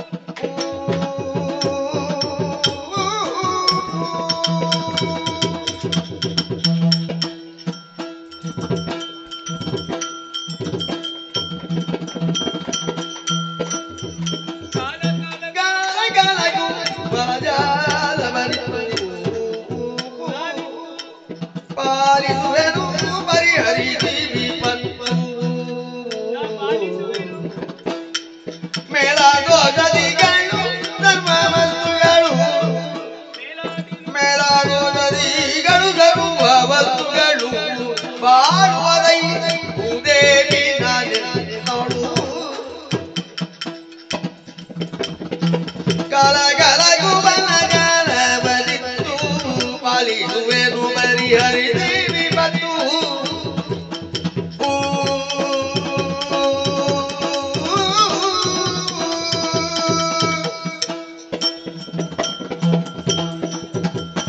ಅಯ್ಯೋ ವಿಜ್ಞಾನಿ, ಪ್ರಪಂಚ ಇನ್ನು ಸುಭಿಕ್ಷವಾಗಿ ನೆಲೆಗೊಳ್ಳಬೇಕು ಅಂತಾದ್ರೆ ಹಾ? ಕಾಲ ಕಾಲಕ್ಕೆ ಬೇಕು ಬೇಕಾದನ್ನು ಆ ದೇವತೆಗಳು ಕೊಡಬೇಕಂತೆ. ಹೌದೌದು. ಅದು ಋಷಿಮುನಿಗಳ ಯಜ್ಞಯಾಗಾದಿಗಳನ್ನು ಮಾಡ್ತಾರೆ. ಹಾ. ಅದರ ಹವಿಸನ್ನು ಉಣ್ಣಂತಹ ದೇವತೆಗಳು ತೃಪ್ತಿಗೊಂಡು ಕಾಲ ಕಾಲಕ್ಕೆ ಬೇಕಾದಂತಹ ಫಲ ಜಾಲಗಳನ್ನೆಲ್ಲ ನೀಡ್ತಾರೆ. ಹಾ. ಹಾಗೆಂದು ಪ್ರತಿಯೊಂದು ಜೀವರಾಶಿಗಳು ಹಾ. ಜೀವಿಸಬೇಕು ಅಂತಾದ್ರೆ ಹಾ. ಧರಣಿ ಎನ್ನುವುದು ಬೇಕಲ್ಲ, ಬೇಕು ಬೇಕು. ಅಲ್ವಾ? ಹೌದು.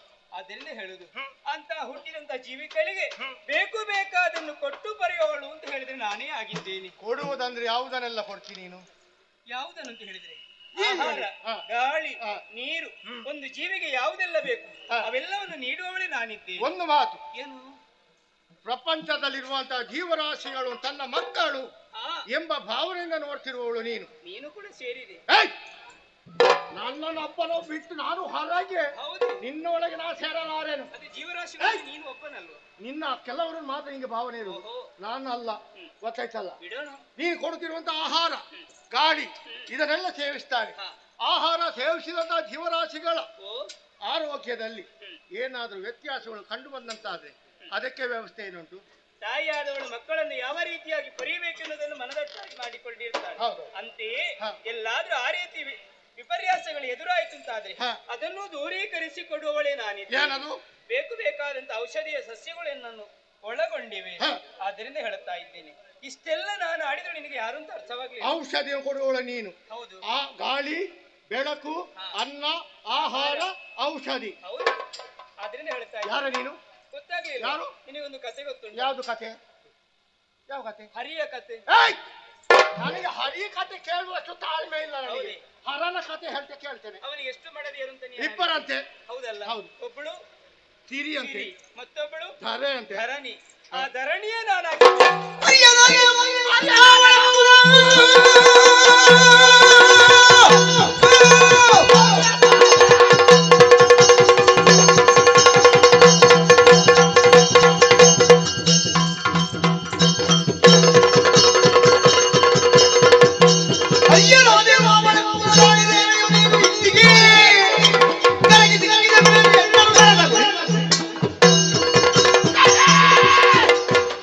ಸಿಟ್ಟು ಬಂದದ್ದು ಈಗ. ಹರಿಯ ಕಾದೆನು ಧರೆ ನೀನೆಂಬುದನ್ನು ನಾನೇ ಗೊತ್ತಾಯ್ತು. ಪರಿಚಯವನ್ನು ಕೇಳಿದ್ದೆ, ಏಯ್!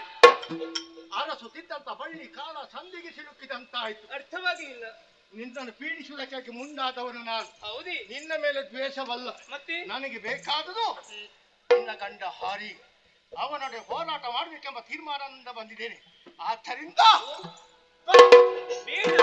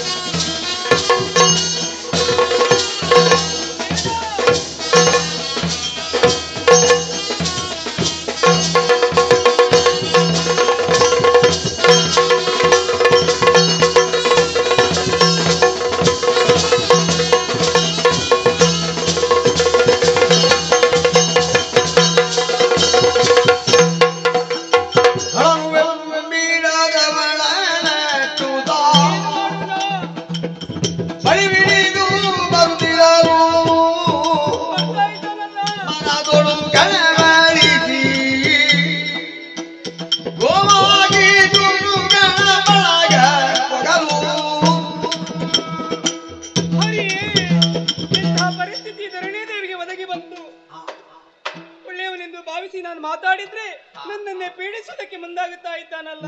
ನನ್ನನ್ನು ನಾನು ರಕ್ಷಣೆ ಮಾಡಬೇಕೆನ್ನುವ ಉದ್ದೇಶವಿರಿಸಿಕೊಂಡು ಬಹು ದೂರಗಳವರೆಗೆ ಸಾಗಿದೆ. ಆದ್ರೆ ದುಷ್ಟ ಬೆಂಬಿಡದೆ ಓಡಿಸುತ್ತಾ ಬರ್ತಾ ಇದ್ದಾನೆ. ಹಾಗಿದ್ರೆ ರಕ್ಷಿಸುವುದೇನಾದ್ರೂ ಎಲ್ಲಿ? ಸರಿ ಗೋವುಗಳ ಹಿಂಡು ಕಾಣುತ್ತಾ ಇದೆ, ಅವುಗಳನ್ನೇ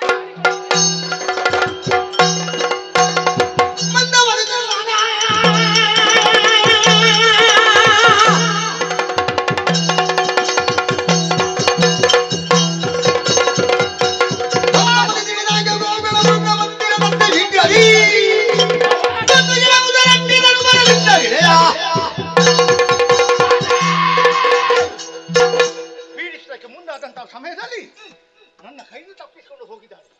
ಹಿಂಬಾಲಿಸಿಕೊಂಡು ಬಂದೆ. ಎಲ್ಲಿದ್ದಾಳೆ ಎಂಬುದಕ್ಕೆ ಆ ಕಡೆ ಈ ಕಡೆ ದೃಷ್ಟಿನ ಹರಿಸಿದಾಗ ಕಾಣ್ತಿರುವುದೇನು ಗೋವುಗಳ ಹಿಂಡು. ಅವುಗಳನ್ನೆಲ್ಲ ತಲೆ ಕಡಿದು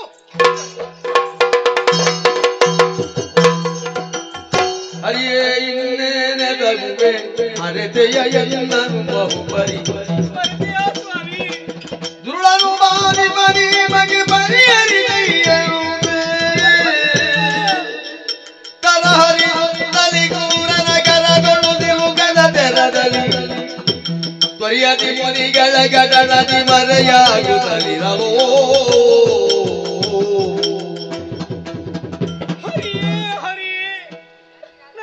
ರಕ್ಷಣೆ ಮಾಡಿಕೊಳ್ಳಬೇಕೆನ್ನುವ ಉದ್ದೇಶದಿಂದ ಗೋವುಗಳ ಹಿಂಡನ್ನು ಸೇರಿದೆ ಅಂತ ಆದ್ರೆ ಪ್ರಪಂಚದಲ್ಲಿ ಮಾತೆಯ ಸ್ಥಾನದಲ್ಲಿದ್ದು ಗೋವುಗಳನ್ನು ಪೂಜಿಸುತ್ತಾರೆ, ದೇವರೆಂದು ಆರಾಧಿಸುತ್ತಾರೆ. ಅಂತಹ ಗೋವುಗಳ ಶಿರವನ್ನೇ ಛೇದಿಸುತ್ತಾ ಇದ್ದಾರೆ ದುಷ್ಟ. ಹರಿಯೇ ಇನ್ನು ಮೇಲೆ ಕರುಣೆ ಇಲ್ಲದಾಗಿ ಹೋಯಿತೆ. ಇಲ್ಲ, ನಾನಿಲ್ಲ ಇದ್ರೆ ನಾವು ದುಷ್ಟ ಬಿಡುವವನೇ ಅಲ್ಲ, ಮತ್ತೆಲ್ಲ ಸಾಗಲಿ. ಸರಿ ಮುನಿಗಳ ಹಿಂಡು ಕಾಣುತ್ತಾ ಉಂಟು, ಸೇರಿಕೊಳ್ಳುತ್ತಾರೆ.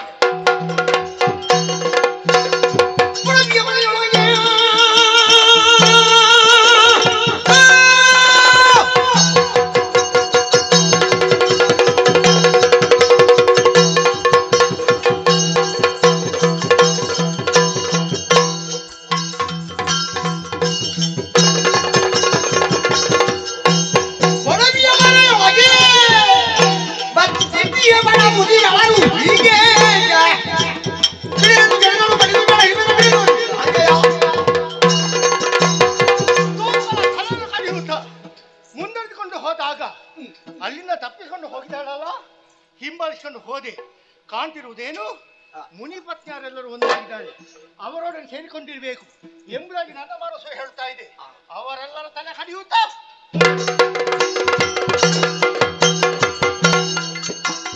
ಪ್ರತಿಪಾಲಕರಾಲಿದೆ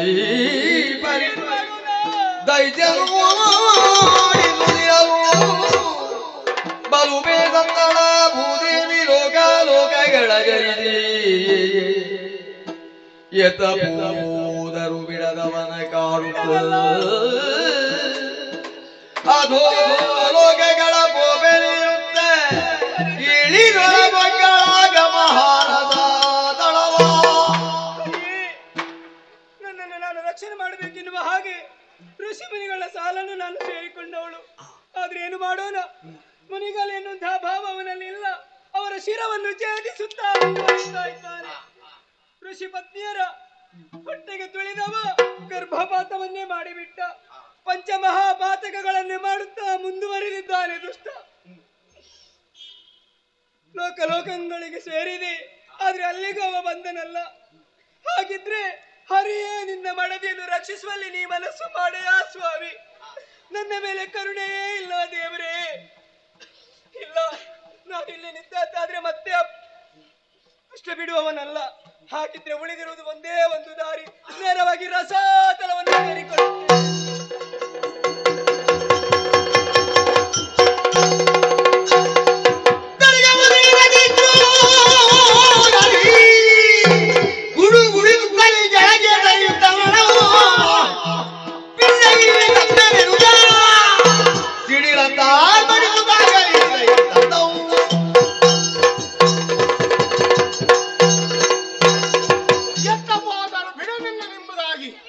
ಅವಳನ್ನು ಹಿಂಬಾಲಿಸಿಕೊಂಡು ಬಂದಂತಾದ್ರೆ ಅವಳು ಸೇರಿದಲ್ಲಿಗೆ ರಸಾತಳವನ್ನು ಸೇರಿದಳೆ.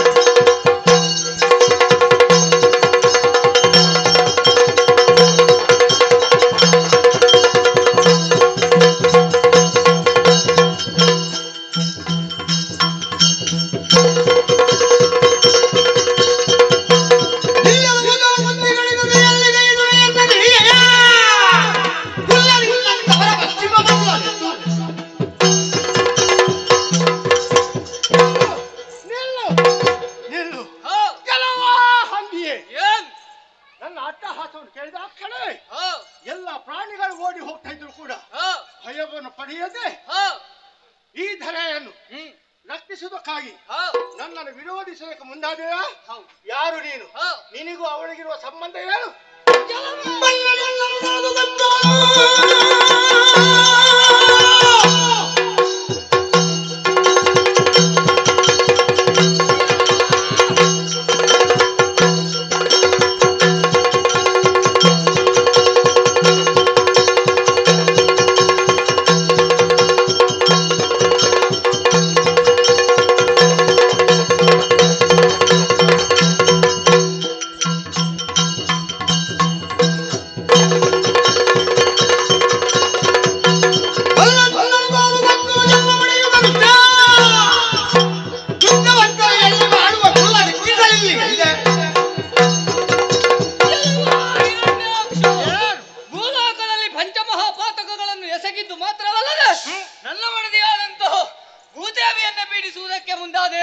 ನಿನ್ನನ್ನು ಪ್ರಶ್ನಿಸುವುದಕ್ಕೆ ಬಂದವ ಸಾಮಾನ್ಯನಲ್ಲ. ವೈಕುಂಠವಾಸಿಯಾದಂತಹ ಶ್ರೀಹರಿಯೇ ಬಂದಿದ್ದಾರೆ. ಸಾಮಾನ್ಯ ಹೋರಾಟ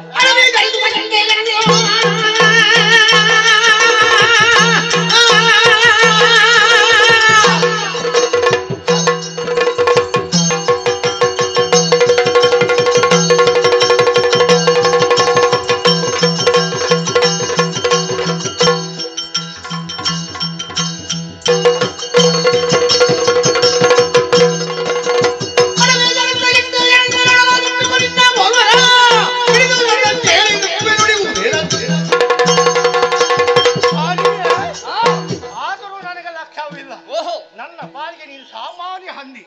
ನಿನ್ನ ಸ್ವಭಾವ ಏನು ಚೆನ್ನಾಗಿ ತಿಳಿದವ ನಾನು. ಸರಿ, ಕಾಡನ್ನೆಲ್ಲ ಸಂಚರಿಸುತ್ತಾ ಅಲ್ಲಿರುವಂತ ಕೆಟ್ಟ ಕೆಲಸಗಳನ್ನು ತಿಂದು ಹಸಿವಿನ ಹೋಗಲಾಡಿಸುವುದು ನಿನ್ನ ಕರ್ತವ್ಯವಾಗಿತ್ತು. ನನ್ನ ಸಾಮರ್ಥ್ಯ ಏನು ಗೊತ್ತೇ? ಒಂದು ದಿವಸಕ್ಕೆ 100 ಹಂದಿಗಳನ್ನು ಕೊಂದು ಜೀರ್ಣಿಸುವಂತ ಶಕ್ತಿನ ಪಡೆದವ ನಾನು. ನಿನ್ನನ್ನು ಕಂಡಾಗ ಹಸಿವೆ ಹೆಚ್ಚಾಗ್ತಿದೆ. ನಿನ್ನನ್ನು ಕೊಂದು ರಕ್ತವನ್ನು ಕುಡಿದು ಮಾಂಸವನ್ನು ಮೆಲುವಾಗ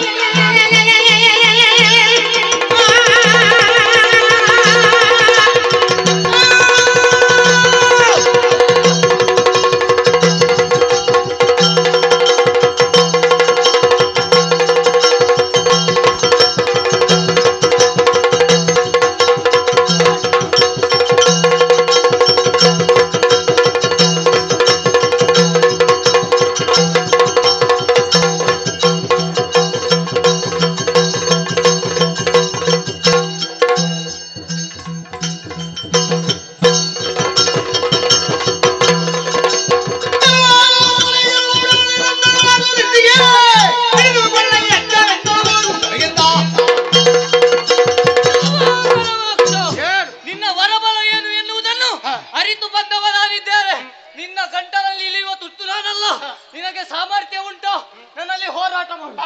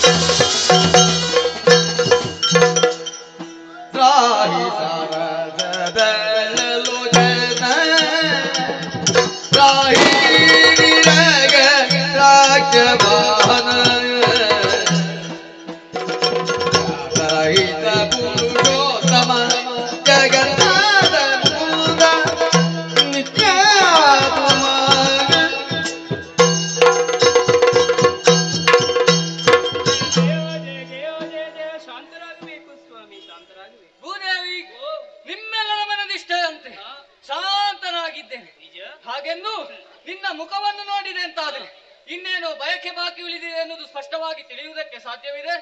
ಏನು ನಿನ್ನ ಮನದ ವಾಂಛೆ? ಸ್ವಾಮಿ, ಏನೇನು ಅಲ್ಲ, ಮತ್ತೆ ಈ ರೂಪವನ್ನು ಕಂಡಾಗ ಸಂತೋಷಗೊಂಡವಳು ನಾನು. ಇದೇ ರೂಪದಿಂದ ನೀವು ನನ್ನನ್ನು ಕೂಡಬೇಕೆನ್ನುವ ಮಹದಾಸೆ ಉಂಟು. ನಿನ್ನ ಮನದ ಬಯಕೆಯನ್ನು ಇಲ್ಲ ಅಂತ ಹೇಳುವುದಿಲ್ಲ. ಹಾಗೆಂದು ನಿನ್ನನ್ನು ರಕ್ಷಿಸುವುದಕ್ಕೆ ಬೇಕಾಗಿ ರಸಾತಳದಿಂದ ಮೇಲೆದ್ದು ಬರುವಂತಹ ಸಮಯದಲ್ಲಿ ನನ್ನ ದಾಡಿಯನ್ನು ಮುರಿದು ಹೋಗಿದೆ. ಇದು ಹಾಗೆ ಸುಮ್ಮನೆ ವ್ಯರ್ಥವಾಗಬಾರದು. ಮತ್ತೆ ಮುಂದಕ್ಕೆ ಇದರಿಂದಲಾಗಿ ಪ್ರಯೋಜನ ಆಗಬೇಕು. ಅಂದ್ರೆ ನಮ್ಮೀರುವರ ಸಂಸರ್ಗದಿಂದಲಾಗಿ ಹುಟ್ಟಿಕೊಂಡಂತಹ ಮಗನಿಗೆ ಆಯುಧವಾಗಿ ಈ ದಾಡೆಯನ್ನು ನೀನು ನೀಡಬೇಕು. ನಿನ್ನ ಬಯಕೆಯನ್ನು ಈಡೇರಿಸಿಕೊಡ್ತೇನೆ. ಹೀಗೆ ಬಾ.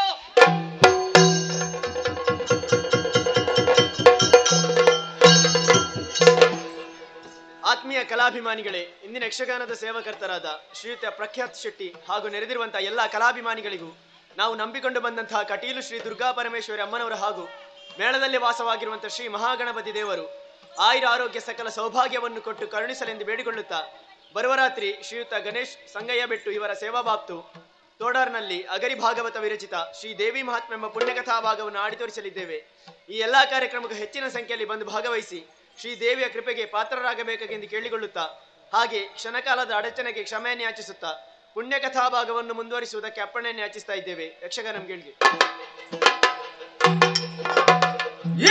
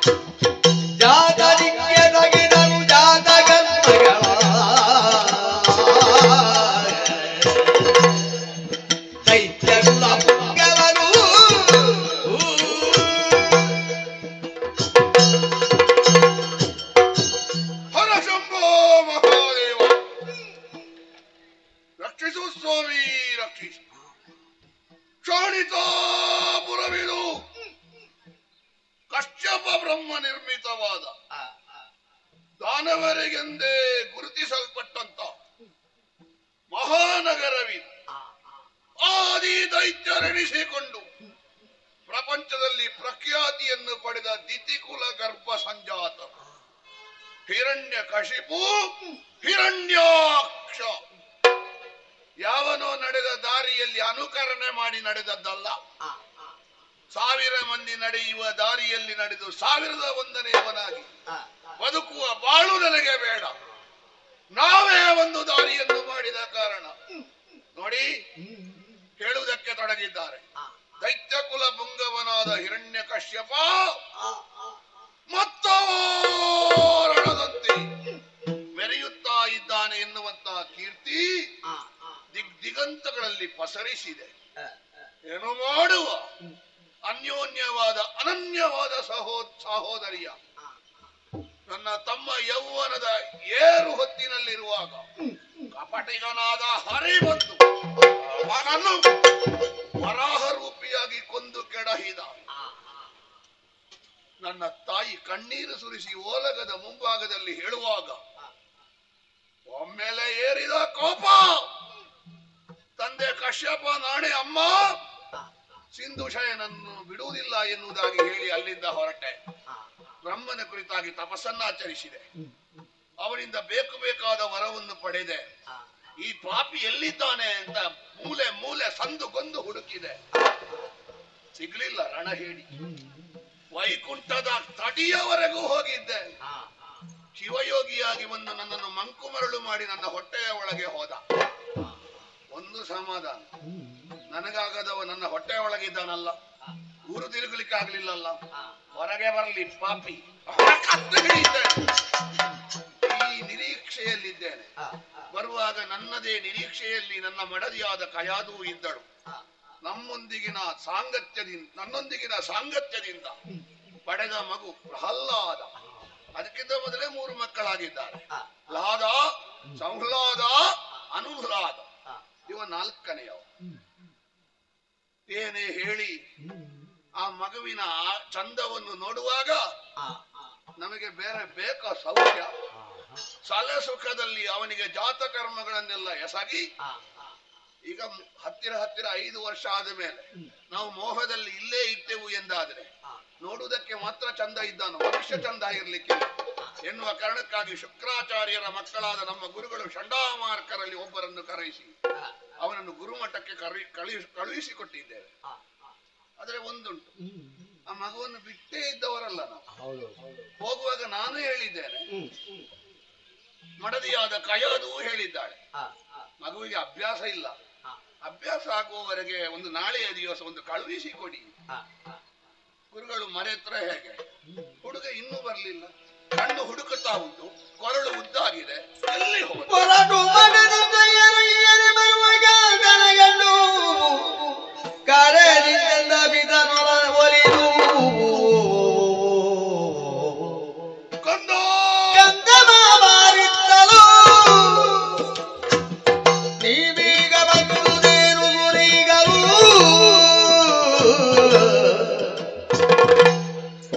ಎಂದರೆ ನನು ಗುರುಗಳು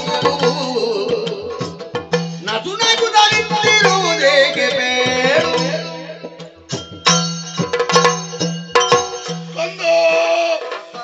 ಪ್ರಹ್ಲಾದ. ಈಗಷ್ಟೇ ನಿನ್ನ ಬಗ್ಗೆ ನೆನೆಸಿಕೊಳ್ತಾ ಇದ್ದೆ, ಎದುರಿಗೆ ಬಂದಿದ್ದೆ. ಆದ್ರೆ ಒಂದು ಆಶ್ಚರ್ಯ, ಏನಪ್ಪ, ಯಾವಾಗಿನ ಹಾಗಿಲ್ಲ, ಯಾರೋ ಒಂದು ಅಪರಿಚಿತನ ಮುಂದೆ ಬಂದ ಹಾಗೆ ದೂರದಲ್ಲಿ ನಿಂತಿದ್ದೆ. ಮೊದಲೆಲ್ಲ ನನ್ನಲ್ಲಿಗೆ ಬರುವಾಗ ತೊಡೆಯನ್ನು ಏರಿ ನಿನ್ನ ಕೈಯನ್ನೇ ಕೊರಳಿಗೆ ಮಾಲೆಯಾಗಿಸಿ ಹಾಕಿ ನನ್ನೊಂದಿಗೆ ನಲ್ಲುಡಿಗಳನ್ನು ಆಡುತ್ತಿದ್ದ ಮಗು ನೀನು. ಹೌದಪ್ಪ.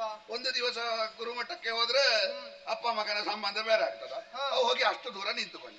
ಯಾಕೆ ಮಗು ಅದು? ಅಪ್ಪ, ನೀವು ನಮ್ಮ ಜನ್ಮಕ್ಕೆ ಕಾರಣೀಕರ್ತರು ಹೌದು. ಹಾಗಂತ ಆ ಸ್ಥಾನದಲ್ಲಿ ಪ್ರಜೆಗಳ ಮುಂದೆ ಒಮ್ಮೆಲೆ ಪೀಠ ಏರಿ ಕುಳಿತಾಗ ಒಮ್ಮೆಲೆ ನಿಮ್ಮ ಬಳಿಗೆ ಬರುವುದಕ್ಕೆ ಭಯವಾಯ್ತಪ್ಪ. ಶಾಬಾಸ್, ಒಂದು ದಿವಸದಲ್ಲೇ ಎಷ್ಟು ಸಂಸ್ಕಾರ ಕಲಿತಿದ್ದೀನಿ. ಅಪ್ಪನಿಗೆ ಮಗನಾದ್ರೂ ಅಪ್ಪ ಊರಿಗೆ ರಾಜ. ಸಂತೋಷ ಆಯ್ತು ಮಗ. ಇದು ಗುರುಮಠ ಹೊಸತು ನಿನಗೆ. ಹಾ ಹೇಗೆ ಹೊಸ ಮಕ್ಕಳ ಸಹವಾಸ ಕಷ್ಟ ಆಯ್ತಾ? ಇಲ್ಲಪ್ಪ. ಗುರುಮಠದಲ್ಲಿ ಹೇಗೆ ಕಳೆದೆ? ಗುರುಗಳು ನಿನಗೆ ಏನನ್ನು ಕಲಿಸಿದ್ರು, ನೀನು ಏನನ್ನು ಕಲಿತೆ ಕೇಳುವುದಕ್ಕೆ ಮೈಯೆಲ್ಲ ಕಿವಿಯಾಗಿದ್ದೆ ನಾನು. ಹೇಳ್ತೀಯಾ? ಹೇಳ್ತೇನೆಪ್ಪ. ಹರನೆಂದು ಬರೆಯೇನು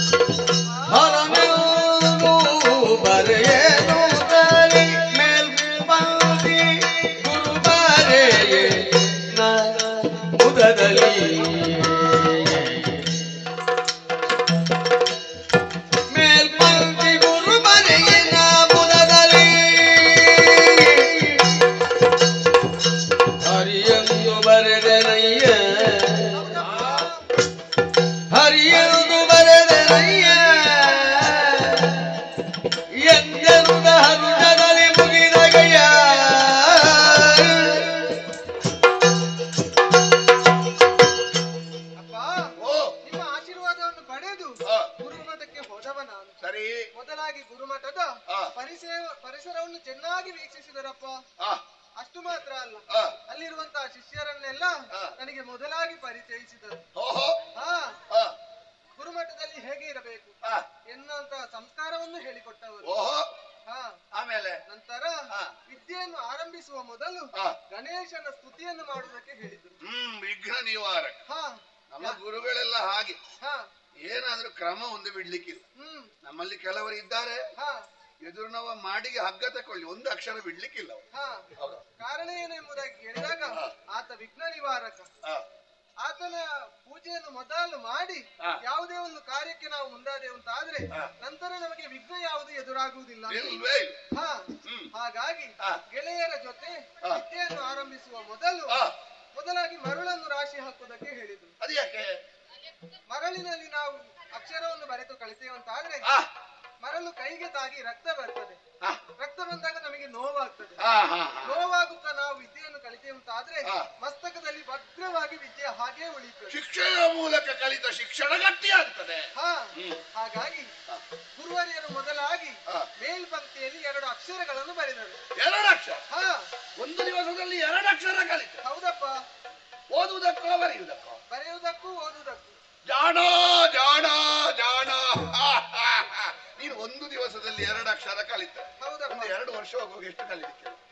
ನನ್ನ ಮಗ ನನಗಿಂತ ಮೇಲೆ ಬೆಳೆದ ಈ ಒಂದು ವಿಶ್ವಾಸದಿಂದ ಕಲಿತದ್ದು, ಕಳುಹಿಸಿಕೊಟ್ಟದ್ದು. ಈಗ ನೋಡು, ಸತ್ಯ ಆಗುವ ಕಾಲ ಬಹಳ ಬೇಗ ಬಂದಿತ್ತು. ಏನ್ ಅಕ್ಷರ ಬರೆದ್ರು? ಗುರುವರಿಯ ಮೇಲ್ಪಂಕ್ತಿಯಲ್ಲಿ 2 ಅಕ್ಷರ. ಯಾವುದದು? ಮೊದಲನೇದಾಗಿ ಹ ಎಂಬುದಾಗಿ, ಎರಡನೇ ಅಕ್ಷರ ರ ಎಂಬುದಾಗಿ. ನಮ್ಮ ಕುಲದೇವರ ಹೆಸರು ಬರದೆಯಾ? ಕೆಳ ಪಂಕ್ತಿಯಲ್ಲಿ ಹರಿ ಎಂಬುದಾಗಿ ಬರೆದೆ. ಹರಿಯೆಂದು ಬರೆದುವುದೇ, ಹರಿಯೆಂದು ಬರೆದುವುದೇ, ಎನ್ನೊಡನೆ ಒರೆಯದಿರು ಹುಸಿಯ ಬರಿದೆ, ಒರೆಯದಿರು ಹುಸಿಯ ಬರಿದೆ, ಸರ್ವದಾರೆನುಕೊಳ್ಳಲು ಹರಿಯಂತೆ ಬರೆದೆಂದನು ಬಾಲನು.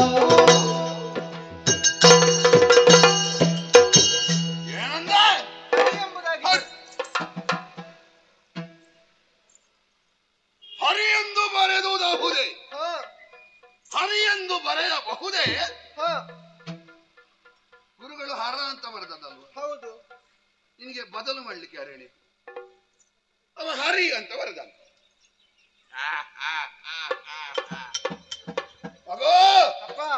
ನನಗೆ ಗೊತ್ತಾಯ್ತು. ಏನಪ್ಪ? ನೀನು ಒಂದು ದಿವಸದಲ್ಲಿ 2 ಅಕ್ಷರ ಮಾತ್ರ ಕಲಿತದ್ದಲ್ಲ.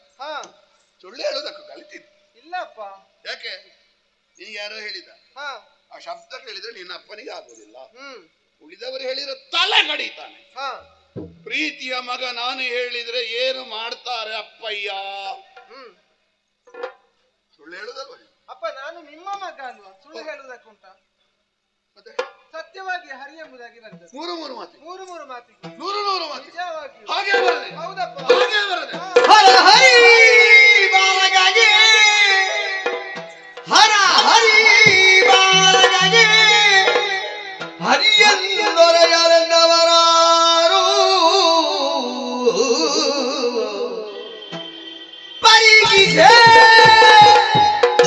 ಸುರನಗವಿರುವುದ ಕಾಣುವುದಾದರಾತ್ಮಜಯೇ ಅರುವ ಬೇಕದರಿಂದ ನೀತಿಯ ತರಳಗೆನು ಕೊಡಲಾಗ ದಾನವರೆಯ ಕಂದನಪ್ಪಿ ಮುಟ್ಟಿದುದೆಂದ ವಿನಯದಲ್ಲಿ ಹರ ಹರಿ ಬಾಲಗಾಗಿ ಹರಿಯಂದೊರೆಯಲೆಂದವರಾರು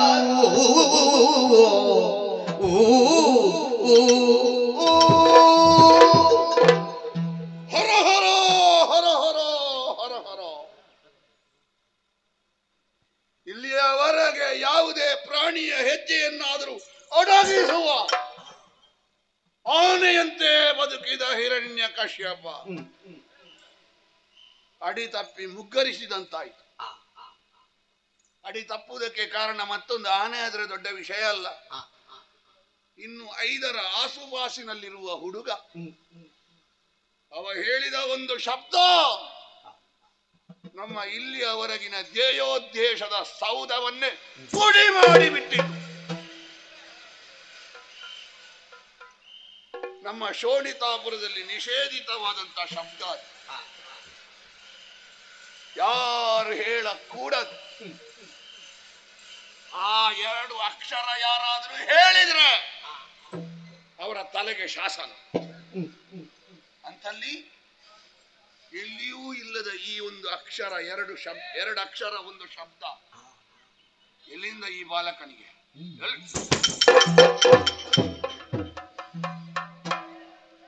ಓಹೋ, ಸುರಾರಾಕೃತ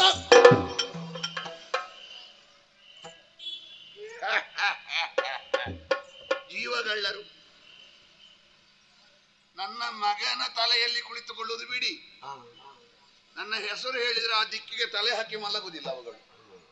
ಮತ್ತೆ ನನ್ನ ಮಗನ ಹತ್ತಿರ ಬಂದವ ಮತ್ತೆ ಯಾರು ಹೇಳಿಕೊಟ್ಟದ್ದು? ನಾನು ಸುಮ್ಮನೆ ತಲೆ ಹಾಳು ಮಾಡಿಕೊಂಡು. ಆ ಹುಡುಗನಿಗೆ ಅದರ ಅರ್ಥ ಗೊತ್ತುಂಟ ಇಲ್ಲ? ಸುಮ್ಮನೆ ತಲೆ ಹಾಳು ಮಾಡಿಕೊಂಡು. ಈ ಮಕ್ಕಳಿಗೆಲ್ಲ ಒಮ್ಮೆಲೆ ನಾವು ಹೊಡಿಬಾರ್ದು. ಲಾಲಯೇ ಪಂಚವರ್ಷಾಣಿ, ಏನು ತಪ್ಪು ಮಾಡಲಿ 5 ವರ್ಷದವರೆಗೆ ಮಕ್ಕಳನ್ನು ಲಾಲಿಸಿ ಮುದ್ದಿಸಿ ಹೇಳಬೇಕು. ನಾವು ಸಣ್ಣ ಪ್ರಾಯದಲ್ಲಿ ಹೊಡೆದ್ರೆ ಅವರ ಬೆಳವಣಿಗೆಗೆ ಪರಿಣಾಮ ಆಗ್ತದೆ. ಮತ್ತೆ 10 ವರ್ಷ ಅಲ್ಲಲ್ಲಿ ಸಂಸ್ಕಾರಕ್ಕೆ ಬೇಕಾಗಿ ದಂಡಿಸಬಹುದು. ಇನ್ನು 5 ತುಂಬದ ಮಗ ಇವನು ಈಗಲೇ ಹೊಡೆದು ಬಡ್ದು ಮಾಡಿದರೆ ಏನಾಗ್ತದೆ? ಆ ಕಲೆ ಹಾಗೇ ಉಳಿಯುತ್ತದೆ. ಹಾಗಾಗಿ ಕೂಡ ನನ್ನ ಪ್ರೀತಿಯ ಮಗ ನಾನು ಪ್ರೀತಿಯಿಂದ ಹೇಳಿದ್ರೆ ಕೇಳುವುದಿಲ್ವ? ಚಿನ್ನ ಜಿನ್ನಾಲಿ ಜಿಂದಾಬಾದ್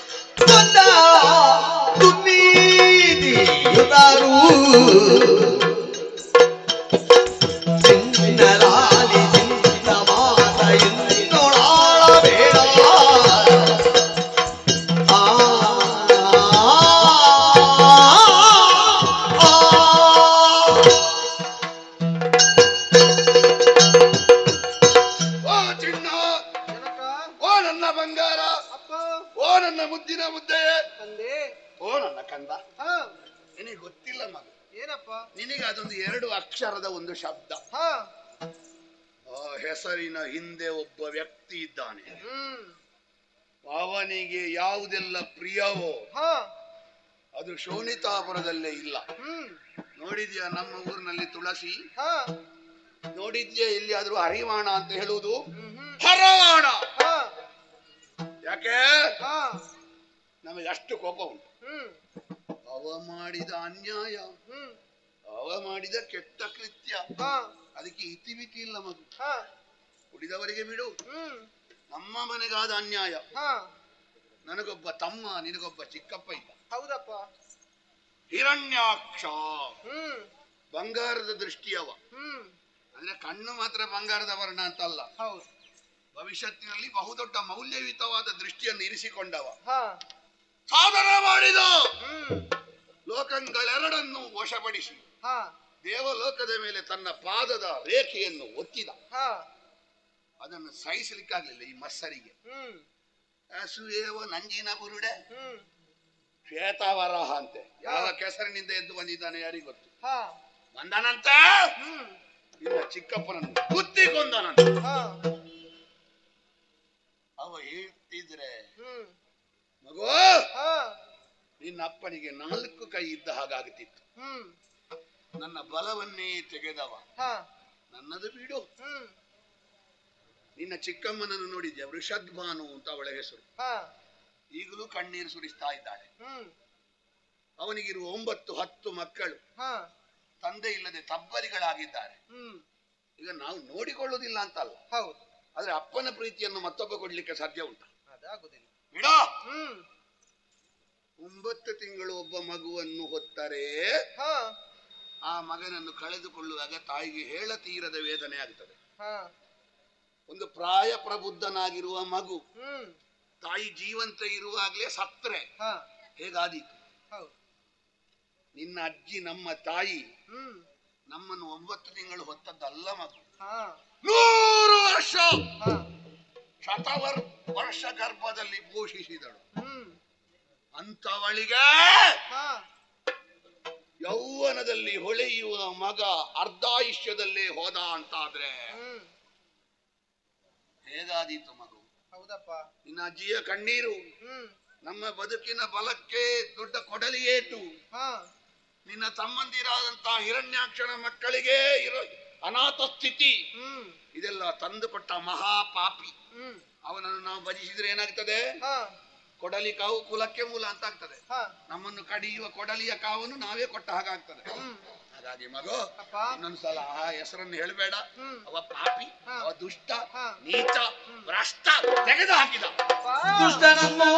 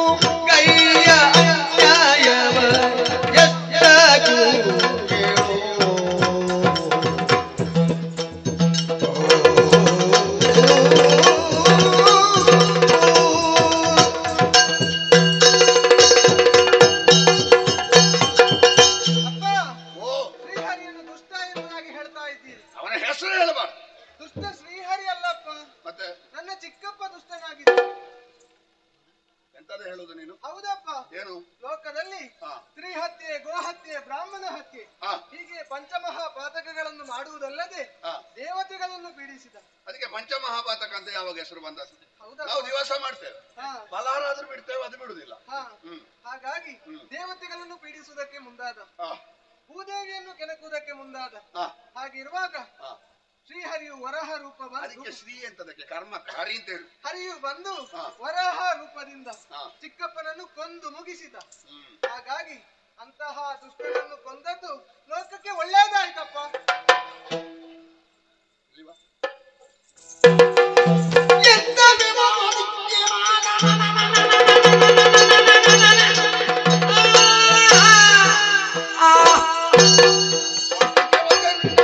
ಅಧಿಕ ಪ್ರಸಂಗಿ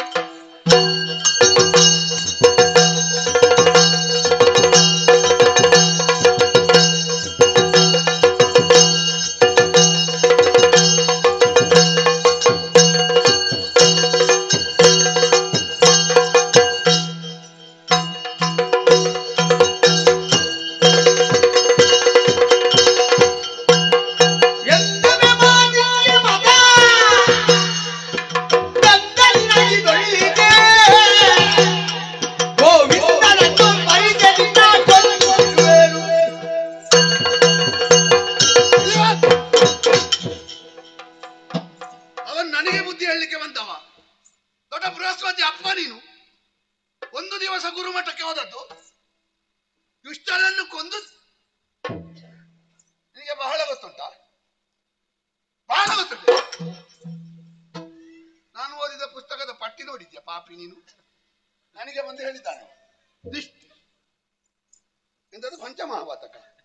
ನಿನ್ನ ಅಪ್ಪ ಮಾಡ್ತಾನೆ ದಿವಸ, ನಾನು ಪಂಚಮಹಾವಾತಕಿಯ. ಹೇಗಿದ್ದಿ ಅಂತ ನೋಡಿದ್ಯಾ ನೀನು? ನೋಡಿದ್ಯಾ ನಿನ್ನ ದೇಹ ಹೇಗುಂಟು ಅಂತ? 1,000 ಜನಕ್ಕೆ ಸಾರ್ವಜನಿಕ ಊಟಕ್ಕೆ ಆದಿತ್ತು ಗೊತ್ತುಂಟ ನಿನ್ನ ಮಾಂಸ?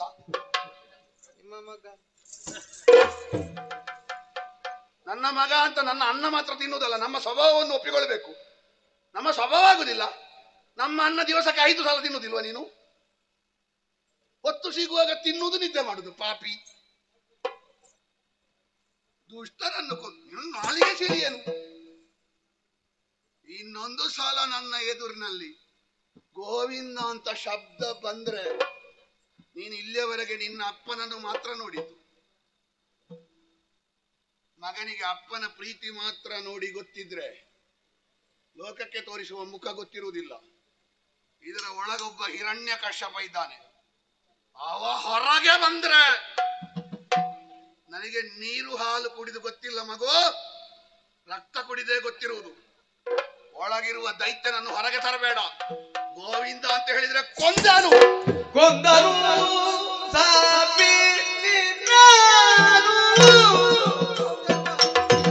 ಕೊಂದರು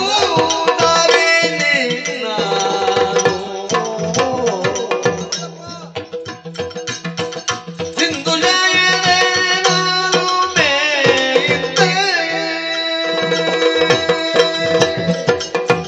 ಸಿಂಧು ಜಯನ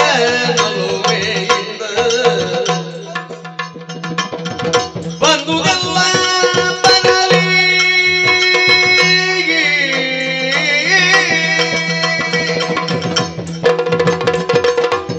ಬಂದುದಲ್ಲ ಬರಲಿ ಬಿಡೆ ಮರಟಿಯ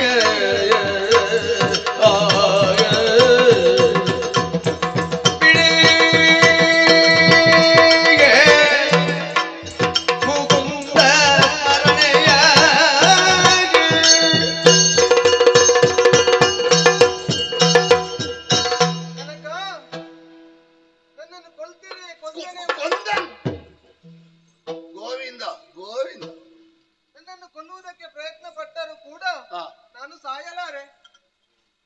ಅದೇನು ಸಾಯಲಾರೆ? ಅಪ್ಪ, ನನಗೆ ಆ ಸಿಂಧು ಶಯನನ ಒಲುಮೆ ನನ್ನ ಮೇಲೆ ಉಂಟು.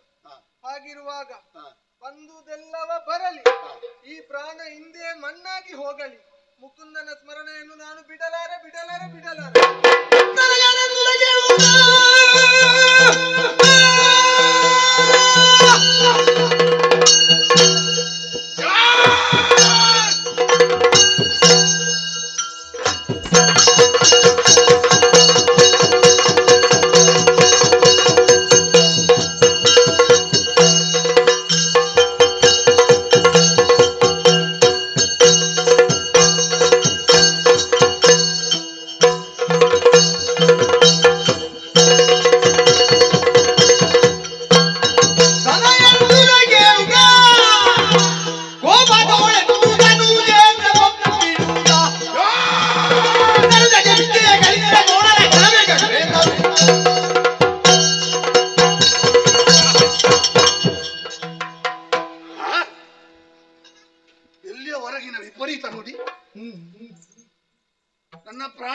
ಮಣ್ಣಾಗಿ ಹೋಗಲಿ. ಮುಕುಂದ ಸ್ಮರಣೆ. ನಿನ್ನೆ ಹೊರಗೆ ಸರಿ ಇದ್ದ ಈ ಹುಡುಗ ಇವನ ತಲೆ ತೊಳೆದದ್ದು ಯಾರಿಷ್ಟು? ಯಾರೋ ತಲೆಗೆ ಎಣ್ಣೆ ಹಚ್ಚಿದ್ದಾರೆ. ಒಂದು ನಿನ್ನೆ ದಿವಸ ಇಲ್ಲಿ ಇರ್ಲಿಲ್ಲ, ಅಲ್ಲಿಗೆ ಹೋಗಿದ್ದ ಗುರುಮಠಕ್ಕೆ. ಇಡೀ ಅವನದ್ದಿ ಆ ಕೋಣನನ್ನು ಬರ್ಲಿಕ್ಕೆ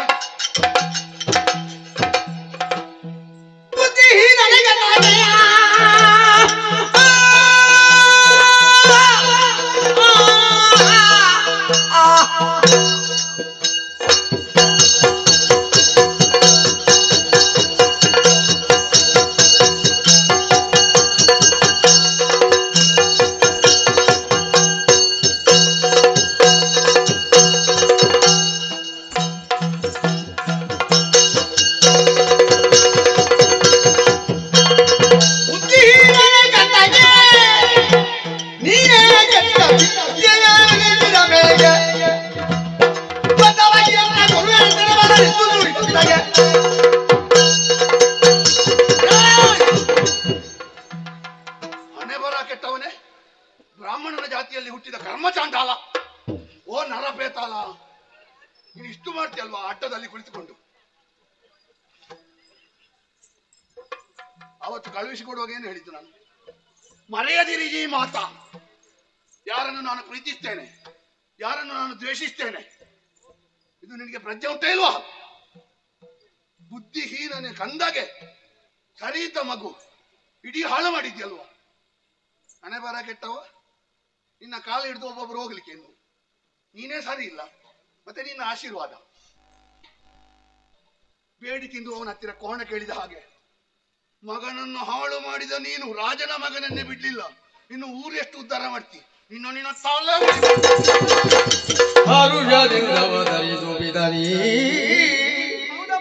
ಬರಿದೆ ಗುರು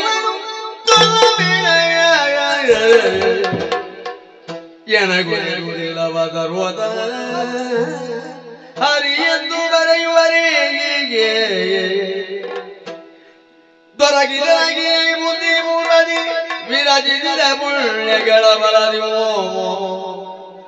ಅರುಳರಿದ ಎನಗದಿ ಕವಿನೆ ಕರೆ ಗೋಪದಲ್ಲಿ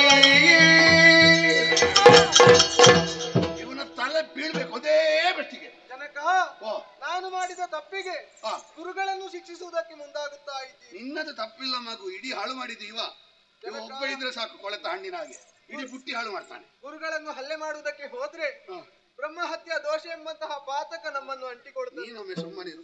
ಉಪ್ಪಿನಕಾಯಿ ಹುಳಕ್ಕೆ ಒಂದು ಖಾರ ಹೆಚ್ಚಾಗುದು ಅಂತ ಉಂಟ?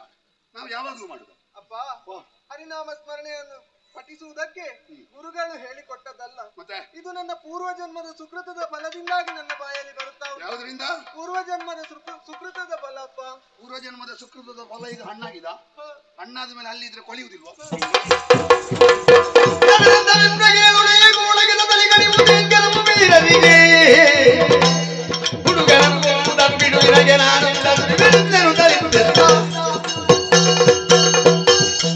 ಪೂರ್ವ ಜನ್ಮದ ಸುಕೃತದ ಫಲ ಅಂತೆ. ಈ ಸಲ ಕಡಿತೇನೆ ಅದನ್ನು. ಸ್ವಲ್ಪ ಸೈರಿಸಿ. ಏನು ಸೈರಿಸಿ? ಕೋಪದ ಕೈಗೆ ಬುದ್ಧಿಯನ್ನು ಕೊಟ್ಟು ಆ ಮಗುವಿನ ಶಿರವನ್ನೇ ಕಡಿಯುವುದಕ್ಕಾಗಿ ಮುಂದಾಗಿದ್ದೀರಿ.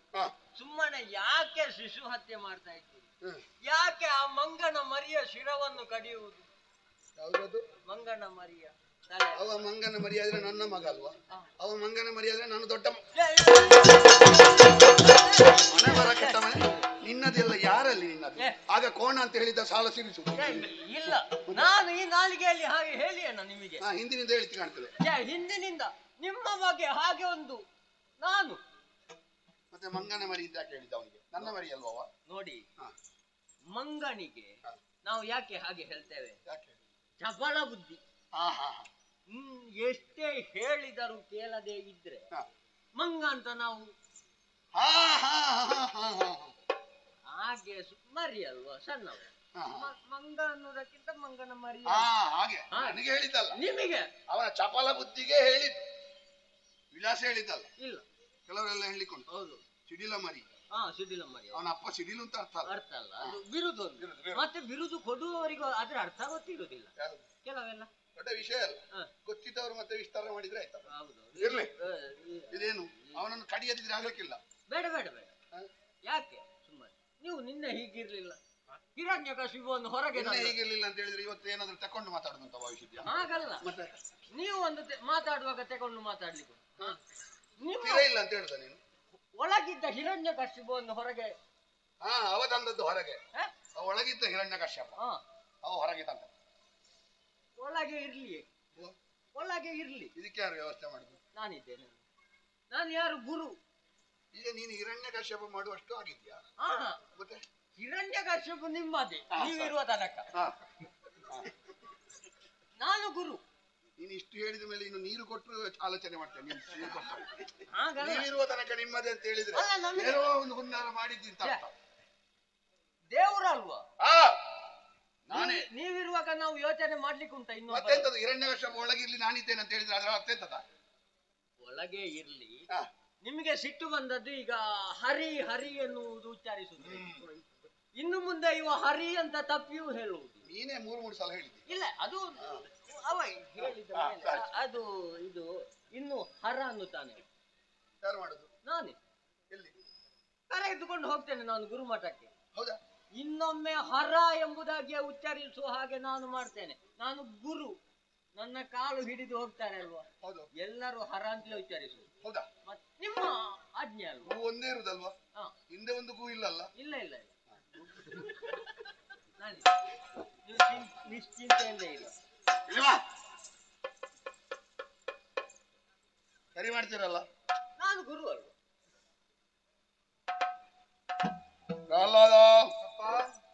ನಿನ್ನೆ ದಿವಸ ನಿನ್ನನ್ನು ಗುರುಮಠಕ್ಕೆ ಕಳುಹಿಸಿಕೊಡುವಾಗ ಗುರುಗಳಿಗೆ ಕಾಣಿಕೆ ಕೊಟ್ಟು ಎರಡೂ ಕೈಯಿಂದ ನಿನ್ನನ್ನು ಎತ್ತಿ ನಲ್ನುಡಿಗಳನ್ನಾಡಿ ಕೊಟ್ಟಿದ್ದೆವು. ಹೌದಪ್ಪ. ಅದನ್ನು ಉಳಿಸಿಕೊಳ್ಳುವ ಹಣೆ ಬರ ಇಲ್ಲದ ಅಯೋಗ್ಯ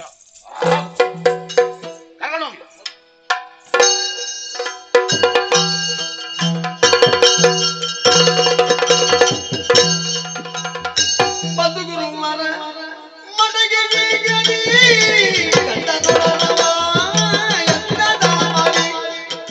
ಇದಿರೇ ಜನ ದೊರೆಯಿಲ್ಲಾದರೂ ವಂದಿಸುವೆನು ನಾನಾದರೂ. ಒಂದು ನಮಗೆ ಸಮಸ್ಯೆಯಾಗಿ ಹೋಯ್ತಲ್ವ? ಇವ ಮಾತ್ರ ಅಲ್ಲದೆ ಇಲ್ಲಿರುವಂತಹ ಎಲ್ಲಾ ಮಕ್ಕಳು ಹರಿ ಎಂಬುದಾಗಿ ಆಡುವ ಹಾಗೆ ಮಾಡಿಬಿಟ್ನಲ್ಲ. ಇವನನ್ನು ಇಲ್ಲಿಟ್ರೆ ಅಪಾಯ. ಯಾವುದಕ್ಕೂ ಇವನ ಅಪ್ಪನ ಬಲಿಗೆ ಕರ್ಕೊಂಡು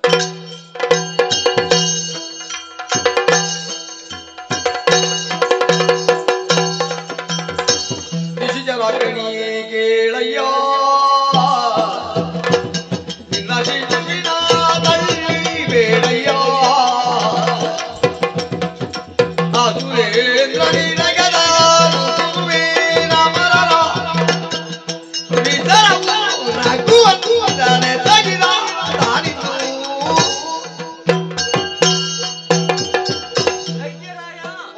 ಸಾಕೋ ಸಾಕು. ಗುರುವೇನಾಯ್ತು? ನಿನ್ನ ಮಗುವಿನ ಸಹವಾಸವೇ ನನಗೆ ಬೇಡ. ಗುರು ಅಲ್ವಾ? ಗುರು ಗುರುವೇನೀಗ ಗುರು ಗುರು ಆದದ್ದು? ಆಗದೆ ಕಾರಣ ಉಂಟು. ಏನು? ನಾನು ಆದದ್ದಲ್ಲ ಅವನನ್ನು ಹಾಗೆ ಮಾಡಿದ್ದು. ಅದ್ಯಾಕೆ? ಇಲ್ಲಿಂದ ನಾನು ಕರೆದುಕೊಂಡು ಹೋದೆ ಗುರುಮಠಕ್ಕೆ. ಅವನಿಗೆ ಅಕ್ಷರಾಭ್ಯಾಸವನ್ನು ಮಾಡಿದೆ. ಎಷ್ಟು ಬಾರಿ ಹರಿ ಎಂಬುದಾಗಿ ಉಚ್ಚರಿಸಿದ್ರು ನಾನು ನೀನೇನು ಹೇಳಿದೆ? ಹರ ಅನ್ನುವಾಗ ಅವ ಹರಿ ಅಂತಲೇ ಉಚ್ಚರಿಸುವುದು. ನಿನ್ನ ಸಹವಾಸದಲ್ಲಿ ನೀನು ಹಾಗೆ ಹೇಳಲಿಕ್ಕೆ ತೊಡಗಿದ್ದೆ ಅಂತ ಅದು ಅವನ ಸಹವಾಸದಿಂದ ನನಗೂ ತಪ್ಪಿ ಬರುವುದಂತ. ಈಗ ತಪ್ಪುದಲ್ಲ, ನಾಲಿಗೆ ತಪ್ಪಿಸಿ. ಇಲ್ಲ, ನನಗೆ ಮಾತ್ರ ಅಲ್ಲ, ಅಲ್ಲಿರುವಂತಹ ಗುರುಮಠದಲ್ಲಿದ್ದಂತಹ ಒಂದೊಂದು ಮಕ್ಕಳು ಕೂಡ ಈಗ ಹರಿ ಅಂತಲೇ. ನಾನಲ್ಲ, ಮಕ್ಕಳು ಎಷ್ಟೇ ಬಾರಿ ತಿದ್ದಿದರು ಅವರೊಂದು. ನಾನು ಸರಿ ಮಾಡ್ತೇನೆ ಅಂತ ಕೊಂಡು ಹೋದಲ್ವ? ಹೊಣೆಗಾರಿಕೆ ನಿನಗೆ ಹೌದಲ್ಲ? ನನಗೆ ಬೇಡ,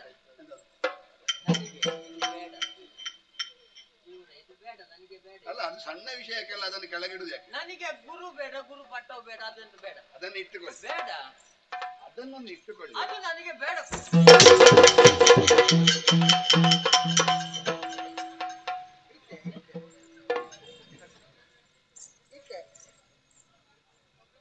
ಒಳ್ಳೆ ಮಾತಿನಲ್ಲಿ ಹೇಳಿದ್ರೆ ಅರ್ಥ ಆಗುದಿಲ್ಲ ಅಲ್ಲ? ಆಗ್ತದೆ ಅಂತ ನಿರೀಕ್ಷೆ ಇರಲಿಲ್ಲ. ನಿರೀಕ್ಷೆ ಇದ್ದದ್ದನ್ನೇ ಮಾಡ್ಲಿಕ್ಕೆ ನಾನು ಈಗ ನಿಮಗೆ ಬೇಸರ ಎಂತದ್ದು? ಕರ್ಕೊಂಡೋಗಿ ಆಗ್ಲಿಲ್ಲ ಅಲ್ಲ, ನನಗೆ ಇನ್ನು ಬೇಡ ಅಂತ. ಯೋಚನೆ ಬೇಡ. ಇನ್ನು ಇವತ್ತು ನೀವು ಹೇಳಿದ್ದು, ನಾಳೆ ಇನ್ನು ಉಳಿದವರು ಹೇಳಿಕಾಯ್ತು. ಏನು ಇವನೇ ಸರಿ ಇಲ್ಲ, ಎಲ್ಲರಿಗೂ ಇವನ ಕಾಲಿ ಹಿಡಿದು ಹೋಗುದು ಅಂತ. ಬೇಡ, ಅದು ಕೋಪದಲ್ಲಿ ಹೇಳಿ, ದೊಡ್ಡ ಆಲೋಚನೆ ಮಾಡ್ಬೇಕು. ಇಲ್ಲ ಇಲ್ಲ ಇಲ್ಲ. ಈಗ ಇವ ಸರಿಯಾಗುದಿಲ್ಲ ಅಂತ ಗೊತ್ತಾಯ್ತಾ? ಆಯ್ತು. ಯಾವಾಗ? ಕರ್ಕೊಂಡೋದ್ಮೇಲೆ. ನನಗೆ ಕಳುಹಿಸಿ ಕೊಡುವಾಗಲೇ ಗೊತ್ತುಂಟು. ಮತ್ತೆ ಯಾಕೆ ಕೊಟ್ಟದ್ದು? ಇನ್ನು ಅವಕಾಶ ಇಲ್ಲ ಅಂತ ಹೇಳ್ಬಾರ್ದಲ್ಲ, ಒಂದು ಅವಕಾಶ ಕೊಟ್ಟ. ಸಿಕ್ಕಿದೊಂದು ಅವಕಾಶ ಸರಿ ಆಗ್ಲಿಲ್ಲ ಅಲ್ಲ. ಯೋಚನೆ ಮಾಡಬೇಕು. ಅವನಿಗೆ ಬೇಕಾಗಿ ನಿಮ್ಮನ್ನು ಬಿಡ್ಲಿಕ್ಕಿಲ್ಲ. ಯಾಕೆ ಬಿಡ್ಲಿಕ್ಕಿಲ್ಲ? ಅವ ನನ್ನ ಮಗ ಇರಬಹುದು. ಮೊದಲು ಬಂದ ಕಿವಿಗಿಂತ ಮೊದಲು ಮತ್ತೆ ಬಂದ ಕೋಡು ಗಟ್ಟಿ ಇರ್ತದೆ. ಗಟ್ಟಿ. ಹಾಗೆಂದು ಕೋಡಿಗೆ ಬೇಕಾಗಿ ಕಿವಿ ಕತ್ತರಿಸಲಿಕ್ಕೆ ಆಗ್ತದಾ? ಇಲ್ಲ. ಕಿವಿ ಬೇಕೇ ಬೇಕು, ಕೋಡು ಇಲ್ಲದಿದ್ರೆ ಆಗ್ತದೆ. ನೀವು ಕಿವಿಯ ಹಾಗೆ, ಅವ ಕೋಡಿನ ಹಾಗೆ. ನೀವು ಕತ್ತರಿಸಲ್ಪಡಬೇಕಾದವರಲ್ಲ. ಅಲ್ಲಿ ತಪ್ಪಿದ್ದಾರಲ್ಲ, ಅವರನ್ನು ಸರಿ ಮಾಡಿ. ಏನಾದ್ರೂ ಸಮಸ್ಯೆ ಇದ್ರೆ ಹೇಳಿ, ಬರ್ತದೆ. ಅಲ್ಲಿಗೆ ಬರ್ತದೆ. ಇಲ್ಲ ಸಮಸ್ಯೆ.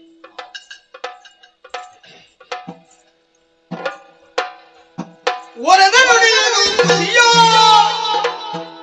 ಒರೆದ ನುಡಿಯುವುದು ಖುಷಿಯೋ, ದಿನವೋ ಭರದಿ ಬೇರೆ ವಿಪ್ರರೆಂಬರೆ 46ನೇ ಮಾದ ನಿಜವೆಂದರೆ ನ ಪ್ರಹ್ಲಾದ.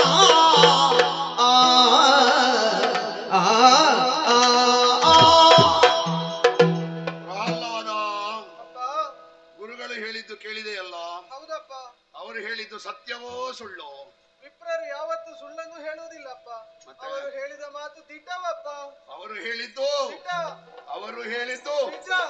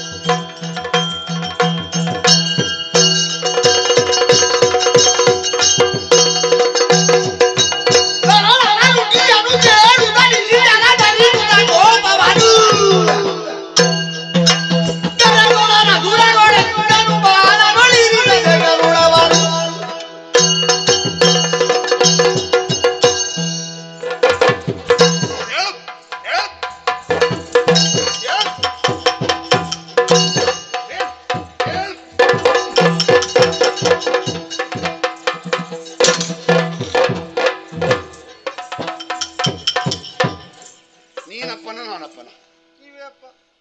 ನೀನು ಹೇಳಿದಾಗೆ ನಾನು ಕೇಳಲಿಕ್ಕಿರುವುದ, ನಾನು ಹೇಳಿದಾಗೆ ನೀನು ಕೇಳಲಿಕ್ಕಿರುವುದ? ನೀವು ಹೇಳಿದಾಗೆ ನಾನು ಕೇಳುವುದಕ್ಕೆ.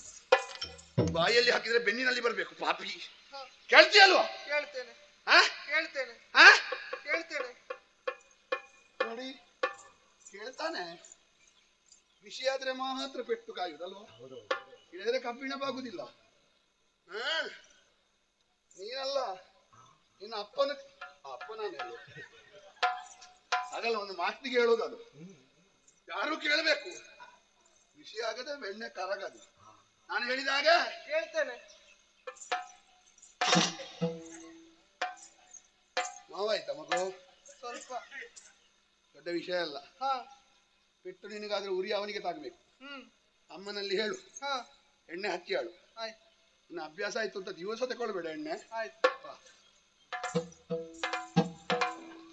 ನಾನು ಹೇಳಿದಾಗ ಹೇಳ್ಬೇಕು. ಆಯ್ತಪ್ಪ. ಕುಳಿತುಕೋ. ಪಾರ್ವತಿ ರಮಣ. ಲಕ್ಷ್ಮೀ ರಮಣ. ಯಾರು ನಿನ್ನ ಅತ್ತೆ ಲಕ್ಷ್ಮಿ? ಯಾರು? ತ್ರಿಶೂಲ ಪಾಣಿ. ಚಕ್ರಪಾಣಿ. ಇನ್ನು ಚಕ್ರದ ಅಡಿಗೆ ಹಾಕಿ ಅಪ್ಪಚ್ಚಿ ಮಾಡ್ತೇನೆ ಪಾಪ.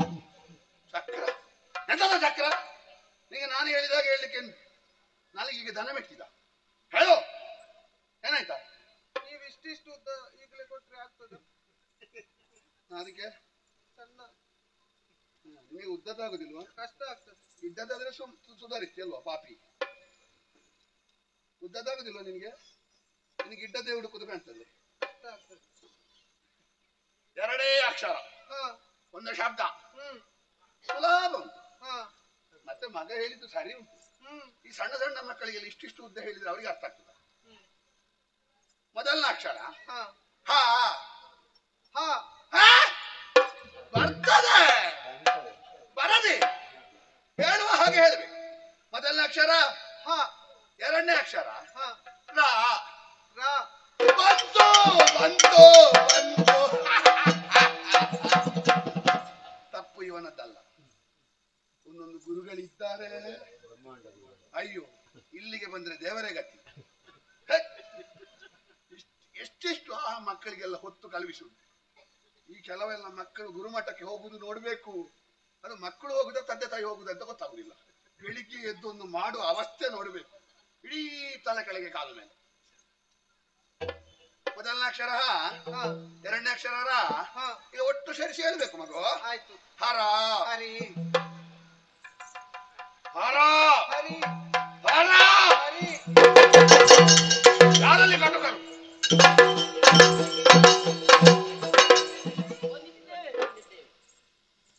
ನೋಡು, ಭಯ ಆಗ್ತದೆ.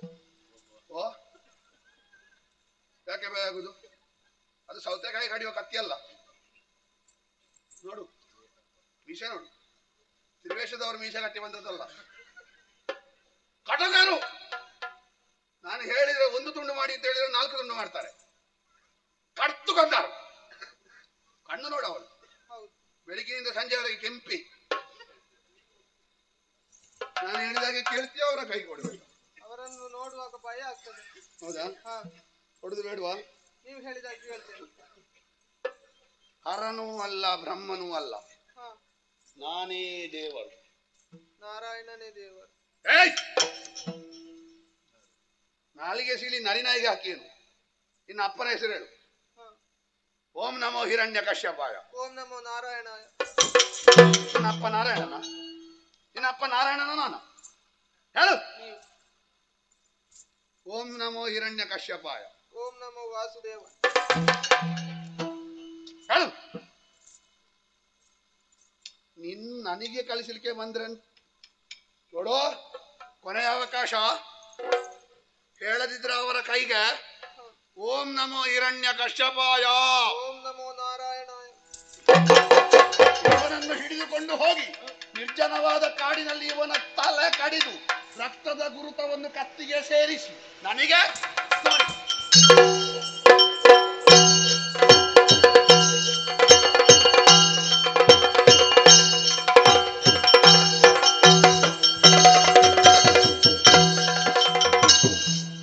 ಒಳ್ಳೆಯ ಮಾತಿನಂತೆ ಈ ಕಾರಣಕ್ಕೆ ಕರೆದುಕೊಂಡು ಬಂದವರು ಮೊದಲಾಗಿ ಕಡಿ. ನೀನು ಕಡಿ ಮೊದಲು. ನೀನು ಕಡಿ ಮೊದಲು. ಇವನ ನೋಡುವ ನನ್ನ ಮಗನಾಗಿ ಕಾಣುತ್ತಿದ್ದಾನೆ. ಇದು ಪ್ರೀತಿ ವರ್ಷಲ್ಲೇ ಕಾಣುವುದಲ್ಲ. ಮೊದಲು ಕಡಿ. ಕಡಿ ನೀನು. ಕಡಿ ನೀನು. ಕಡಿ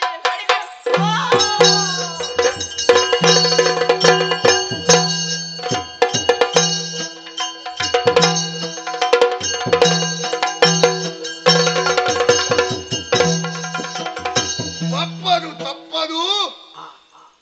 ಬಯಸಿದ್ದು ಸಿಕ್ಕದು. ಇನ್ನೂ ಬದುಕಬೇಕಾದ ಮಗು.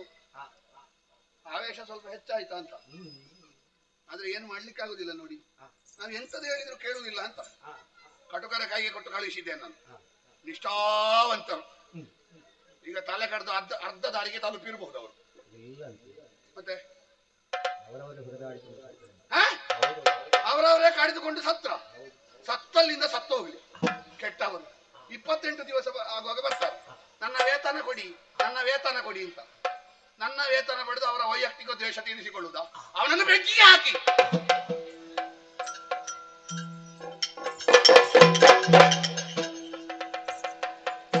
ಇನ್ನು ಸಾಯಲಿಲ್ವಾ? ಬೆಂಕಿಗೆ ಹಾಕಿದಾಗ ಹೇಗೆ ಬದುಕಿದೆ? ಹಾವಿನಿಂದ ಕಚ್ಚಿಸಿದಾಗ, ಮುರಗಶಯನ ಬಂದು ಕಾಪಾಡಿ. ಪರ್ವತದಿಂದ ಬೀಳಿಸಿದಾಗ, ಲಕ್ಷ್ಮೀರಮಣ ಬಂದು ಕಾಪಾಡಿ. ಕಡಲಿಗೆ ಹಾಕಿದಾಗ, ಅನಂತ ಶಯನ ಬಂದು ಕಾಪಾಡಿತು. ಕಾಪಾಡಿ. ಆನೆಗಳಿಂದ ತುಳಿಸಿದಾಗ, ಗಜೇಂದ್ರ ವರದನ ಸುದ್ದಿ ತೆಗೆದ್ರೆ ಜಾಗ ವರದ. ನೀನನ್ನು ನೀರಿನಲ್ಲಿ ಮುಳುಗಿಸುವಾಗ ಶ್ರೀಹರಿಯು ಬಂದು ಕಾಪಾಡಿ. ಕಾಪಾಡಿ ಏನು ಮಾಡಿದ? ನನ್ನನ್ನು ರಕ್ಷಣೆ ಮಾಡಿದ. ರಕ್ಷಣೆ ಮಾಡಿ ಏನು ಮಾಡಿದ? ತುಳಸಿ ಮಾಲೆ. ಎಂತದು? ಎಂತದು? ತುಳಸಿ ಮಾಲೆ. ತುಳಸಿ ವ್ಯಾಪಿ ನಿನಗೆ ತುಳಸಿ ಮರ ಕಡಿತಿದ್ದೆ. ನನ್ನ ಮಗ ಹೌದು, ನನಗೊಬ್ಬನಿಗೆ ಮಗ ಅಲ್ಲಲ್ಲ. ನನ್ನಲ್ಲಿ ಒಂದು ಮಾತು ಯಾಕೆ ಹೇಳಲಿಲ್ಲ ಅಂತ ಇವನ ಅಮ್ಮ ಕೇಳಿದ್ರೆ ಒಂದು ಉತ್ತರ ಕೊಡಬೇಡುವಾ? ಕಯಾದವನ್ನು ಬರ್ಲಿಕ್ಕೆ ಹೇಳಿ. ಸ್ವಾಮಿ ವಂದಿಸಿಕೊಂಡು ಏನು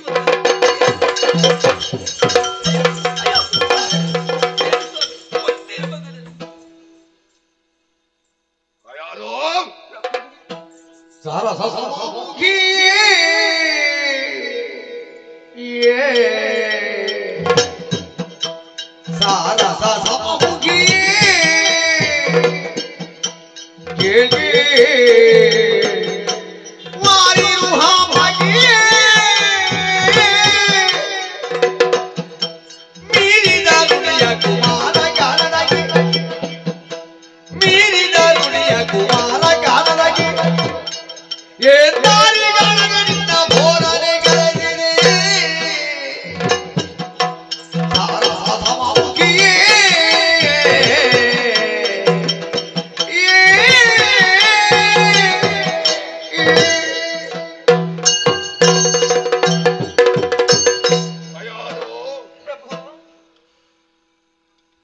ಬಹಳ ಆತುರವಾಗಿ ನಿನ್ನನ್ನು ಕರೆಸಿದೆ.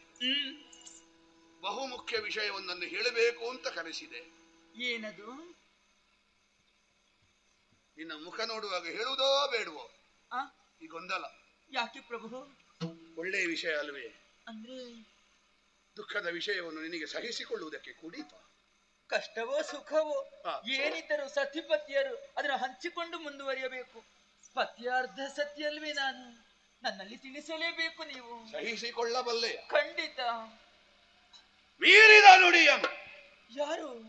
ಯಾರ್ಯಾರು ಮೀರ್ತಿದ್ರೆ ಹೂತು ಹಾಕ್ತಿದ್ದೆ.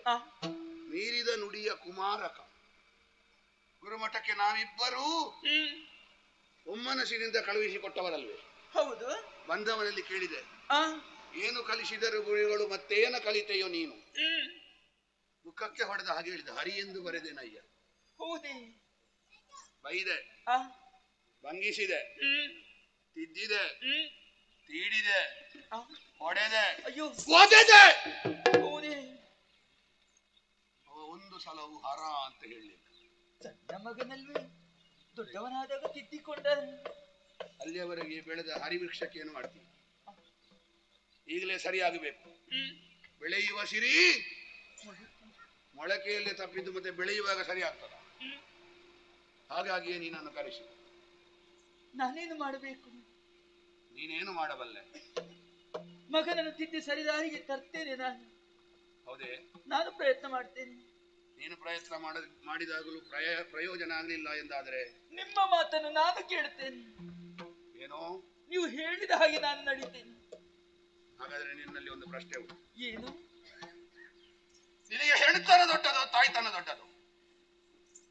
ಇದು ಮುಖದಲ್ಲಿರುವ ಎರಡು ಕಣ್ಣಿನಲ್ಲಿ ಯಾವುದು ಪ್ರಾಮುಖ್ಯ ಅಂತ ಕೇಳಿದ್ರೆ ನಾನು ಹೇಗೆ ಉತ್ತರಿಸಬೇಕು? ಎರಡು ಪ್ರಾಮುಖ್ಯ ಅಲ್ವೇ ನನಗೆ? ಅಷ್ಟು ಸುಲಭದ ಆಯ್ಕೆ ಇದ್ರೆ ಪ್ರಶ್ನೆ ಕೇಳಲಿಕ್ಕೆ ನೀನು ಬೇಕಿತ್ತ? ನಾನೇ ಉತ್ತರ ಕಂಡುಕೊಳ್ಳುವುದಿಲ್ವಾ? ಹರಿಭಕ್ತನಾದ ಮಗ ಬೇಕೋ? ಮೂಲೆಯಲ್ಲಿ ಮುಸುಕು ಹಾಕಿ ಹರಿದ್ವೇಷಿಯಾದ ಗಂಡನನ್ನು ಮರೆ. ಅಯ್ಯೋ, ಹರಿದ್ವೇಷಿಯಾದ ಗಂಡ ಬೇಕೋ? ಹರಿಭಕ್ತನಾದ ಮಗ ಹುಟ್ಟಲಿಲ್ಲ ಅಂತ ಭಾವಿಸಿ ಬದಿಯಲ್ಲಿರು. ಆಯ್ಕೆ ನಿನಗೆ.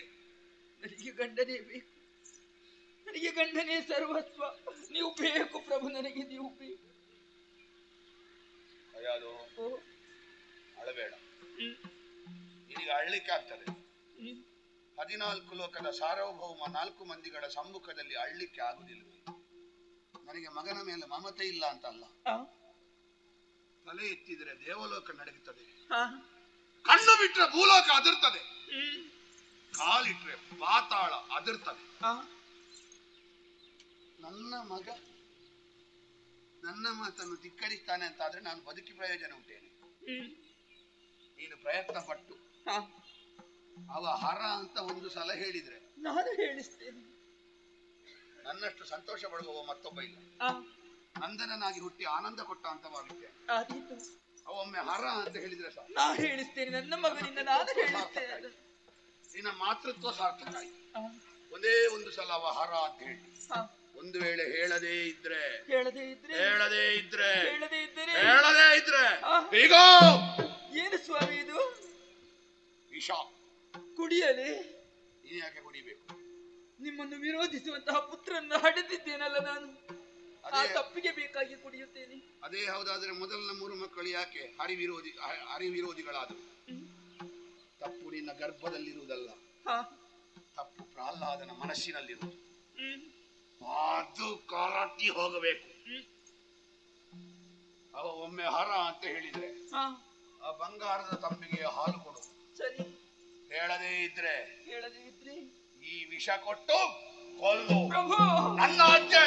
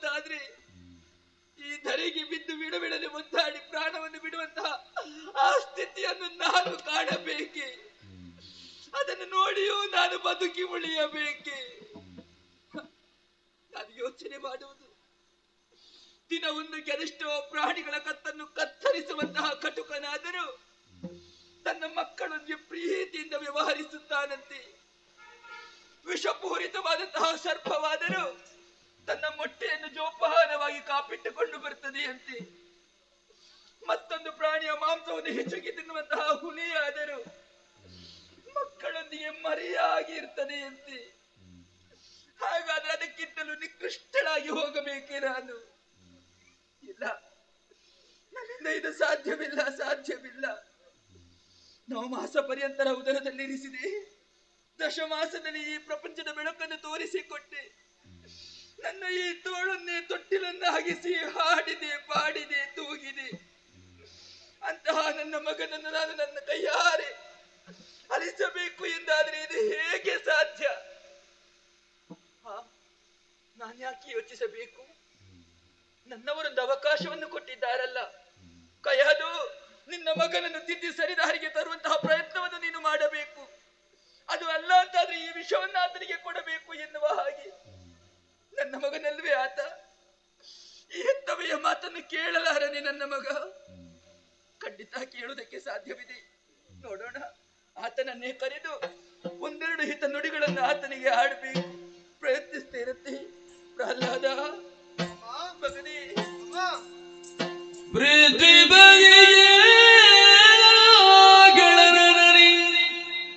ಅದುಗುಳುಡಲಿ ತನ್ನ ಮೋಗದ ಪುತ್ರನನ್ನು ಗರಿರುದ್ದ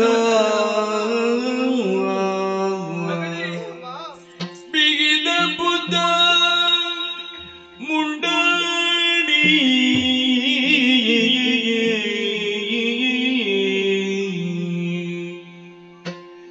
ಎದ್ದಿಗುಳುದವನನ್ನು ವಿನಯರಿ ನಿಧಿಯನು ವಾದನಿರಿ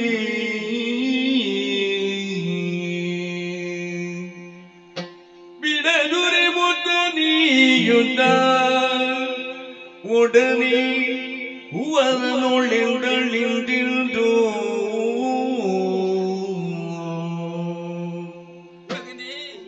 ಮಗರಿ ಬಿಡು ಜಲದರಿ ನಿನಗಿದು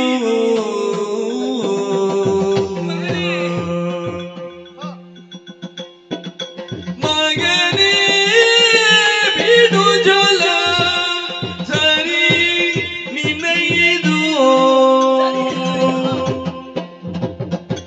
ಹಾಗೆಯ ಗುಂಡಾಡುವುದು ನಿರನದಿ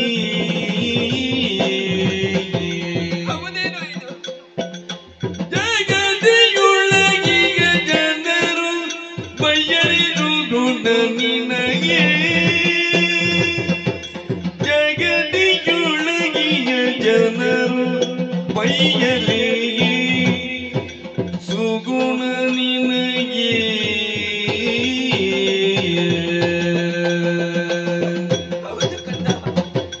ಮಗನೇ ಬಿಡು ಜಲ ಬಿಡು ಜಲ ಮಗನೇ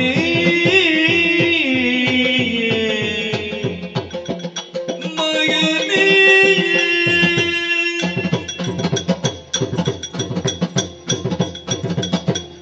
ಮಗನೇ.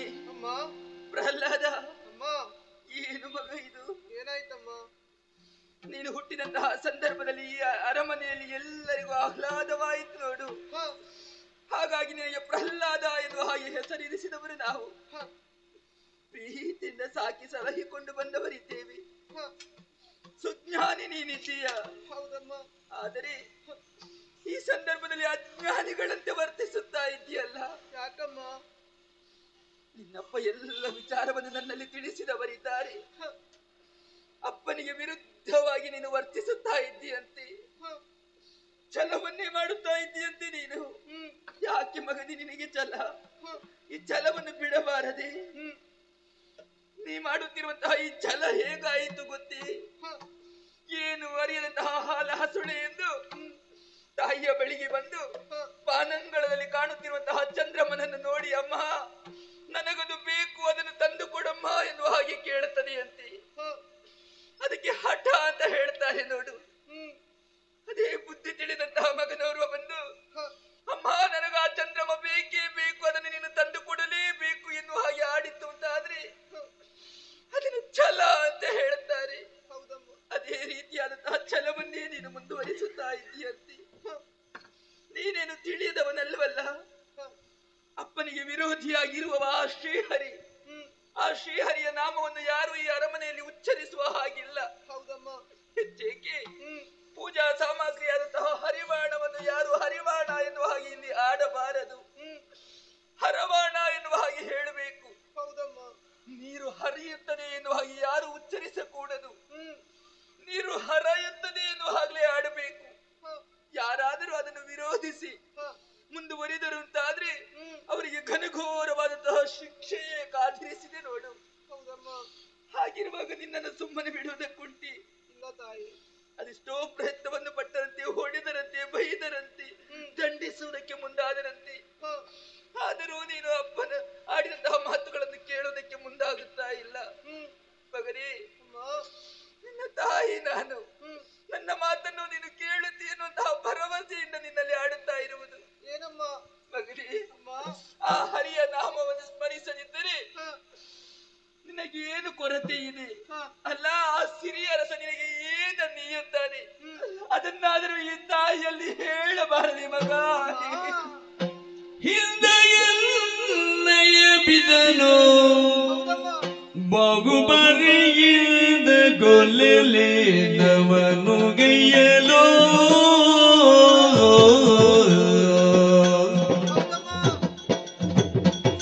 ಹಿಂದೆಯನ್ನಯ ಬಿದನು ಬಾಗುಬರಿಯಿಂದ ಹೊಲೆಯದವನು ಗೈಯಲೋ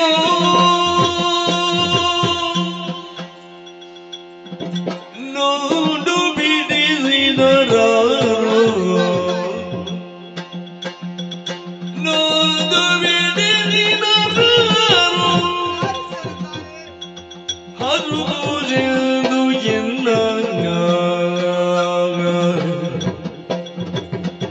ಹಿಂದೆ ಗೆಲ್ಲಯ ಬಿದನು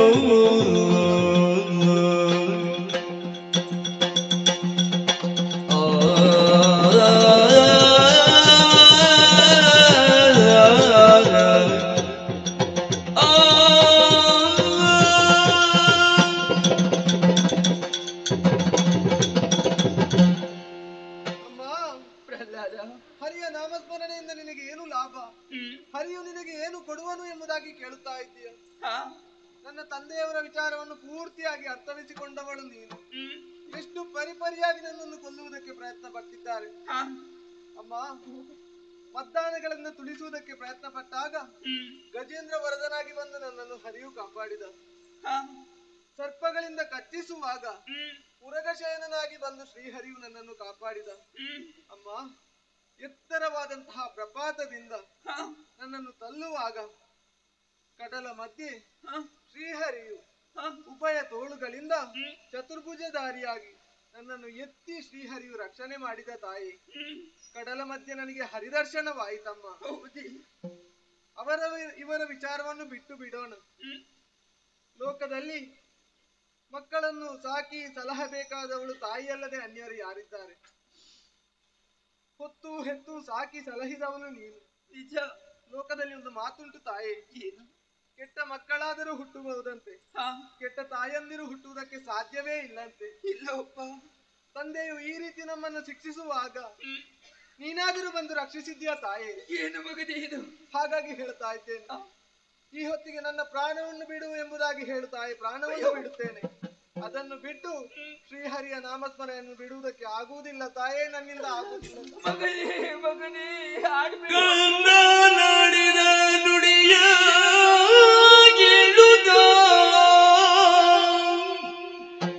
ಎದ್ದಳಂಗನೇ ಸುರಮುನಿದನು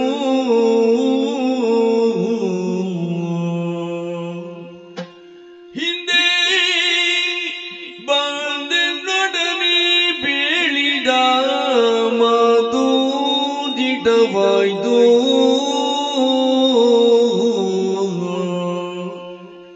ಸುರಮುನಿದನು ಹಿಂದೆ ಬಂದನೊಡನೆ ಹೇಳಿದ ಮಾತು ದಿಟವಾಯ್ತು ದಿಟವಾಯ್ತು.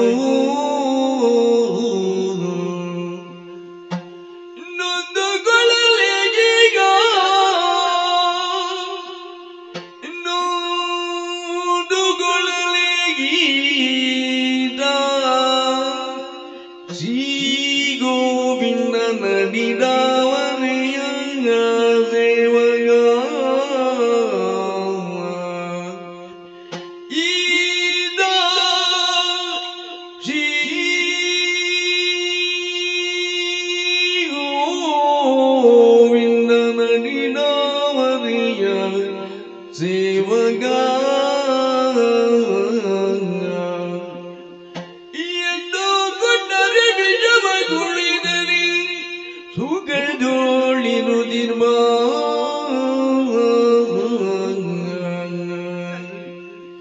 ಕಂದನಾಡದ ನುಡಿಯ ಕೇಳಿ ಇಂತಹ ಮಾತುಗಳನ್ನು ನಾನು ಕೇಳುತ್ತಾ ಇದ್ದೇನೆ. ಇಂತಹ ಗಳಿಕೆಯ ಮಾತುಗಳಿವು. ಈತನ ಬಾಯಿಂದ ಹೊರಬರುವಂತಹ ಮಾತುಗಳು. ಹಾಗಾದರೆ ಯಾಕೆ ಈ ರೀತಿಯಲ್ಲಿ ಆಗುತ್ತಾ ಇದೆ ಎನ್ನುವುದು ನನಗೆ ಈಗ ಅರ್ಥವಾಗುತ್ತಾ ಇದೆ. ಹಿಂದೆ ನನ್ನವರು ದಿಗ್ವಿಜಯಕ್ಕೆ ಹೋಗುವಂತಹ ಸಂದರ್ಭದಲ್ಲಿ ಸುರಮುನಿಗಳಾದಂತಹ ನಾರದರ ಆಗಮನ ನಮ್ಮದಾದಂತಹ ಅರಮನೆಯೇ ಆಗಿದೆ. ಆ ಸಂದರ್ಭದಲ್ಲಿ ಅವರೇ ಆಡಿದಂತಹ ಮಾತು, ಮಗಳೇ ಕೈಯಾದು, ನಿನ್ನವರನ್ನು ಕೂಡುವಂತಹ ಸಂದರ್ಭದಲ್ಲಿ ಹರಿನಾಮ ಸ್ಮರಣೆಯನ್ನು ಮಾಡು, ಹರಿ ಶರಣನೊಬ್ಬ ನಿನಗೆ ಜನಿಸುತ್ತಾನೆ ಎನ್ನುವ ಹಾಗೆ. ಹಾಗಾದರೆ ಈತ ಶ್ರೀ ಗೋವಿಂದನ ಅಡಿದಾವರೆಯ ಸೇವಕ ಎನ್ನುವುದು ದಿಟ್ಟವಾಯಿತು. ನಾರದರಾಡಿದಂತಹ ಮಾತು ಈಗ ಸತ್ಯವಾಯಿತು. ಯಾಕೆ ನಾನು ನೊಂದುಕೊಳ್ಳಬೇಕು?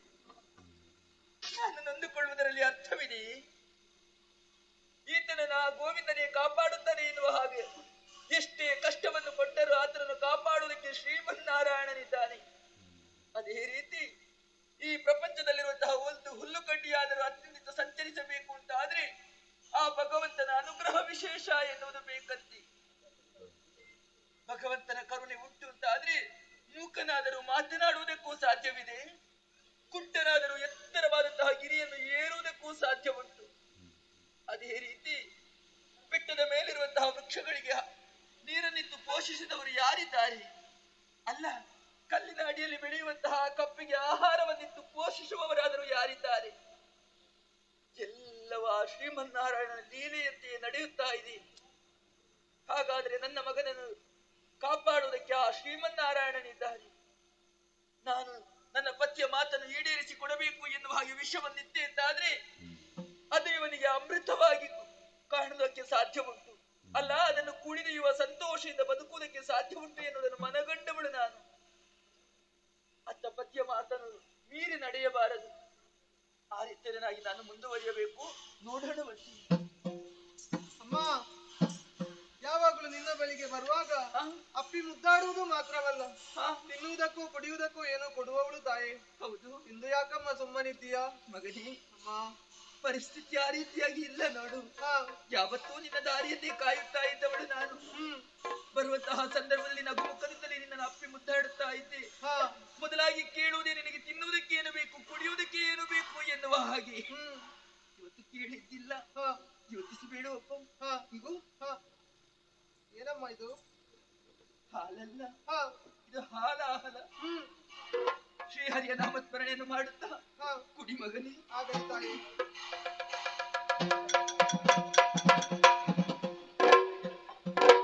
ಅಮ್ಮ, ಕುಡಿದೆ ಏನು? ಹೌದಮ್ಮ. ಗಂಟಲು ಸುತ್ತದೆ ನಿನಗೆ? ತಾಯಿ. ಹೊಟ್ಟೆ ಉರಿ ಬರ್ತದೆ ಏನು? ಏನು ಇಲ್ಲ ತಾಯಿ. ಏನು ಆಗುವುದಿಲ್ವೇ? ಇಲ್ಲ ತಾಯಿ. ಹಾಗಾದ್ರೆ ನಿನ್ನ ಶ್ರೀಮನ್ನಾರಾಯಣನೇ ಕಾಪಾಡುತ್ತಾನೆ. ಈ ವಿಚಾರವನ್ನು ಅಪ್ಪನಿಗೆ ತಿಳಿಸಬೇಕು. ಹೀಗೆ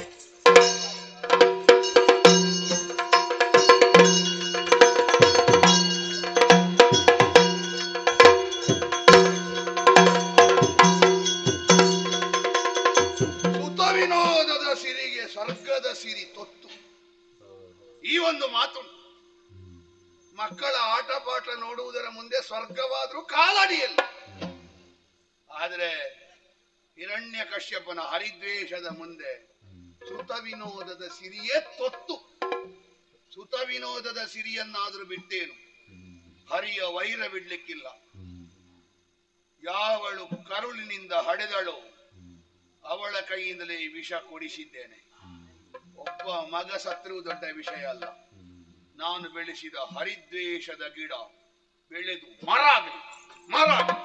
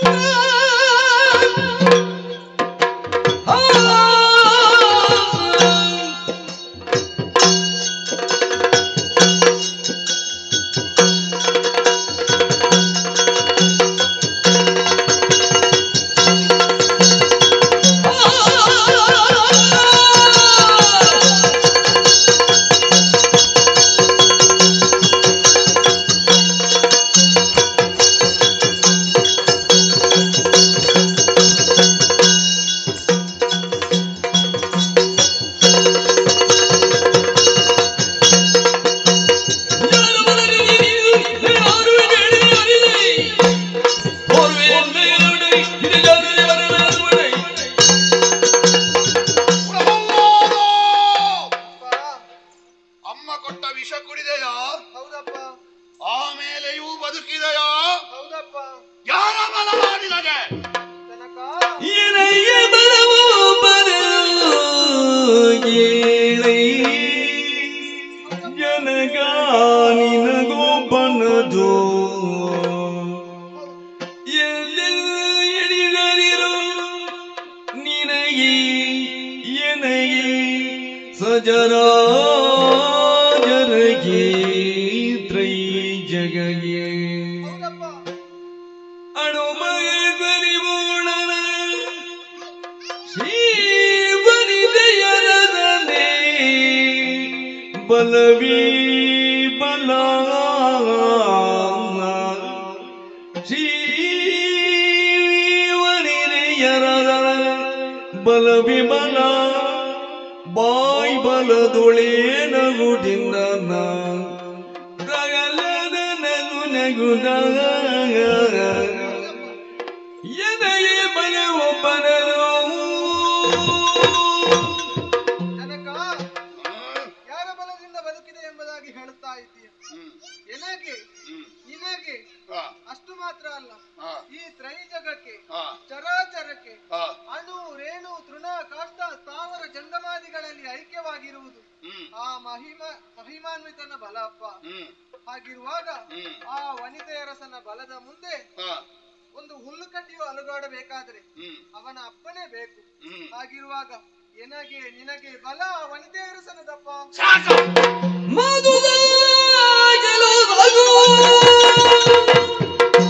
ನಿನ್ನಯ ನಿಜ ವಚನಗಳ ಹೋರಿಗಮ್ಮದೊಳಗಳ ಇಟ್ಟು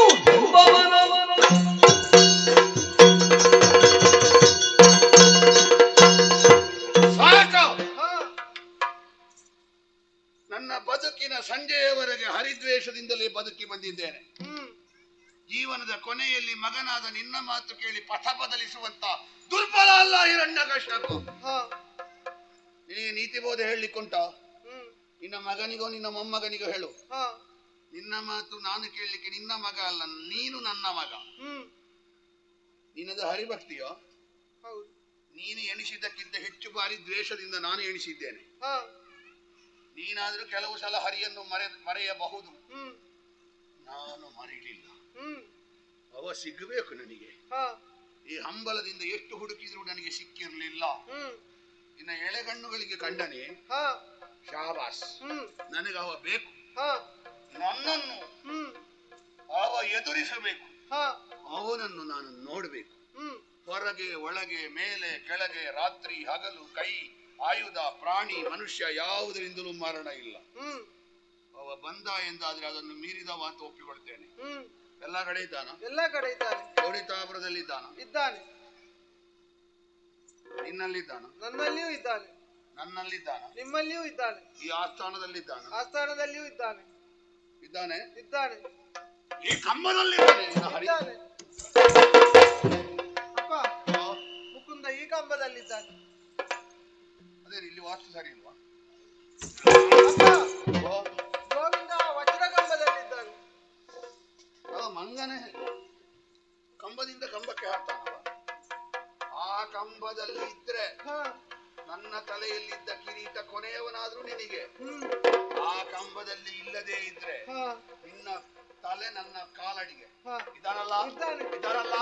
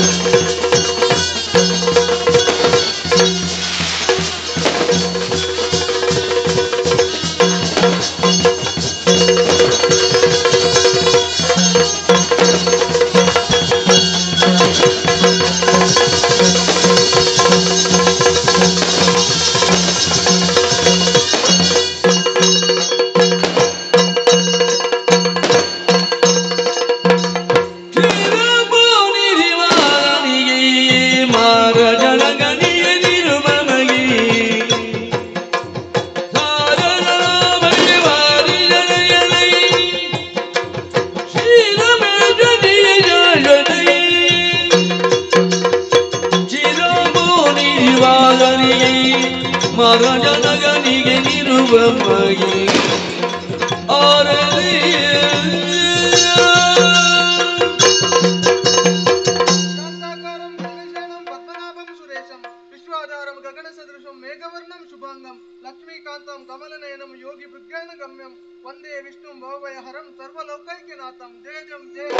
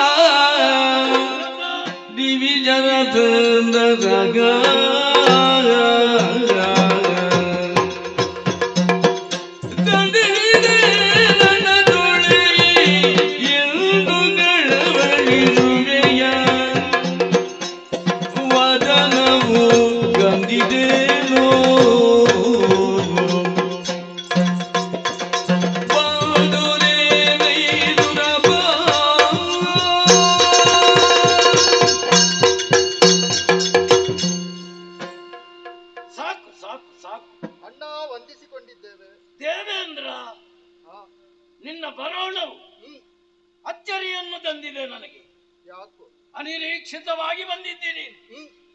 ಆದ್ರೆ ನಿನ್ನನ್ನು ನೋಡಿದಾಗ ಅದಾವುದೋ ಕಳವಳ ನಿನ್ನನ್ನು ಆವರಿಸಿಕೊಂಡಿದೆ.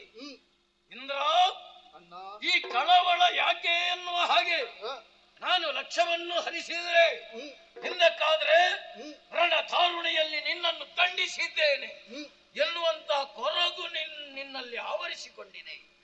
ಅಯ್ಯ, ಬಂದ ಹದನ ಏನು ಎನ್ನುವ ಹಾಗೆ ಹೇಳಯ್ಯ, ಹೇಳು. ಲಾಲಿನು ಬಲಿರಾಜ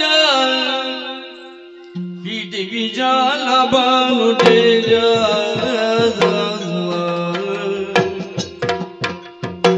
ಕುಳದನ ದಿನ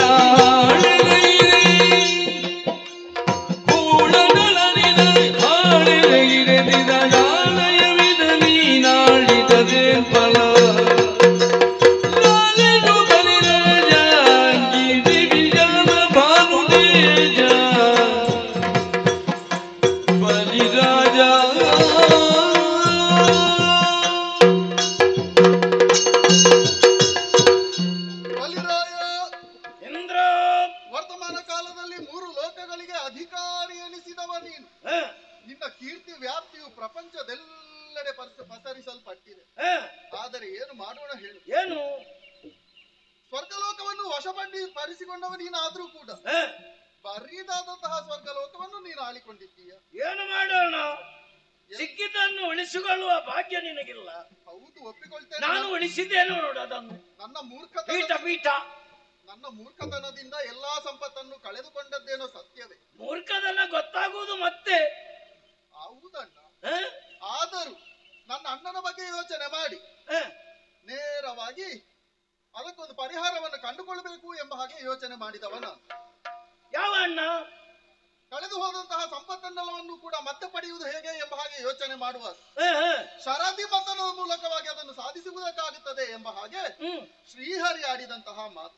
ಹೌದೇ? ಮಂದರಗಿರಿಯನ್ನೇ ಕಡಗಲನ್ನಾಗಿಸಿಕೊಂಡು ವಾಸುಕಿಯನ್ನೇ ಅದಕ್ಕೆ ನೇಣನ್ನಾಗಿಸಿಕೊಂಡು ಸಮುದ್ರವನ್ನು ಮತಿಸಿದೆವು ಅಂತಾದ್ರೆ ಶರದಿ ಗರ್ಭವನ್ನು ಸೇರಿದಂತಹ ಸುವಸ್ತುಗಳೆಲ್ಲವನ್ನೂ ಕೂಡ ಮತ್ತೆ ಪಡೆಯುವುದಕ್ಕೆ ಸಾಧ್ಯ ಉಂಟಂತೆ. ಅದನ್ನೇ ಮಾಡುವುದನ್ನು ಬಿಟ್ಟು ಇಲ್ಲಿಗೆ ಯಾಕೆ ಬಂದದ್ದು ನಿನ್ನ ಕರ್ಮ? ಕೇವಲ ನಾವು ಮಾತ್ರ ಆ ಕಾರ್ಯಕ್ಕೆ ಮುಂದಾದ್ರೆ ಸಾಕಾಗುವುದು. ಮತ್ತೆ ಸುರಾಸುರರು ಒಂದಾಗಬೇಕು. ಯಾಕಂತೆ?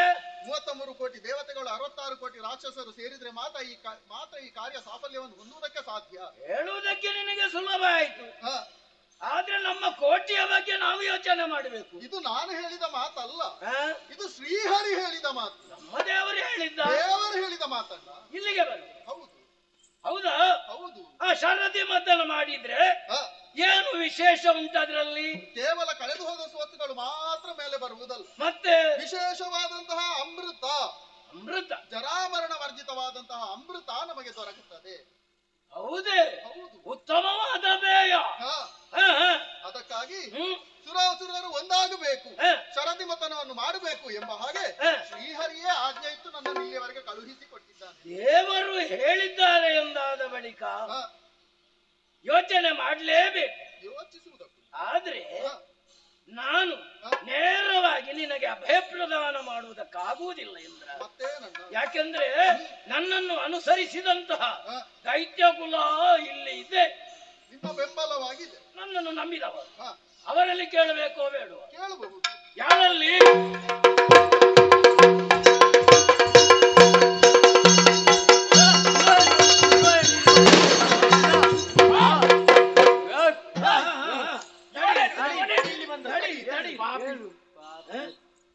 ಈಗ ಏನಿಲ್ಲ, ಅವನ ತಲೆ ಕಡಿಬೇಕು. ಈಗ ಬರೇ ಪಾಪವಾಗಿ ಬಂದಿದ್ದ. ಪಾಪಿ ಪಾಪವ ಮುಖ ನೋಡು, ಮುಖ ಇವ ಬಂದದ್ದು ಯಾಕೆ ಬಲ್ಲಿ?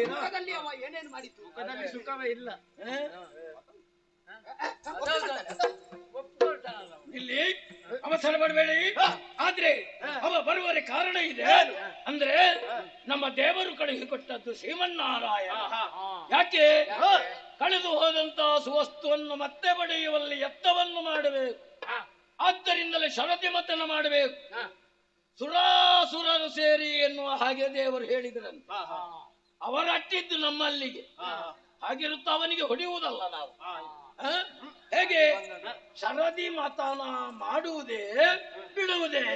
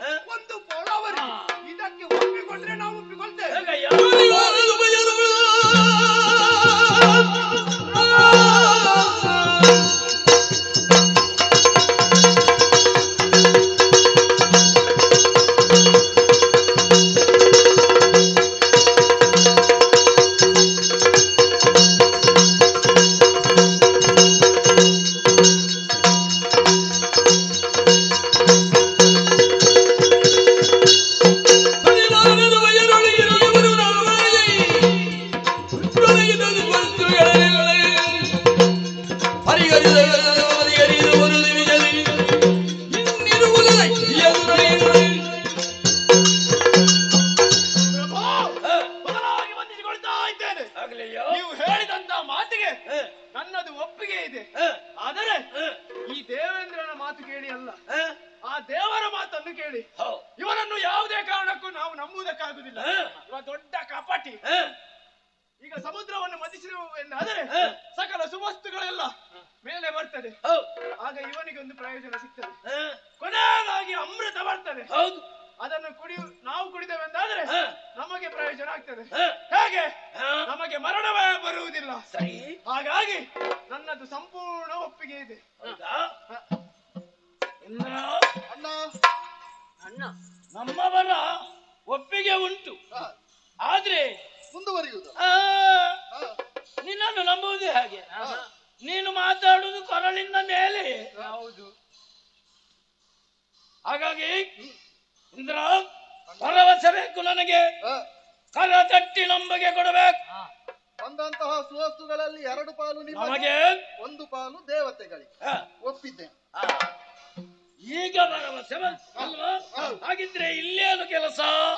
ನಾವು ಹೋಗಬೇಕಾದಲ್ಲಿ ಅಲ್ವೇ? ನಡೆಯೋಣ.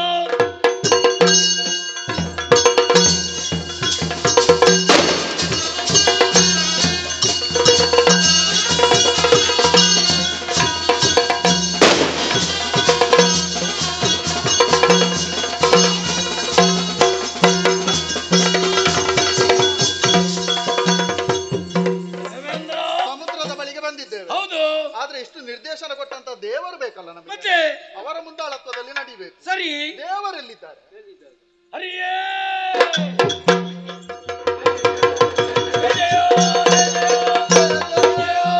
ದೇವತೆಗಳೇ, ಬಲಿ ಚಕ್ರವರ್ತಿ ಸ್ವಾಮಿ ಎಲ್ಲವನ್ನೂ ವಿಷಯ ತಿಳಿಸಿದ್ದಾನಲ್ಲ. ಹೌದು. ಸಮುದ್ರ ಮಥನ ನಡೆಸಬೇಕು ಎನ್ನುವುದಕ್ಕಾಗಿ ಸಾಗರದ ತಡಿಯನ್ನು ಬಂದು ಸೇರಿದ್ದೇವೆ. ಸರಿ. ಬೇಕಾದಂತಹ ವಸ್ತುಗಳು ಮೊದಲೇ ಸೂಚಿಸಿದ್ದೇನೆ.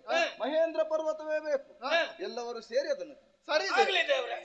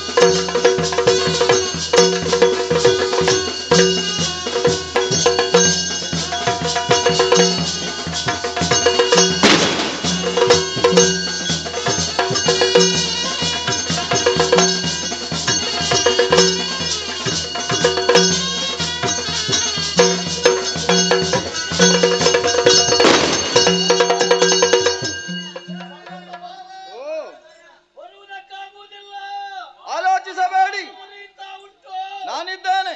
ವೈನತೆಯನ ಮೇಲೆ ಸ್ಥಿತನಾಗಿ ನಾನೇ ಆ ಕಡೆಗೆ ಧಾವಿಸ್ತೇನೆ. ಗಿರಿಯನ್ನು ಗರುಡನ ಹೆಗಲ ಮೇಲೆ ಹರಿಸಿ ಬನ್ನಿ.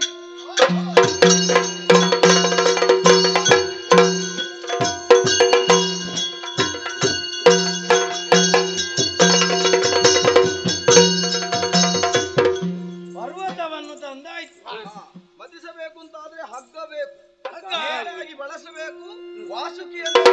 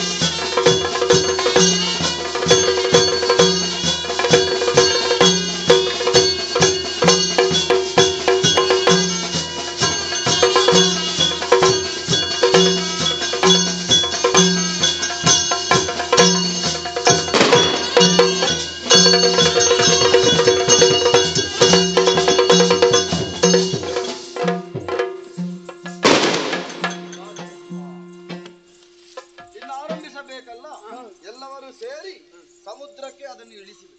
ಇಳಿಸುವ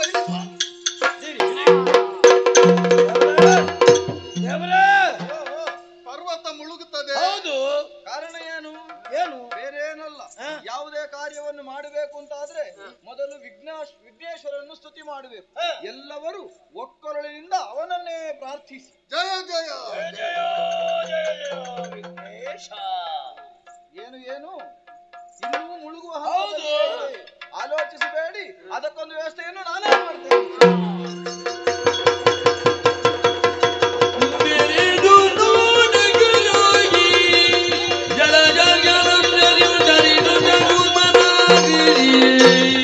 ಮುಳುಗಿ ಭಿನ್ನ ಮೇಲದ ಬದ್ದು ನಿಂತಿದ್ದನು ಮಹೇಂದ್ರಗಿರಿ ಕೂರ್ಮನ ಗಿರಿಜಿದಳಿದು ಸಮುದ್ರದಾಳವನ್ನು ಸೇರುತ್ತದೆ ಎನ್ನುವಾಗ ನಾನೇ ಕೂರ್ಮಾವತಾರಿಯಾಗಿ ನನ್ನ ಬೆನ್ನಲ್ಲೇ ಅದನ್ನು ಆಧರಿಸಿದೆ. ಕೂರ್ಮಾವತಾರವೇ ಇದಕ್ಕೆ ಬೇಕಾಗಿ ಹೋಯಿತು. ಇನ್ನು ತಡ ಮಾಡುವುದಲ್ಲ, ಎಲ್ಲರೂ ಸೇರಿ ಸಮುದ್ರ ಮಥನವನ್ನು ಮುಂದುವರಿಸೋಣ.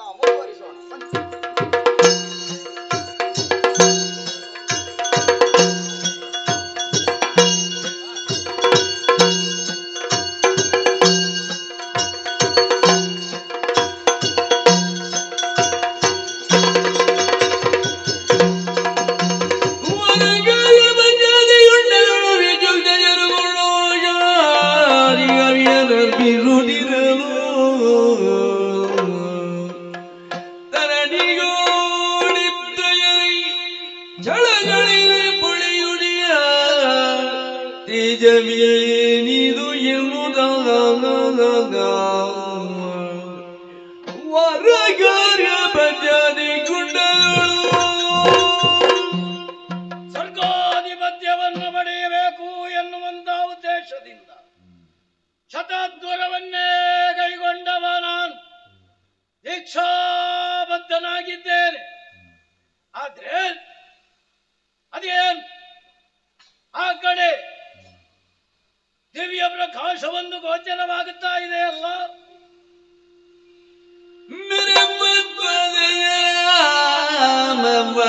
ಮದಗರದಿ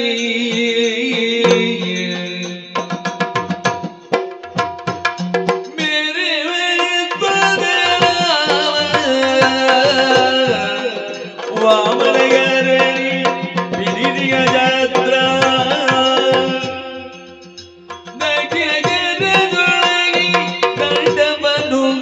ದರಿಗೆ ಮಾಡುವರಿ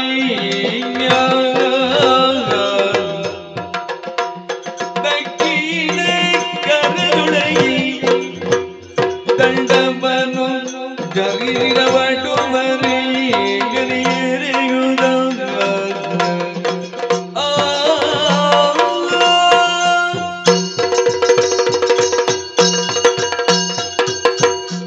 ಒಮ್ಮಿಂದ ಮೇಲೆ ದೀಕ್ಷಾಬದ್ಧನಾದಂತಹ ನಾನು ಥಟ್ಟನೆ ಎದ್ದು ನಿಂತಿದ್ದೆ. ಇದಕ್ಕೆ ಕಾರಣ ಏನು ಎನ್ನುವ ಹಾಗೆ ಲಕ್ಷ್ಯವನ್ನು ಹರಿಸಿದ್ರೆ ಆ ಸೂರ್ಯನಾರಾಯಣನೇ ದನಗಿಳಿದು ಬಂದನು. ಮಾತ್ರವಲ್ಲ ಯಜ್ಞೇಶ್ವರನೇ ಎದ್ದು ಬಂದನೋ ಎನ್ನುವ ಹಾಗೆ ಪ್ರಕಾಶವೊಂದು ಗೋಚರವಾಗುತ್ತಾ ಇದೆ. ಇದು ಏನು ಎನ್ನುವ ಹಾಗೆ ಲಕ್ಷ್ಯವನ್ನು ಹರಿಸಿದ್ರೆ ಓಹೋ ವಾಮದ ಕರದಲ್ಲಿ ಛತ್ರವನ್ನು ಹಿಡಿದಿದ್ದಾನೆ, ಬಲದ ಕೈಯಲ್ಲಿ ದಂಡವನ್ನು ಹಿಡಿದಿದ್ದಾನೆ, ದ್ವಾದಶನಾಮವನ್ನು ಧರಿಸಿದ್ದಾನೆ. ಓಹೋ ರಾಮನ ವಟುವರೆಣ್ಯ, ಏನು ತೇಜೋ ಪುಂಜಮೂರ್ತಿ. ಥಟ್ಟನೆ ಎದ್ದು ಈತನಿಗೆ ನಮಸ್ಕರಿಸಬೇಕು. ನಮೋ ನಮಃ. ಹೀಗೆ ಬರ್ಬೇಕು, ಹೀಗೆ ಬರ್ಬೇಕು, ಹೀಗೆ ಬರ್ಬೇಕು.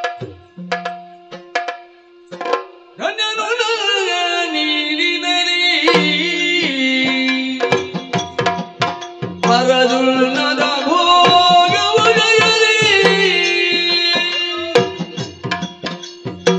ಎಣ್ಣಿದ ಜರಜೊಳುಲ ಬಿಡಿದುವಡುವ ಎಣ್ಣಿದ ಜರಜೊಳುಲ ಬಿಡಿದುವಡುವ ಹೃದಯ ಜೋಡಿವೆ ನೀರಿನಲ್ಲಿ ಅರನು ಮರ ಹೋಲವು ಜರಿ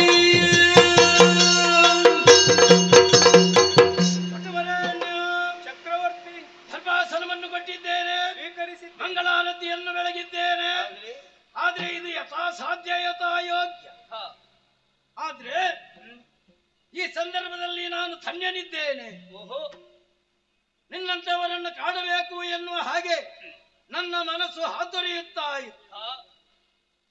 ಏನಿದ್ರು ಕೂಡ ಇದು ಸುಸಂದರ್ಭ ಅಂತ ನಾನು ಭಾವಿಸಿದ್ದೇನೆ. ಹೌದೇ? ನನ್ನ ಭಾಗ್ಯವೂ ಹೌದು, ಬರೋಣ ಆಗಿದೆ. ಆದ್ರೆ ಏನಯ್ಯ? ತವ ವಾಂಛಿತಾರ್ಥ ಏನು ಎನ್ನುವುದು ನನಗೆ ಅರ್ಥವಾದದ್ದಿಲ್ಲ. ಬಯಸಿದ್ರೆ ಏನನ್ನಾದರೂ ಕೊಡುವುದಕ್ಕೆ ಇಚ್ಛೆ ಪಡ್ತಾ ಇದ್ದೇನೆ. ಹೇಗೆ ಏನು ಬೇಕು ಸ್ವಾಮಿ? ಕೇಳಯ್ಯ. ಅಷ್ಟೇ ಅಲ್ಲ, ತಾವು ಯಾರು, ಯಾರ ಮಗ, ನನ್ನ ಉದ್ದೇಶ ಏನು ಎನ್ನುವುದು ನನಗೆ ತಿಳಿಯಬೇಕು, ಅವತರಿಸಬೇಕು. ಕೇಳು ಕೇಳಿದರ ಬಹುಮಗನೇ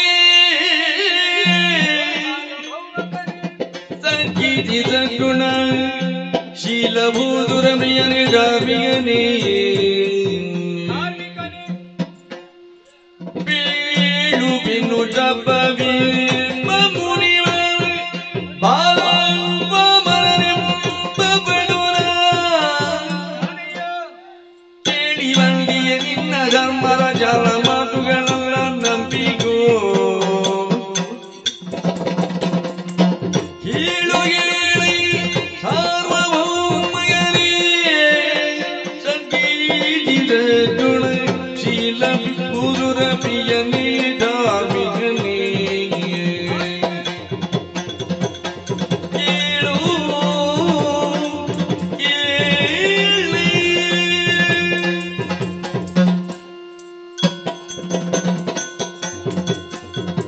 ಬಲಿ ಚಕ್ರವರ್ತಿ, ನಿನ್ನ ಸತ್ಕಾರದಿಂದ ಪ್ರೀತಗೊಂಡವನೇ ಇದ್ದೇನೆ. ಹೌದೇ? ನಿನ್ನ ಬಗ್ಗೆ ಬಹಳಷ್ಟು ಕೇಳಿ ತಿಳಿದುಕೊಂಡವನೇ ಇದ್ದೇನೆ. ಓಹೋ, ನೀ ಸಾರ್ವಭೌಮಕನಂತೆ, ಧರ್ಮಿಷ್ಠನೂ ಹೌದು, ನೀತಿವಂತನು ನ್ಯಾಯವಂತನು ಹೌದು ಎನ್ನುವ ಹಾಗೆ ಎಲ್ಲರೂ ಕೊಂಡಾಡ್ತಾ ಇದ್ದಾರೆ. ಹರಿನಾಮ ಸ್ಮರಣೆಯನ್ನೇ ಮಾಡುತ್ತಾ ದಿವಸಗಳನ್ನು ಕಳೆಯುವ ಹರಿಭಕ್ತ ಬಲಿ ಎನ್ನುವ ಹಾಗೆ ಕೊಂಡಾಡ್ತಾ ಇದ್ದಾರೆ. ಅಜ್ಜನ ಪರಂಪರ.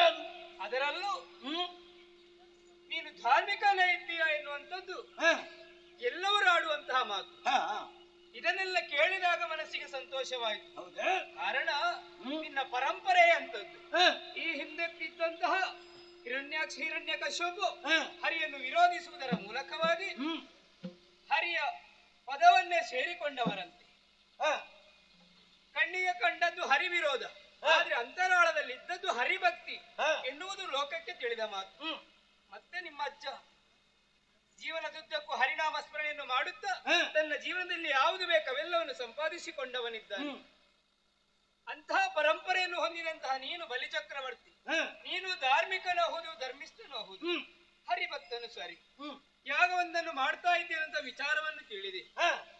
ಈ ಯಾಗದಲ್ಲಿ ಪಾಲ್ಗೊಂಡವರಿಗೆ ಬೇಕಾದ ರೀತಿಯಲ್ಲಿ ದಾನ ದಕ್ಷಿಣೆಗಳನ್ನು ಕೊಡ್ತಾರೆ, ಅದು ಯಾಗದ ಪದ್ಧತಿ.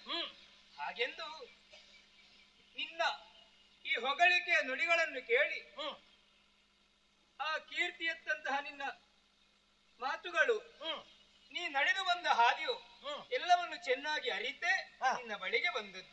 ಕಣ್ಣಾಕ್ಷಣ ನೀ ಯಾರು ಎನ್ನುವಂತ ಮಾತನ್ನಾಡಿ ಅಯ್ಯ ತನ್ನ ಜೀವನದಲ್ಲಿ ಬೇಕಾಡುಗಳನ್ನೆಲ್ಲ ಆಲೋಚನೆ ಮಾಡಿದವರು ಋಷಿಮುನಿಗಳು. ಅಂದ್ರೆ ಲೋಕದ ಹಿತವನ್ನು ಬಯಸುವವರು, ಐಚ್ಛಿಕ ಸುಖಭೋಗಗಳನ್ನು ತ್ಯಜಿಸಿ ಲೋಕದ ಒಲಿತೆ ನಮ್ಮ ಜೀವನ ಎನ್ನುವ ಹಾಗೆ ತಿಳಿದು ಲೋಕದ ಶ್ರಮದತ್ತ ಅವರು ಮನ ಮಾಡಿದವರು. ಅಂತಹ ಮುನಿ ಶ್ರೇಷ್ಠರಿದ್ದಾರೆ. ಕಶ್ಯಪ ಮುನಿ, ಅದಿತಿ ಮುನಿ, ಅವರ ಪ್ರೀತಿಯ ಕುಮಾರನೇ ನಾನು.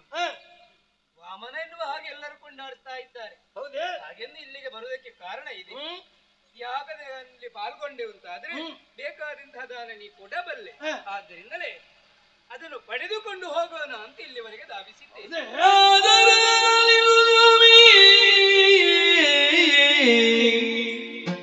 ಮನದೊಳು ಖೇದವಡಲಿರುವ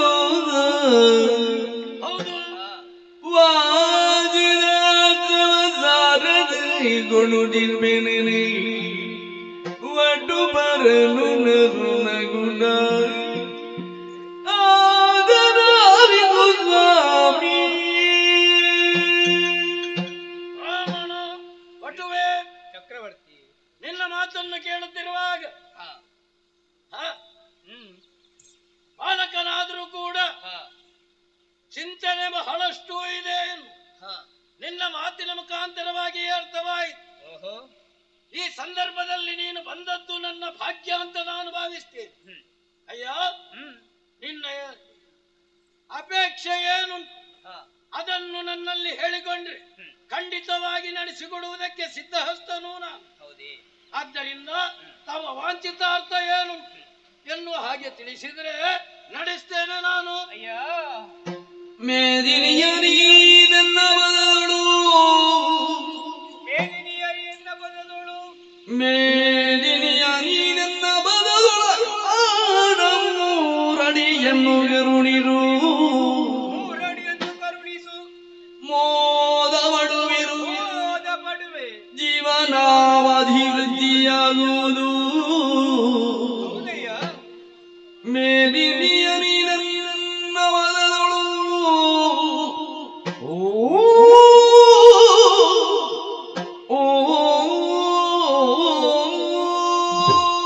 ಬಲಿರಾಯ, ನನ್ನನ್ನು ಚೆನ್ನಾಗಿ ಅರಿತವ ನೀನು. ನಿಮಗೇನಾದ್ರೂ ದಾನ ಕೊಡಬೇಕು ಕೇಳಿ ಅಂತ ಹೇಳುತ್ತಾ ಇದ್ದೀಯ. ಹೌದು, ನಾನು ಪಡೆದುಕೊಳ್ಳುವಲ್ಲಿ ಆಲೋಚನೆ ಬೇಡ ಕೇಳಿ. ಯಾರಿಗೆ ಎಷ್ಟು ಎನ್ನುವುದು ವಿಧಿ ಲಿಖಿತ. ನಮ್ಮ ಜೀವನದಲ್ಲಿ ಯಾವುದನ್ನು ನಾವು ಪಡೆದುಕೊಂಡಿರ್ತೇವೆ ಅಷ್ಟನ್ನೇ ಪಡೆಯುತ್ತೇವೆ ಹೊರತು ಅದಕ್ಕಿಂತ ಮಿಗಿಲಾದನ್ನು ಪಡೆಯುವುದಕ್ಕೆ ಸಾಧ್ಯವಿಲ್ವಲ್ಲ. ಅದರಿಂದ ಕೇಳುವುದಿಷ್ಟೇ. ಮೇದಿನಿಯೊಳ್ಳು ಎನ್ನ ಪಾದದೊಳಾದ 3 ಅಡಿ ಜಾಗವನ್ನು ನನಗೆ ಕೊಟ್ಟರೆ ಅದರಿಂದಲೇ ತೃಪ್ತಿಯಾದಂತಹ ಜೀವನವನ್ನು ಸಾಗಿಸ್ತೀನಿ. ಪುಟ್ಟ ಬಾಲಕ, ಅದರಲ್ಲೂ ಕೂಡ ಪುಟ್ಟವಾದ ಈ 3 ಅಡಿ ಜಾಗದಿಂದ ನಿನ್ನ ಜೀವಿತಾವಧಿಗೆ ಏನು ಸಾಧಿಸುವುದಕ್ಕೆ ಸಾಧ್ಯ ಉಂಟು? ಬಹುಶಃ ಸಂಕೋಚ ಇರಬೇಕು. ಯಾವ ಸಂಕೋಚವೂ ಬೇಡ. ಅಖಂಡವಾದ ಭೂವಲಯವು ನನ್ನ ಸ್ವಾಧೀನದಲ್ಲಿದೆ. ಹೆಚ್ಚೇಕೆ ಸಪ್ತ ದ್ವೀಪಗಳೂ ಕೂಡ ನನ್ನ ಅಂಕೆಗೆ ಒಳಪಟ್ಟಿದೆ. ನಿನ್ನ ತಪಸ್ಸಿಗೋ ನಿನ್ನ ಜೀವನ ಬಯಕು ಆ ದೀಪವನ್ನಾದರೂ ಕೇಳಿದ್ದು ಕೊಡುವುದಕ್ಕೆ ಸಿದ್ಧಸ್ಥನೇ ಇದ್ದೇನೆ ನಾನು. ದಾಕ್ಷಿಣ ಬೇಡ, ಕೇಳು. ಇದೆಲ್ಲ ನೀನು ಕೊಡ್ತೀನಿ ಅಂತ ಹೇಳುವುದಾ? ಹೌದು. ಅಯ್ಯ, ಆಸೆ ಎನ್ನುವುದು ಇರ್ತದೆ ಪ್ರತಿಯೊಬ್ಬರಿಗೆ. ಆದ್ರೆ ಅದಕ್ಕೆ ಮಿತಿ ಅನ್ನೋದು ಉಂಟೆ ಹೇಳು? ಖಂಡಿತ ಇಲ್ಲ. ಯಾಕೆ? ಒಂದು ಕ್ಷಣದಲ್ಲಿ ಒಂದು ಲೋಕ ಸಾಕು ಅಂತ ಬಯಸುವುದು ಕೆಲವರು. ಆದ್ರೆ ಅದನ್ನು ವಶಪಡಿಸಿಕೊಂಡ ಬಳಿಕ ಮಗದೊಂದು ಬೇಕು ಎನ್ನುವ ಹಾಗೆ ಆಸೆ ಆಗ್ತದೆ. ಅಷ್ಟಕ್ಕೂ ಸಾಲದ ಎಲ್ಲ ಲೋಕವು ನನ್ನದಾಗಬೇಕೆನ್ನುವಂತ ಆಸೆಯೇ ಹೊರತು ನನಗದು ಬೇಡ ಎನ್ನುವ ಹಾಗೆ ಯಾರು ವರ್ತಿಸುವುದಿಲ್ಲಲ್ಲ. ಆಸೆಯ ಮುಖ ಮೇಲ್ಮುಖವಾಗಿರ್ತದೆ. ಹೌದು ಅಲ್ವೇ? ಅದರಲ್ಲೂ ಅತಿ ಆಸೆ ಗತಿಗೇಡು ಎನ್ನುವ ಮಾತು ಯಾವತ್ತು ಮರೆಯ ಕೂಡದಲ್ಲ. ದಾನ ಪಡೆಯುವಾಗ ಹಾಗಾಗ ಕೂಡದು. ನಮ್ಮ ಯೋಗ್ಯತೆ ಏನು ಅಷ್ಟೇ ಪಡೆದುಕೊಳ್ಳಬೇಕು ಹೊರತು ಯೋಗ್ಯತೆಯನ್ನು ಮೀರಿ ನಾವು ಯಾವುದನ್ನು ಇಚ್ಛಿಸಬಾರದಲ್ಲ. ಅಯ್ಯ, ನೀ ಹೇಳಿದ್ದಿ ಕನಕರತ್ನಾದಿಗಳು ದ್ವೀಪಗಳು ಯಾವುದು ಬೇಕು ಕೇಳು ಅಂತ ಹೇಳಿದ್ರೆ ಅದೆಲ್ಲ ನನಗಿದ್ದು ಪ್ರಯೋಜನವಾದ್ರೆ ಹೇಳು. ನನಗೆ ಅದನ್ನು ಸುಖವನ್ನು ಅನುಭವಿಸಲಿಕ್ಕೆ ಬೇಕು. ಅಯ್ಯ, ನನ್ನ ಜೀವನ ಏನು? ತಪಸ್ಸನ್ನು ಆಚರಿಸು, ದೇವರ ಧ್ಯಾನ ಮಾಡುವುದು ಅಷ್ಟೇ ಹೊರತು ಬೇರೆ ಸುಖವನ್ನು ಪಡೆದಕ್ಕೆ ನನ್ನ ಮನಸ್ಸು ಒಪ್ಪುವಂತದ್ದಲ್ಲ. ಹಾಗಿದ್ರೆ ನಾನು ತಪಸ್ಸನ್ನು ಆಚರಿಸದೆ ಬೇಕಾದ 3 ಅಡಿ ಜಾಗ ಮಾತ್ರ. ಅಷ್ಟನ್ನು ಕೊಟ್ಟರೆ ನಾನು ತೃಪ್ತಿಯಿಂದ ಇರ್ತೇನೆ. ಹೇಗೆ ಕೊಡ್ತೀಯ? ಆದ್ರೆ ನಿನ್ನ ವಾಂಚೆ ಹಾಗೆ ಎಂದಾದ ಬಳಿಕ ಮತ್ತೆ ಮರುವಾಡುವುದಕ್ಕೆ ನಾನು ಯಾರು? ಕೊಡ್ತೇನೆ ಕೊಡ್ತೇನೆ ಅಂತ ಹೇಳಿದ್ರೆ ಆ ಸಾಲದು ಪುಣ್ಯ. ಮತ್ತೆ ಬರೇ ಬಾಯಿ ಮಾತಿನ ಮೇಲೆ ನನಗೆ ಭರವಸೆ ಇಲ್ಲ. ನಿನ್ನ ಮೇಲೆ ಭರವಸೆ ಅಂತ ಅಲ್ಲ, ಮಾತು ಬಂಜೆ ಆಗಬಾರ್ದಲ್ಲ. ಆದ್ದರಿಂದ ಹೇಳ್ತಾ ಇದ್ದೀನಿ, ಕರ ತಟ್ಟಿ ಭಾಷೆಯನ್ನು ಕೊಡಬೇಕು. ಮತ್ತೆ ನೀ ದಾನವನ್ನು ಕೊಡುವಾಗ ದಾರೆ ಇರದೆ ಕೊಡಬೇಕು. ಹೌದೇ? ಖಂಡಿತ. ಹಾಗಿದ್ರೆ ತಡಯ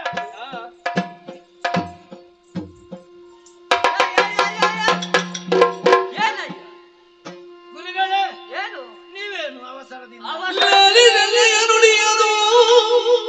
ಬಲಿರಾಯ ಶೀಲನೆ ಬದಿದನು ಲೋಲಗಂಜಮರದಿಯಳು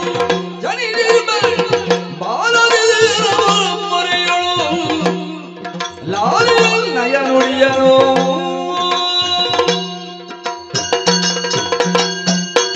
ಚಕ್ರವರ್ತಿ ಸ್ವಲ್ಪ ಗುರುಗಳೇ, ತಡಿಬೇಡಿ. ದಾನ ಕೊಡುವಾಗ ಯಾಕೆ ತಡಿ? ಅವಸರ ಮಾಡಬೇಡ. ಅವಸರ ಮಾಡಿದ್ರೆ ಆಗ್ಲಿಕ್ಕಿಲ್ಲ. ಆಳಿ ಸಣ್ಣ ನುಡಿಯ ಕೇಳುವ. ಇದು ನೀನು ದಾನ ಮಾಡುವುದಕ್ಕಾಗಿ ಹೊರಟ. ಹೌದು. ನೀನು ದೀಕ್ಷಾಬದ್ಧನಾಗಿ ಕೂತವಲ್ವಾ? ಹೌದು. ಪಕ್ಕನೆ ಎದ್ದು ಬರುವಾಗ ನನ್ನಲ್ಲಿ ಕೇಳಲಿಕ್ಕಿಯ ನೀನು? ಇಲ್ಲ, ನೀವು ಕೂಡ ಎದ್ದವರಿದ್ದೀರಿ. ನಾನೆದ್ದಿದ್ದೇನಂತ ನೀನೆದ್ದ? ಎದ್ದು ಬಂದು ಅವನಿಗೆ ಧಾರೆದೆಲ್ಲ ಕೊಡ್ಬೇಡ, ಸಾಮಾನ್ಯ ವಟು ಎಂಬುದಾಗಿ ಭಾವಿಸಬೇಡ. ವೈಕುಂಠವಾಸಿಯಾದಂತಹ ಶ್ರೀಮನ್ನಾರಾಯಣನೇ ಅವತಾರ ಎತ್ತಿ ವೇಷ ಮಾಡಿ ಬಂದಿದ್ದಾನೆ ನಿನ್ನನ್ನು ಮೋಸಗೊಳಿಸುವುದಕ್ಕಾಗಿ. ಕೊಟ್ರೆ ನೀನು ಕೆಟ್ಟೆ. ಯಾರು ಬಂದದ್ದು? ಹರಿ. ಮೋದಗಳಾಯಿತು ಗುರುವರ ದುರಗರ ಮೇಡವೇ ಹರಿಗಾಗಿ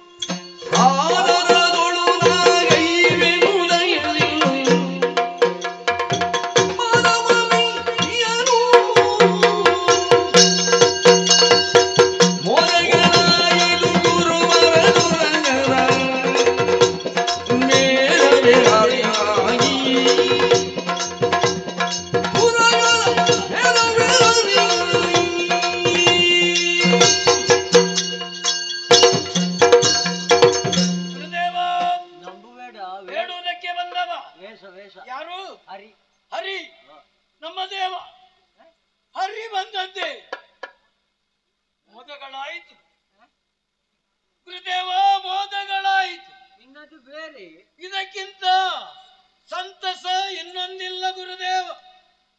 ಈ ಯಾಗವನ್ನು ಮಾಡುವರೆ ಉದ್ದೇಶವೇ ಅದೇ. ಆ ಹರಿಯನ್ನು ಮೆಚ್ಚಿಸುವ ಗುರಿಯನ್ನಿರಿಸಿಕೊಂಡು ಯಾಗವನ್ನು ಮಾಡುತ್ತಾ ಇದ್ದೇನೆ. ಈ ಸಂದರ್ಭದಲ್ಲಿ ದೇವನೇ ನನ್ನಲ್ಲಿ ಬೇಡುವುದಕ್ಕಾಗಿ ಬಂದಿದ್ದಾನಂತಿದ್ರೆ ದಾನ ಕೊಡದೆ ಇದ್ದಂತ ಕೈ ಮತ್ತೆ ಇದ್ದೇನು ಪ್ರಯೋಜನ ಹೇಳಿ? ನೀನು ಕೊಡ್ಬೇಡ, ಕೊಟ್ರೆ ಕಷ್ಟ ಬರ್ತದೆ. ಗುರುದೇವ, ದೇವರಿಗೆ ಕೊಡುವಾಗ ತಡೀಬಾರ್ದು. ಆದ್ದರಿಂದ ನೀವು ಯೋಚನೆ ಮಾಡಬೇಡಿ.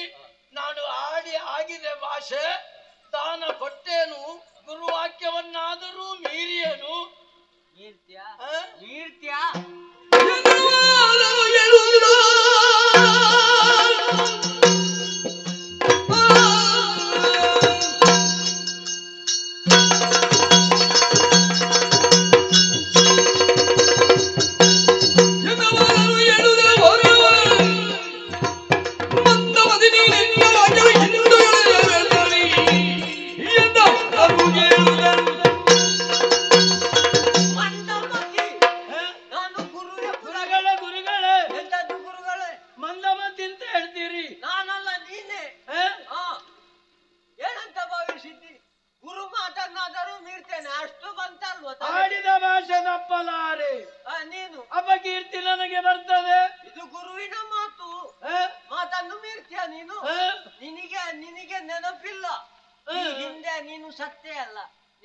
ಬದುಕಿಸಿದವ ನಾನು. ಗುರುಗಳೇ, ವೇಷದಿಂದ ನಿನಗೆ ಮೋಸ ಆಗ್ತದೆ ಅಂತ ಅಂದ್ರೂ ನಿನಗೆ ಕೇಳುವುದಿಲ್ಲಲ್ಲ. ಅಹಂಕಾರ, ಅಧಿಕಾರ ಉಂಟು, ಸಂಪತ್ತು ಉಂಟು, ಗುರು ಅನುಗ್ರಹ ಇದೆಲ್ಲ ಇಲ್ಲ. ಇಷ್ಟರ ತನಕ ಇತ್ತು, ಇನ್ನೊಬ್ಬ ಬೆಳಿಬೇಕಂತ ಇತ್ತು, ಇನ್ನು ನೀನು ಬೆಳಿಲಿಕ್ಕಿಲ್ಲ, ಮುಗೀತು ನಿನ್ನದು. ಗುರುಗಳೇ, ಯಾಕೆ ಕೋಪ ಮಾಡುವುದು? ಕೋಪ ಮಾಡದೆ ಕೊಡ್ಬೇಡ. ಗುರುಗಳೇ, ನಿಮ್ಮ ವಾಕ್ಯವನ್ನಾದ್ರೂ ಮೀರಿಯೇನು? ಮೀರಿದ್ರೆ ನಿನ್ನಲ್ಲಿರುವಂತಹ ಐಶ್ವರ್ಯವೆಲ್ಲ ನಾಶವಾಗಿ ಹೋಗ್ತದೆ. ಇದು ಶಾಪ, ನಿನ್ನದು ವೇಷ ಅಲ್ವಾ? ಕೊಡುವುದೇ ಅಲ್ವಾ? ಕೊಡುವುದೇ. ಹೇಗೆ ಕೊಡ್ತೀನಿ ನಾನು ನೋಡಿ. ಅಯ್ಯ ಚಕ್ರವರ್ತಿ, ಆಗಲಿ ನನ್ನ ಮಡದಿ ಮನೆಯು ಬಂದಿದ್ದಾಳೆ. ಜೊತೆಯಾಗಿ ಸರ್ವ ಸಮರ್ಪಣಾ ಭಾವನೆ. ನೀ ದಾರಿ ಎತ್ತಾ ಇದ್ದ ಹಾಗೆ ಬರುವುದಿಲ್ವಲ್ಲ? ಕಾರಣ ನೋಡೋಣ.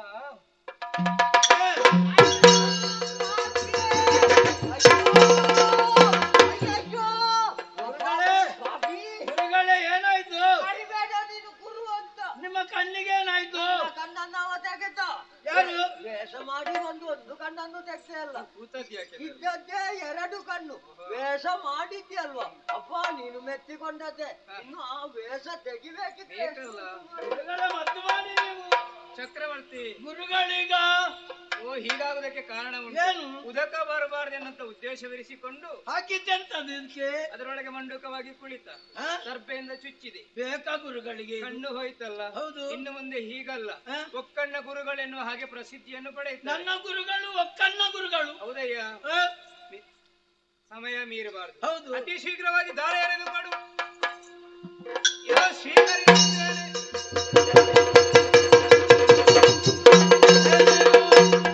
ಧಾರಿಣಿಯರೊಂದು ಬದಲಿ ವ್ಯಾಪಿಸುವುದವಾರಿ ಜಂಗಲು ಮೋದಲಿ ಧಾರಿಣಿಯ ಗದಿಗಳ ಒಮ್ಮೆ ಮುದ ಬೇರುದ ಮುಂಬನ ಬದಗಳ ಧಾರಿಣಿಯರೊಂದು ಬದಲಿ.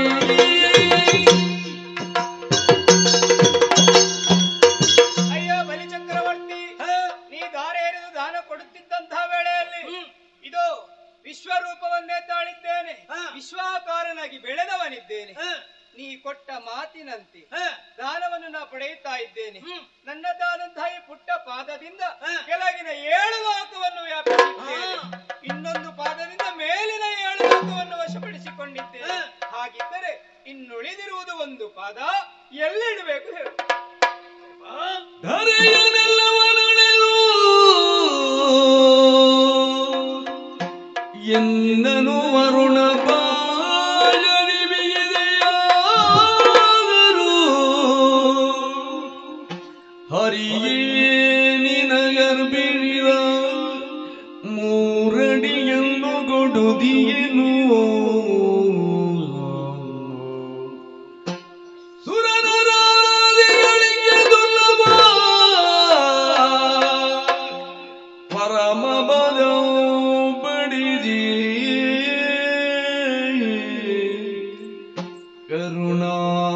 ಕರುಣಾಗರನಿ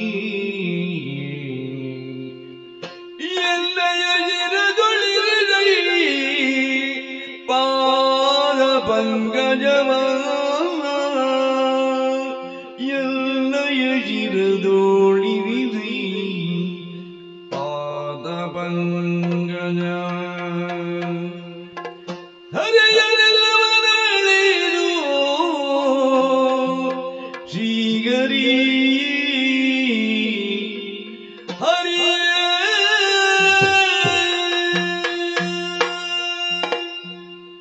ಹರಿಯೇ ಬಳಿರಾಯ, ಇನ್ನೊಂದು ಪಾದವನ್ನು ಎಲ್ಲಿಡ್ಲಿ ಎನ್ನುವ ಹಾಗೆ ಕೇಳುತ್ತಾ ಇತ್ತು. ನಿಜ. ಆದ್ರೆ ಎಲ್ಲವನ್ನೂ ಅಳೆದು ಬಿಟ್ಟಿದ್ದಿ. ಹಾಗಿದ್ರೆ ಇನ್ನು ಮುಂದಕ್ಕೆ ನಿನಗೆ ಜಾಗ ಎಲ್ಲಿ ತೋರಿಸಲಿ? ತೋರಿಸು ಎನ್ನುವ ಹಾಗೆ ನಾನು ಯೋಚನೆ ಮಾಡಿದ್ರೆ ಈ ಸಂದರ್ಭದಲ್ಲಿ ವರುಣಪಾಶದಿಂದಲೇ ನನ್ನನ್ನು ಕಟ್ಟಿ ಹಾಕಿ. ಆದರೂ ಶ್ರೀಹರಿಯೇ, ಏನಯ್ಯ? ನಿನಗರ್ಪಿಸಿದ 3 ಅಡಿ ಜಾಗವನ್ನು ಖಂಡಿತವಾಗಿಯೂ ನಾನು ಕೊಡ್ತೇನೆ ಸ್ವಾಮಿ. ಸುರ ನರ ಕಿನ್ನರ ಶ್ರೇಷ್ಠರಿಗೂ ಕೂಡ ದುರ್ಲಭವಾದಂತಹ ದಿವ್ಯ ಪಾದದ ದರ್ಶನ ಎನ್ನ ಬಾಲಿಗೆ ಆಗಿದೆ ಎಂದಾದರೆ ಇದಕ್ಕಿಂತ ಭಾಗ್ಯ ಇನ್ನೊಂದು ಬೇಕೆ ತಂದೆ. ಆದ್ದರಿಂದಲೇ ಇನ್ನು ಕೊಡುವುದಕ್ಕೆ ನನ್ನಲ್ಲಿ ಏನೂ ಇಲ್ಲ. ತೋರಿಸುವುದಕ್ಕೆ ಜಾಗ ಇರುವುದು ನನ್ನ ತಲೆ ಮಾತ್ರ. ತಂದೆಯೇ, ನೆಮ್ಮದಿಯ ಭಾವವನ್ನಾದ್ದು ನಿನ್ನ ಆ ಪಾದವನ್ನು ನನ್ನ ಶಿರದಲ್ಲಿರಿಸಯ್ಯ. ಮೆಚ್ಚಿದ್ದೇನೆಯ್ಯ. ಕಳೆಯಲಿ ಮನ್ವಂತರಗಳು ಮನವಳು ಗೆಲಗೆದು ಹರ್ಷದಾಳು ಒಲಿದಿವೆ ದೂರ್ಯದ ಬರ್ಣಿಯಗಲೈ ಒಲಿದಿವೆ ದೂರ್ಯದ ಬರ್ಣಿಯಗಲೈ ಬಲಿಯ ದಿನಗಾಗಿ ಬರದೊಳು ನೆಲದು ಬಂದವ ಮಾಡಿದರಿದೋ ಕಳೆಯಲಿ ಮನ್ವಂತರಗಳು ಮನವಳು ಗೆಲಗೆದು ಭಜನಾಳು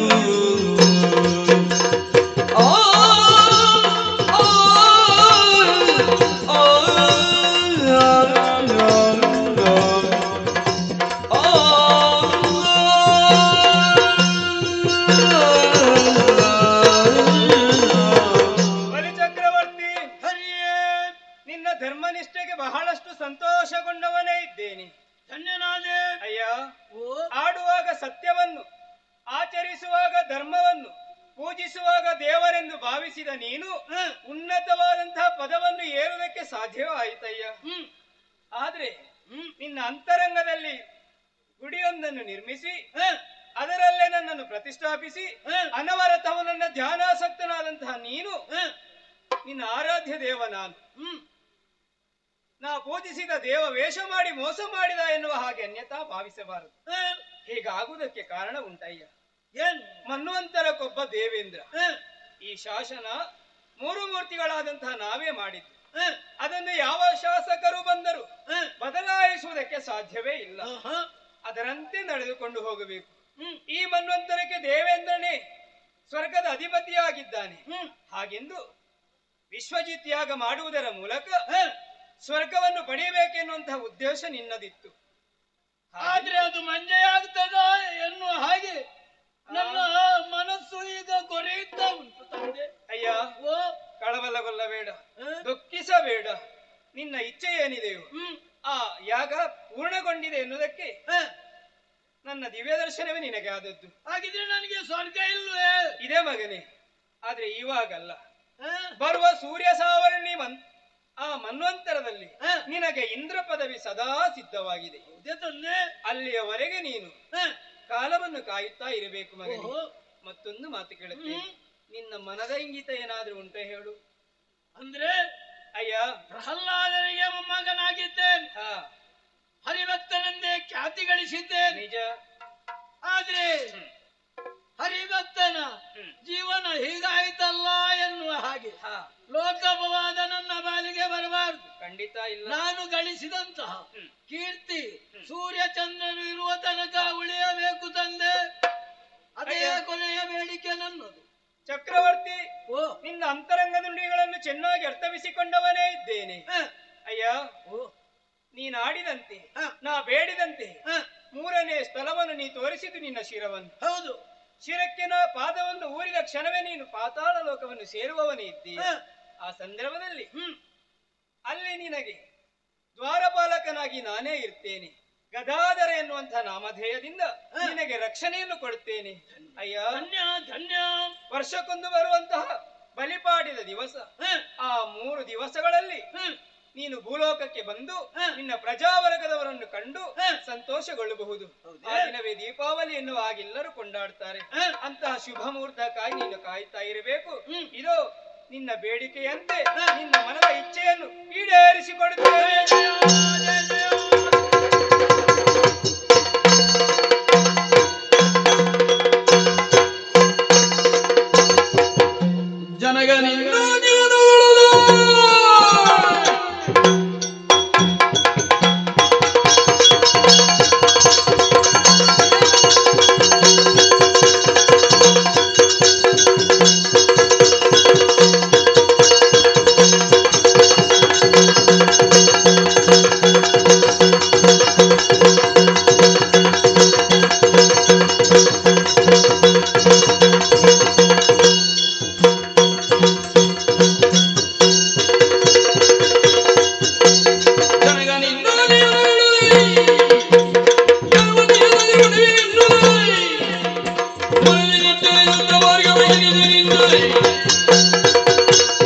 ಆಶ್ಚರ್ಯ ಪರಮಾಶ್ಚರ್ಯವನ್ನೇ ಕಾಣುತ್ತಾ ಇದ್ದೇನೆ.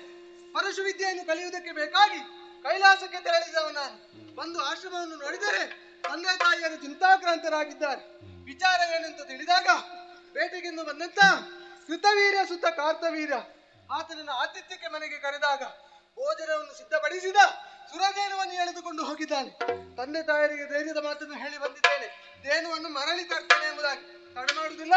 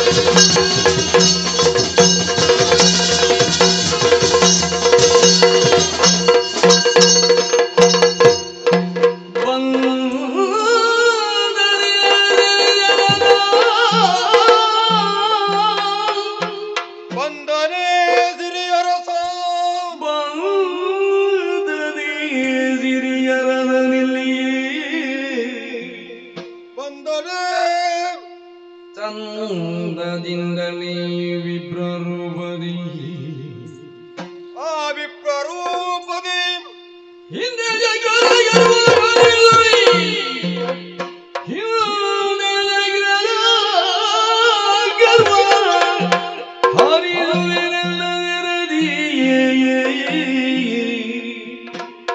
ವಂದನೆ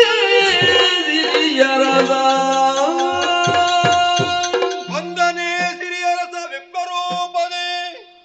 ಈ ಕಾರ್ತಿವೀರ ಜನ್ಮ ಸಾರ್ಥಕವಾಗಿ ಹೋಯಿತು. ಈ ವೇಳೆ ನನಗೆ ಪುನರ್ಜನ್ಮ ನೆನಪಾಗುತ್ತಾ ಇದೆ. ನಾನು ಎಲ್ಲಿದ್ದವ, ಯಾಕೆ ಇಲ್ಲಿಗೆ ಬಂದೆ ಎಂಬುದಾಗಿ. ಈ ಎಂದಕ್ಕಾದ್ರೂ ಶ್ರೀಮನ್ನಾರಾಯಣ ಕರದಲ್ಲಿ ರಾರಾಯಿಸುವ ಸುದರ್ಶಚಕ್ರವೇ ನಾನು. ಒಂದು ಪ್ರಸಂಗದಲ್ಲಿ ಶ್ರೀಮನ್ನಾರಾಯಣನಿಗೂ ಭಯಂಕರ ವಾಗುದ್ಧ ಬೆಳೆದು ಹೋಯಿತು. ನನ್ನ ತಲೆಗೆ ಅಹಂಕಾರ ಬೆಳೆದು ಹೋಯಿತು. ಕ್ರೋಧಗೊಂಡಂತ ಹರಿ, ನೀನು ಭೂಲೋಕದಲ್ಲಿ ಮಾನವನಾಗಿ ಹುಟ್ಟುವುದಾಗಿ ಘೋರದ ಶಾಪವನ್ನು ಕೊಟ್ಟು ಬಿಟ್ಟ.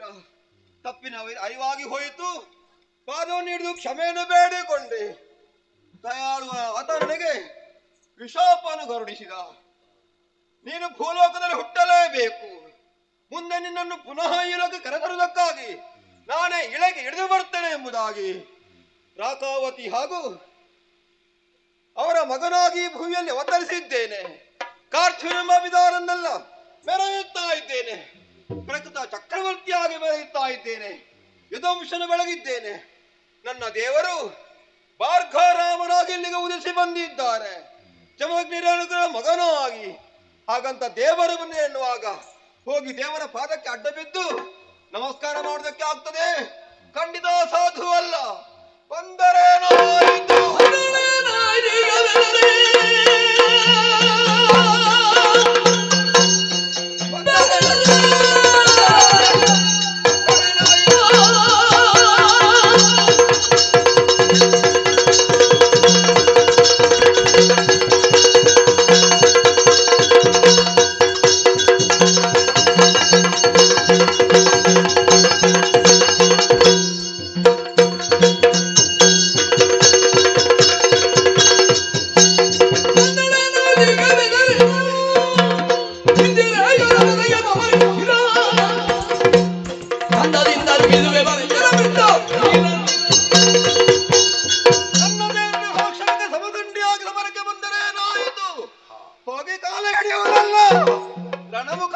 ಉತ್ತರಿಸಬೇಕೆಂಬುದನ್ನು ತೀರ್ಮಾನ ಮಾಡಿದ್ದೇನೆ. ಆ ಮೂಲಕವಾಗಿ ನನ್ನ ಜನ್ಮವನ್ನು ಸಾರ್ಥಕಪಡಿಸಿಕೊಳ್ಳಬೇಕು. ಪುನಃ ಯಥಾಸ್ಥಾನಕ್ಕೆ ಸೇರಿಕೊಳ್ಳಬೇಕು. ಒಬ್ಬನೇ ಹೋಗುವುದೇ? ಖಂಡಿತ ಅಲ್ಲ. ನನ್ನ ನಂಬಿಕೊಂಡು ಬಂದಿದ್ದಾರೆ. ನಮ್ಮವರು ನನ್ನ ಬಾಯ ಹಲ್ಲುಗಳಂತೆ ಆಶ್ರಯಿಸಿಕೊಂಡಿದ್ದಾರೆ. ಕಾಲಜ್ಜ ಸಕ್ರಿಯ ಮೊದಲು ಸೇರಿಸಿಕೊಂಡು ಅರ್ಧಚಂದ್ರಾಗ್ನ ಸೇನೆಯನ್ನು ಸಜ್ಜುಗೊಳಿಸಿ ಸಮರಕ್ಕಣಿಯಾಗುತ್ತೇನೆ.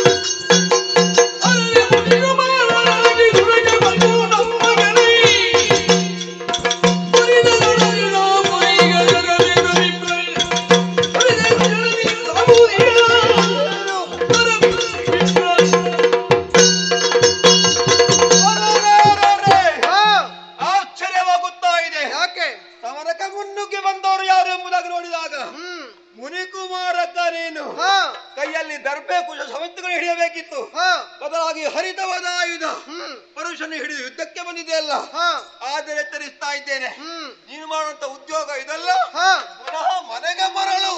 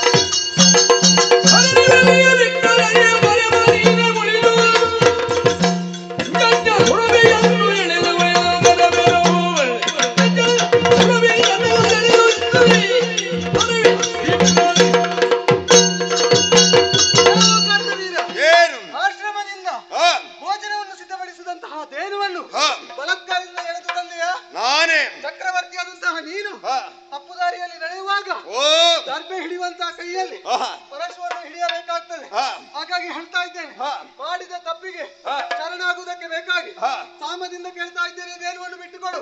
ಬಿಟ್ಟುಕೊಡದಿದ್ರೆ ದಾನವಾಗಿ ಬೇಡ್ತಾ ಇದ್ದೇನೆ, ದೇನುವನ್ನು ಬಿಟ್ಟುಕೊಡು. ಕೊಡಲಾರೆ ಕೊಡಲಾರೆ ಕೊಡಲಾರೆ.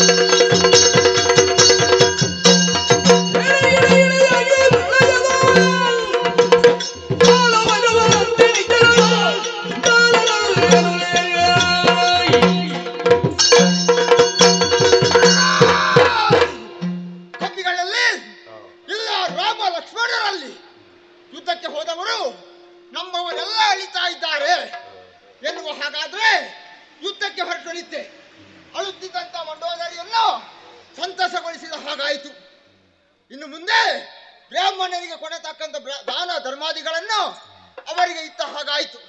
ಅಳಿದುಳಿದ ಬಟವನ್ನೆಲ್ಲ ಜೊತೆ ಸೇರಿಸಿಕೊಂಡು ರಣಕ್ಷೇತ್ರದ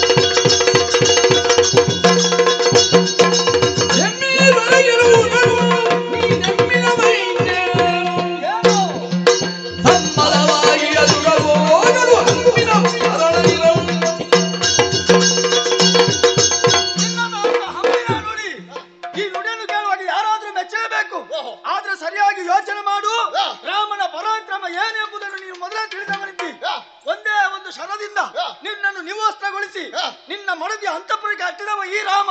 ಹಾಗಾದ್ರೆ ನನ್ನ ಸಾಮರ್ಥ್ಯವನ್ನು ತಿಳಿದು ನನ್ನನ್ನು ಕೊಲ್ಲುವುದು ಮತ್ತೆ ಅವರನ್ನು ನೋಡುದು ಮಾಯ ಉಂಟು ಮಾರಣ ಉಂಟು ಹೇಳು. ನಿನ್ನೆ ಎನ್ನುವುದು ಇಂದಲ್ಲ, ಇಂದು ಎನ್ನುವುದು ನಾಳೆಯಲ್ಲ. ಬಾ, ನಾನು ನಿನ್ನ ತೋರಿಸ್ತೇನೆ.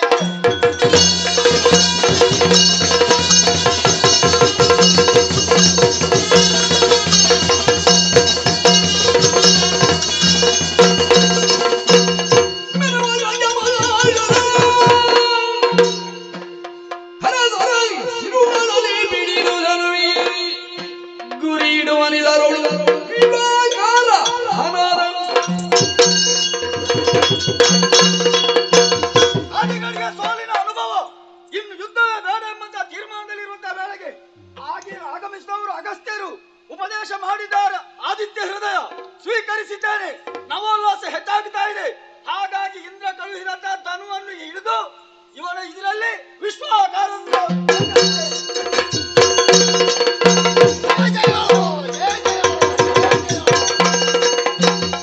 ಗಂಡರು ದಶವದನ ನೋಡಿದ ಸ್ವಾಮಿ, ಗೋದಂಡ ರಾಮನ ಗಂಡನು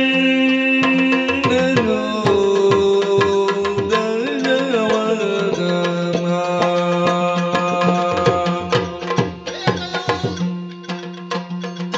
ಪುಂಡರೀಗ ಮಗನ ಜಗದು ದಂಡ ರೂಪನ ಪುಂಡರೀಗ ಮಗನ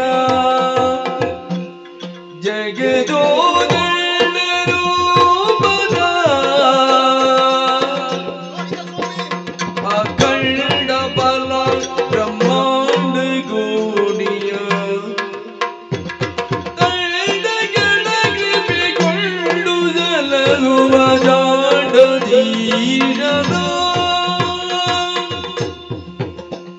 ಕೃಪೆಗೊಂಡು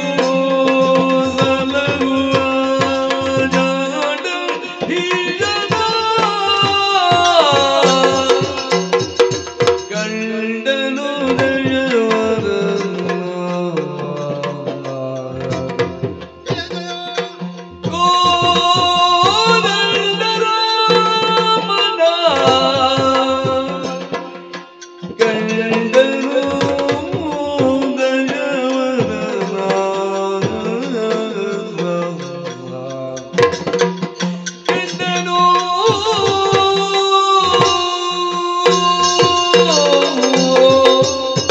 ಜಯ ಜಯೋ ಜಯ ಜಯೋ ಜಯ ಜಯೋ. ಕಂಡೆ ಸ್ವಾಮಿ, ನೋಡಿದೆ. ಕೋದಂಡ ರಾಮನನ್ನು ಕಂಡೆ.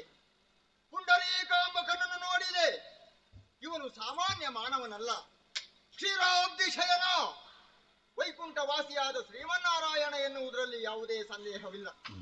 ತನ್ನ ಕರುಣಾರಸದಿಂದಾಗಿ ಈ ಪ್ರಪಂಚವೆಲ್ಲವನ್ನು ಕೊರೆಯುವವನು ಈತ.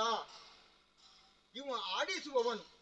ಇವ ಆಡಿಸಿದ ಹಾಗೆಯೇ ಆಡುವವರು ನಾವೆಲ್ಲ ಎಂದು ಹೇಳಿದ್ರೆ ತಪ್ಪಾಗುವುದಕ್ಕಿಲ್ಲ. ಸ್ವಾಮಿ, ನಿನ್ನ ಈ ರೂಪವನ್ನ ಈ ಮೊದಲು ಕಂಡವರಲ್ಲ. ಆದ್ರೆ ಈ ರಣಕ್ಷೇತ್ರದಲ್ಲಿ ಈ ರಾವಣನ ಕಣ್ಣೆದುರಿನಲ್ಲಿ ನಿನ್ನ ನಿಜ ರೂಪವನ್ನ ತೋರಿಸಿದೆಯ ಸ್ವಾಮಿ. ಅದೆಷ್ಟೋ ಋಷಿಮುನಿಗಳು ನಿನ್ನನ್ನ ಈ ರೂಪದಿಂದ ನೋಡಬೇಕು ಎನ್ನುವಂತ ಉದ್ದೇಶದಿಂದ ಕಾತುರದಿಂದ ಕಾಯುತ್ತಿದ್ದರಂತೆ. ಅಂತವರಿಗೂ ಗೋಚರನಾಗದೆ ಹೋದಂತ ನೀನು ಈ ರಾವಣನ ಕಣ್ಣೆದುರಿನಲ್ಲಿ ಕಾಣಿಸಿಕೊಂಡೆಯ ತಂದೆ.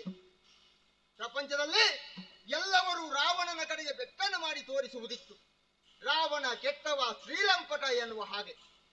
ಆದ್ರೆ ಋಷಿಮುನಿಗಳಿಗೂ ನೋಡುವುದಕ್ಕೆ ಅಸಾಧ್ಯವಾದಂತ ನಿನ್ನ ಈ ರೂಪವನ್ನ ನಾನು ಕಂಡೆ ಎನ್ನುವ ಹಾಗಾದ್ರೆ ರಾವಣ ಕೆಟ್ಟವನಾಗುವುದಕ್ಕೆ ಹೇಗೆ ಸಾಧ್ಯ ಸ್ವಾಮಿ?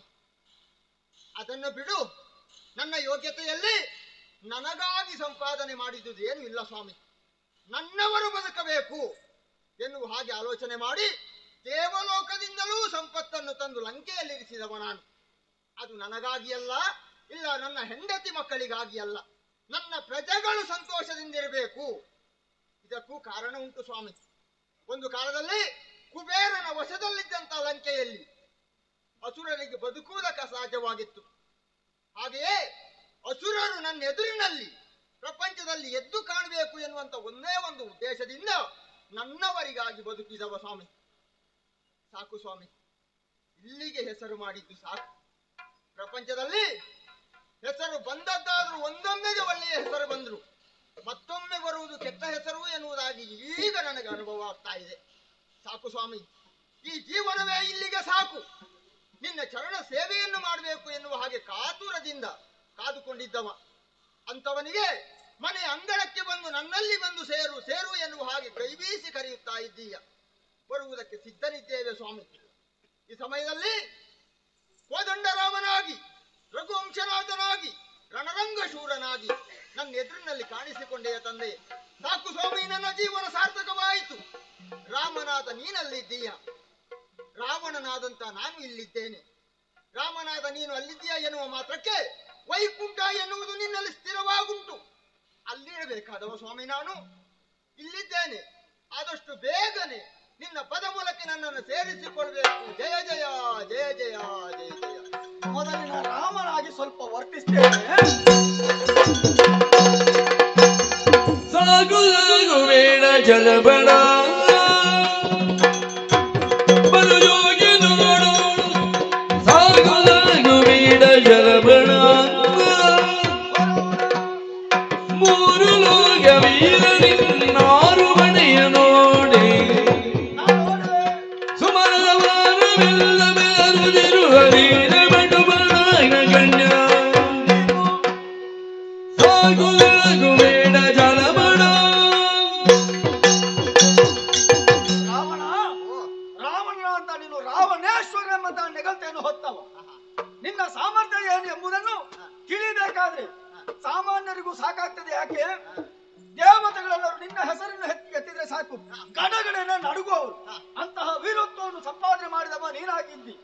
ಹಾಗಾಗಿ ಈಗ ಈ ರಣಕ್ಷೇತ್ರದಲ್ಲಿ ನಿನ್ನ ಆರ್ಭಟವನ್ನು ನನಗೆ ನೋಡುವುದಕ್ಕೆ ಆಗುವುದಿಲ್ಲ.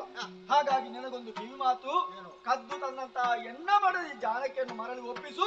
ನಿನಗೆ ಜೀವನಕ್ಕೆ ಅವಕಾಶ.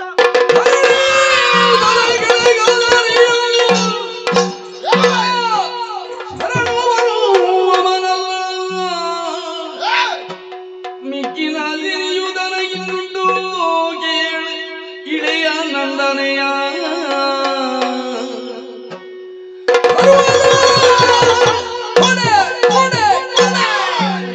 ನಿನ್ನೋಳ ಹವ ಗಿರಿಜಾವರನ ಮಂಡನೆ ಗಿರಿಜಾವರನ ಮಂಡನೆ ಹಾನೆನುದ ಒಪ್ಪಿರಿದ ಕಂಠ.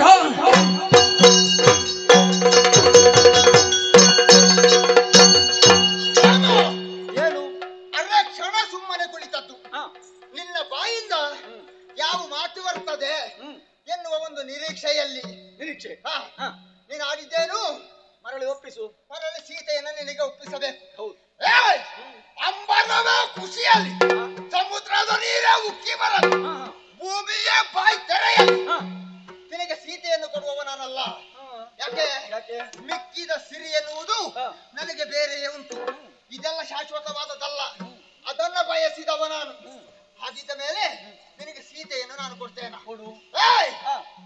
ನಾನು ಯಾರು? ಸೀತೆಯನ್ನು ನಿನಗೆ ಕೊಟ್ಟೆ ಎನ್ನುವ ಹಾಗಾದ್ರೆ ಬಂಟ ನಾನು. ಬಂಟ ನಮಗೆ ಬೇಕಾದ ಬಂಟರಿ. ಎಂತದ್ದು ಬಂಟ? ಒಬ್ಬ ತಾನು ಅವರಿಗೆ ಆಂಜನೇಯ. ಅವ ಬಿಡು, ಅವ ನಿನ್ನ ಬಂಟ. ಹೌದು, ನಾನು ಹಾಗಲ್ಲ. ಹಂಗೆ ಅಂತ ಬಂಟರು ಬೇಕು ಅಂತ. ಯಾರು? ನಿನ್ನ ಜೊತೆ. ಹೌದು. ನಾನು ಯಾರ ಬಂಟ ಕೇಳು? ಯಾರ ಬಂಟ? ನಿನಗಿಂತಲೂ ಮೊದಲಿನವ ಗಿರಿಜಾವಲ್ಲಭನ ಬಂಟ.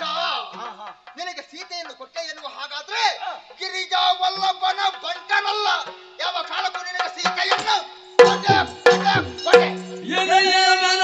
ನಿನ್ನ ಮಾತು ನಿಧಾನಿದೆಯೋ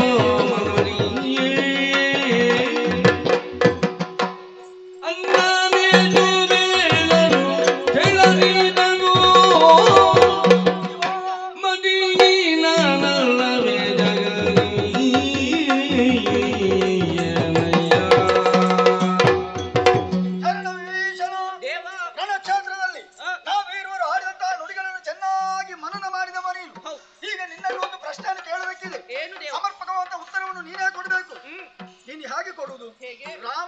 ತಮ್ಮನಾಗಿ ನನಗೆ ಉತ್ತರ ಬೇಡ.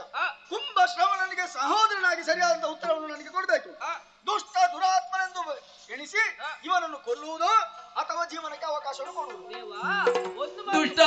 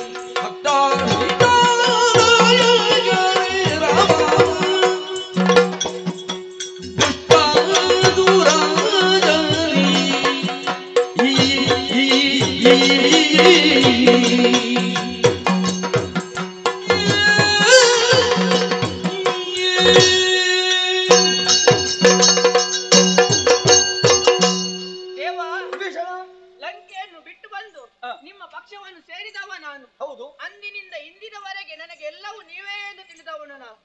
ಆದ್ರೆ ಈ ಸಂದರ್ಭದಲ್ಲಿ ನನ್ನನ್ನು ಕರೆದು ಆಡಿದ ಮಾತು ಇವನನ್ನು ಬದುಕಲು ಬಿಡುವುದೋ ಅಲ್ಲ ವಧೆ ಮಾಡುವುದೋ ಎಂಬುದಕ್ಕಾಗಿ ಕೊಡಬೇಕು.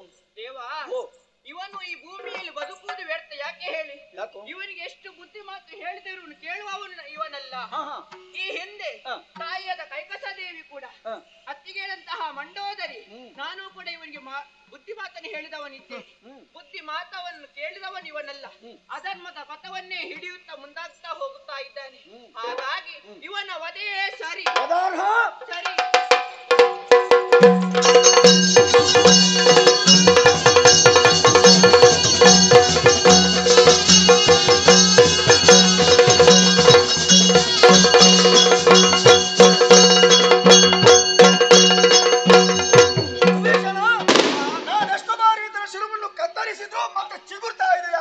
ಕಾರಣ ಉಂಟು ದೇವ. ಈ ಹಿಂದೆ ಹರನನ್ನು ಭಜಿಸುತ್ತಾ ಕೈಲಾಸಕ್ಕೆ ತೆರಳಿದವನಿದ್ದಾನೆ ಈತ. ಆ ಸಂದರ್ಭದಲ್ಲಿ ಹರನನ್ನು ಮೆಚ್ಚಿಸಿ ವರ ಪ್ರಸಾದವಾಗಿ ಜಂಬೂ ಫಲವನ್ನು ಹಿಡಿದು ಸಂದರ್ಭ ನಂದಿಯನ್ನು ಕಂಡ. ಅಪಹಾಸ್ಯ ಮಾಡಿದ ಮಾತ್ರವಲ್ಲ, ತಂದಂತಹ ಜಂಬೂ ಫಲವನ್ನು ಕಚ್ಚಿ ಅವನ ಎದೆಗೆ ಬಿಸಾಡಿದವನಿದ್ದಾನೆ ಇವನು. ಹೌದು. ಆ ಸಂದರ್ಭದಲ್ಲಿ ನಂದಿಯು ಶಾಪವನ್ನು ಕೊಟ್ಟಿದ್ದಾನೆ. ಸೂರ್ಯ ವಂಶದಲ್ಲಿ ಯಾರು ಜನಿಸುತ್ತಾರೋ ಆ ವೀರರು ಇವನ ಎದೆಗೆ ಬ್ರಹ್ಮಾಸ್ತ್ರವನ್ನು ಪ್ರಯೋಗ ಮಾಡುತ್ತಾರೋ ಅದರಿಂದಲೇ ಮರಣ.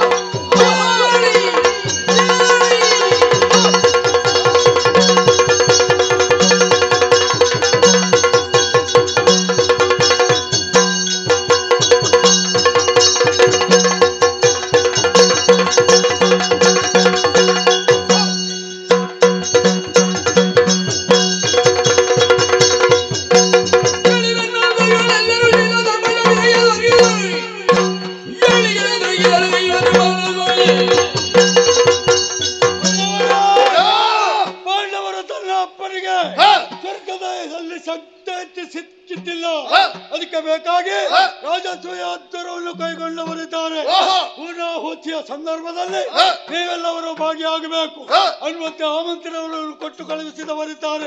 ಅದಕ್ಕೆ ಬೇಕಾಗಿ ನಾವೇ ಎಲ್ಲವರು ಒಂದಾಗಿ ಆ ಯಾಗದಲ್ಲಿ ಪಾಲ್ಗೊಳ್ಳಬೇಕು.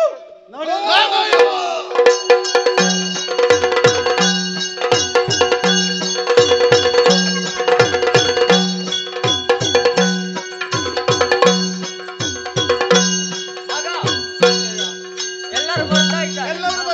ಬಂದವರಿಗೊಂದು ವ್ಯವಸ್ಥೆ ಮಾಡಿ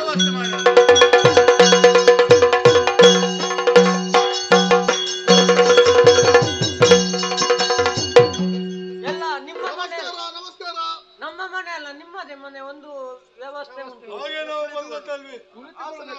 ಉಚಿತಾಸನ ಉಂಟು. ನಿಮಗೆ ಮುಂದೆ ಅಲ್ಲಿ ಗೊತ್ತು.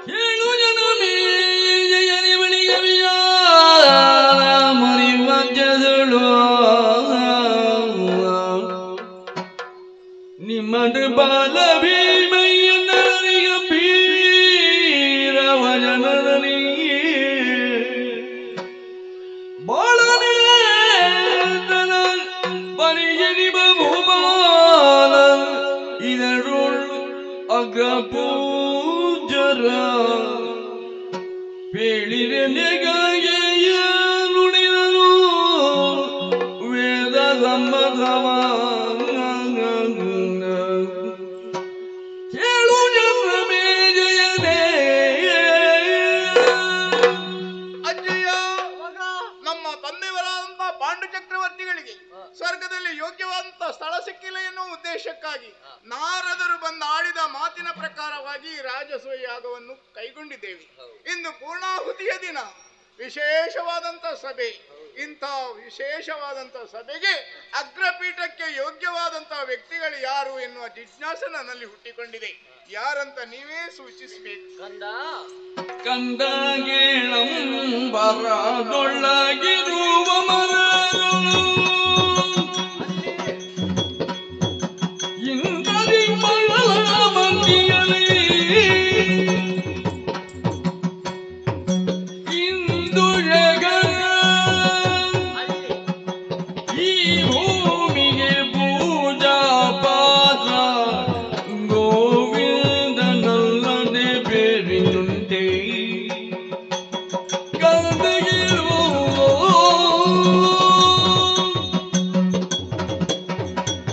ಕಂದ. ಅಜ್ಜಯ್ಯ, ನಮ್ಮ ಈ ಸಭೆಯನ್ನು ನೋಡುವಾಗ ಇಂಥದ್ದಾದಂತಹ ಜಿಜ್ಞಾಸೆ ಯಾರಿಗಾದ್ರೂ ಬರಲೇಬೇಕು ಅಲ್ವೇ? ಸಭೆಯಲ್ಲಿ ನೋಡು ಎಷ್ಟು ಮಂದಿ. ಒಂದು ಸಾಸಿವೆ ಬಿಟ್ಟರು ಅದು ಕೆಳಗೆ ಬೀಳ್ಲಿಕ್ಕಿಲ್ಲ, ಅಷ್ಟು ಮಂದಿ ಇದ್ದಾರೆ. ಇದ್ದವರೆಲ್ಲ ಯೋಗ್ಯತೆ ಉಳ್ಳವರೇ, ಈ ಪೀಠಕ್ಕೆ ಆಗುವವರೇ. ಇಷ್ಟು ಮಂದಿ ಇರುವಾಗ ಇಲ್ಲಿಗೆ ಪೀಠಕ್ಕೆ ಜನ ಯಾರು ಚಿಂತಿಸಬೇಡ ಮಗ. ಒಂದು ವೇಳೆ ಇಂತಹ ಯಾಗ ಮೇಲ್ಲೋಕದಲ್ಲಿ ಅಂದ್ರೆ ಸ್ವರ್ಗಲೋಕದಲ್ಲಿ ನಡೆಯುವುದು ಹೌದಾದ್ರೆ ಅಲ್ಲಿ ಹರ ಪೀಠಕ್ಕೆ ಸರಿಯಾದಂತಹ ವ್ಯಕ್ತಿ. ಹಾಗಾದ್ರೆ ಈ ಭೂಮಿಯಲ್ಲಿ ಯಾರು? ನಿಮ್ಮ ಭಾವನು ದೇವನು ಆದಂತಹ ಶ್ರೀಕೃಷ್ಣನಲ್ಲದೆ ಮಿಕ್ಕುಳಿದವರು ಯಾರೂ ಅಲ್ಲ. ಶ್ರೀಕೃಷ್ಣನನ್ನು ಕರೆತಂದು ಪೀಠವನ್ನೇ ಏರಿಸುವ ದೇವ.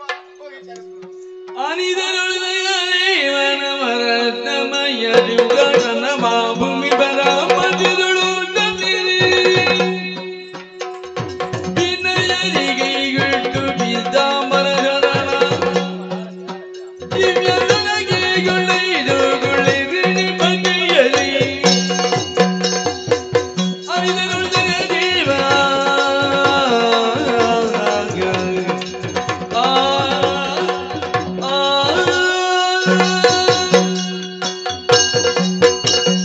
ಅಚ್ಯುತ ಕೇಶವ ಮಾಧವ ಮುಕುಂದ ಗೋವಿಂದ ಗೋವಿಂದ.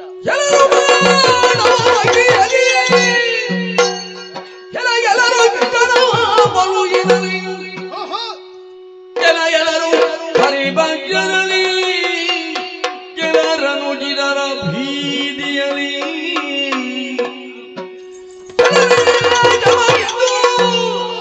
ಹರಣಿ ವಲಯಂದುವ ನಿಬರಿದರದರಳು ಹಳಹಿರೋ ಮಣಿ ಮಲಗಿದನು ಶಿಶುಪಾಲ ನಿಗಡಿಗೆ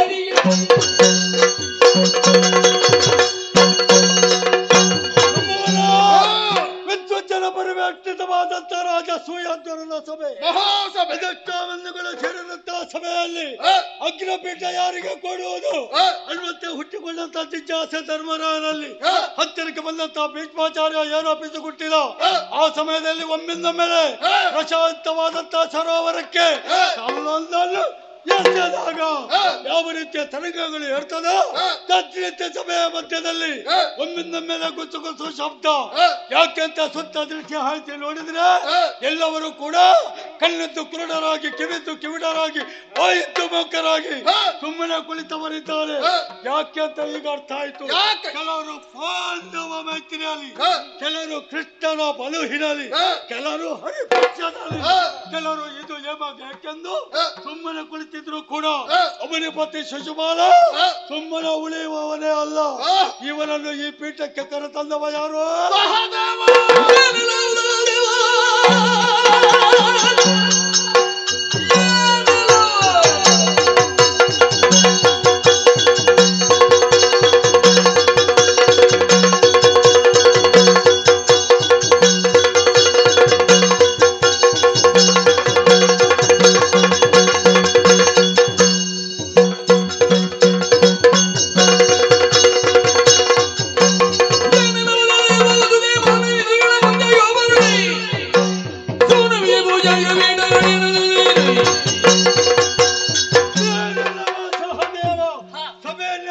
ಸರಿಯಾಗಿ ನೋಡು, ಇಲ್ಲಿದ್ದವರು ಎಲ್ಲವರು ಕೂಡ ಮೌನನಿಧಿಗಳು.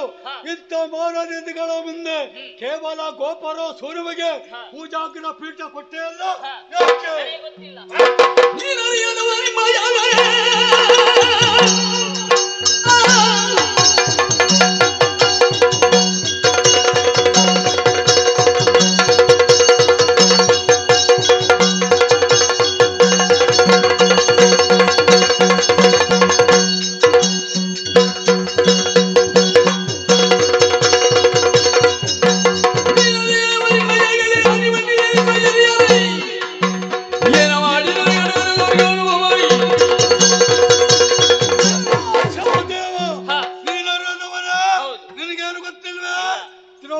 ಗಂಡನಾಗುವುದಕ್ಕೆ ಮಾತ್ರ ಗೊತ್ತೇನು? ಅದಕ್ಕೆ ಪ್ರಸಂಗಿ ಭವಿಷ್ಯತ್ತು ವರ್ತಮಾನ ಕಾಲ ಎಲ್ಲವನ್ನು ಕೂಡ ತಿಳಿಯುವಂತ ಯೋಗ್ಯತೆ ಉಳ್ಳವನು ನೀನು.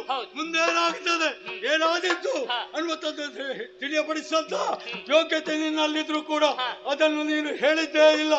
ನಮಗೆ ಇಂಥ ಒಂದು ಜಾಗವನ್ನು ಪಡೆಯುವುದಕ್ಕೆ ಬೇಕಾಗಿ ನಿಮ್ಮ ಹಿರಿಯವರು ಏನೆಲ್ಲ ಕದ ಸಾಧನೆಯನ್ನು ಮಾಡಿದ್ದಾರೆ ಅನ್ನುವಂಥದ್ದನ್ನು ಮರೆತು ಬಿಟ್ಟೆ. ಅದಕ್ಕೆ ಪ್ರಸಂಗಿ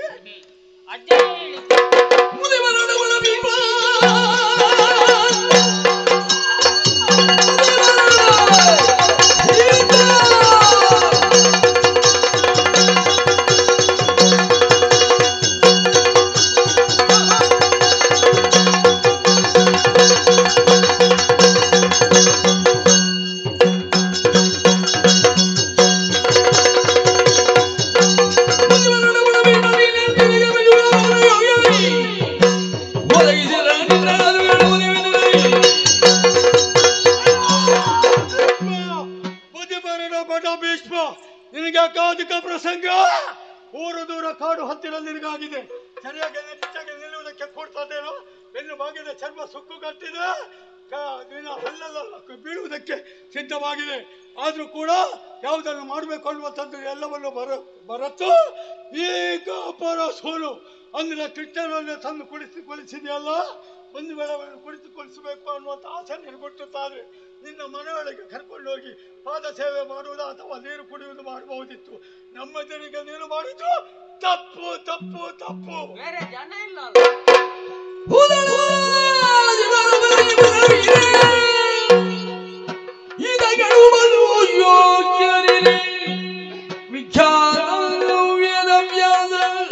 ಗುರು ಕೃಪನವ ನೀನುಳಿದು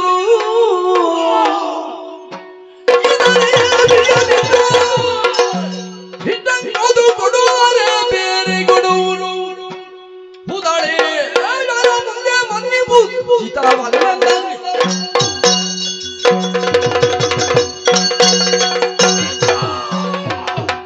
ಸರಿಯಾಗಿ ಒಮ್ಮೆ ಸಭೆಯನ್ನು ನೋಡು. ಎಷ್ಟು ಮಂದಿಗಳು ಅಂತಾರೆ ಮಕರಾಧಿಪತಿಗಳು, ಭೂತಳಾಧಿಪರ ಪರಿಮಿತವಿದೆ.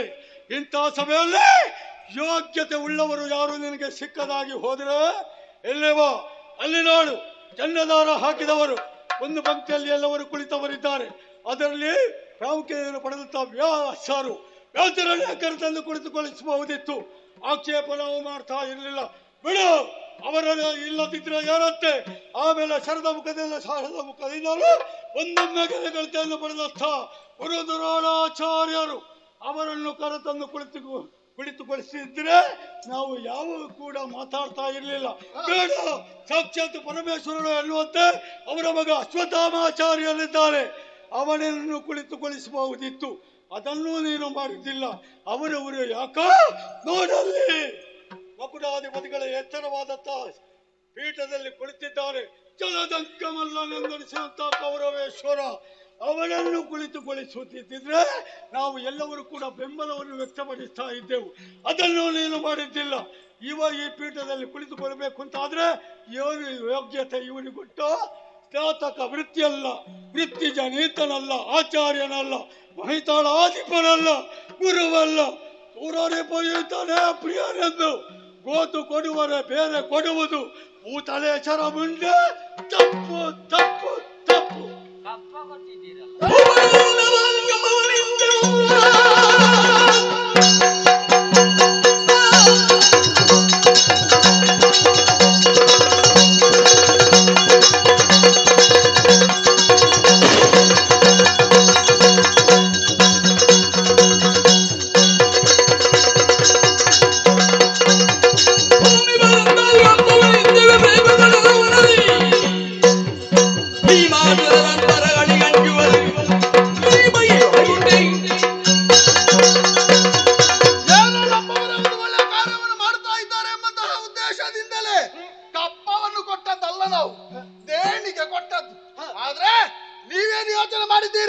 ಭೀಮಾರ್ಜುನರ ಪರಾಕ್ರಮಕ್ಕೆ ಅಂಜಿ ನಾವು ಈ ರೀತಿಯಾಗಿ ಕೊಟ್ಟದ್ದು ಎಂಬ ಹಾಗೆ ಯೋಚಿಸಿ ನಿಮಗೆ ಇಷ್ಟ ಬಂದ ಹಾಗೆ ಮಾಡುವುದಕ್ಕೆ ಅವನ ಯೋಗ್ಯತೆ ಗೊತ್ತು.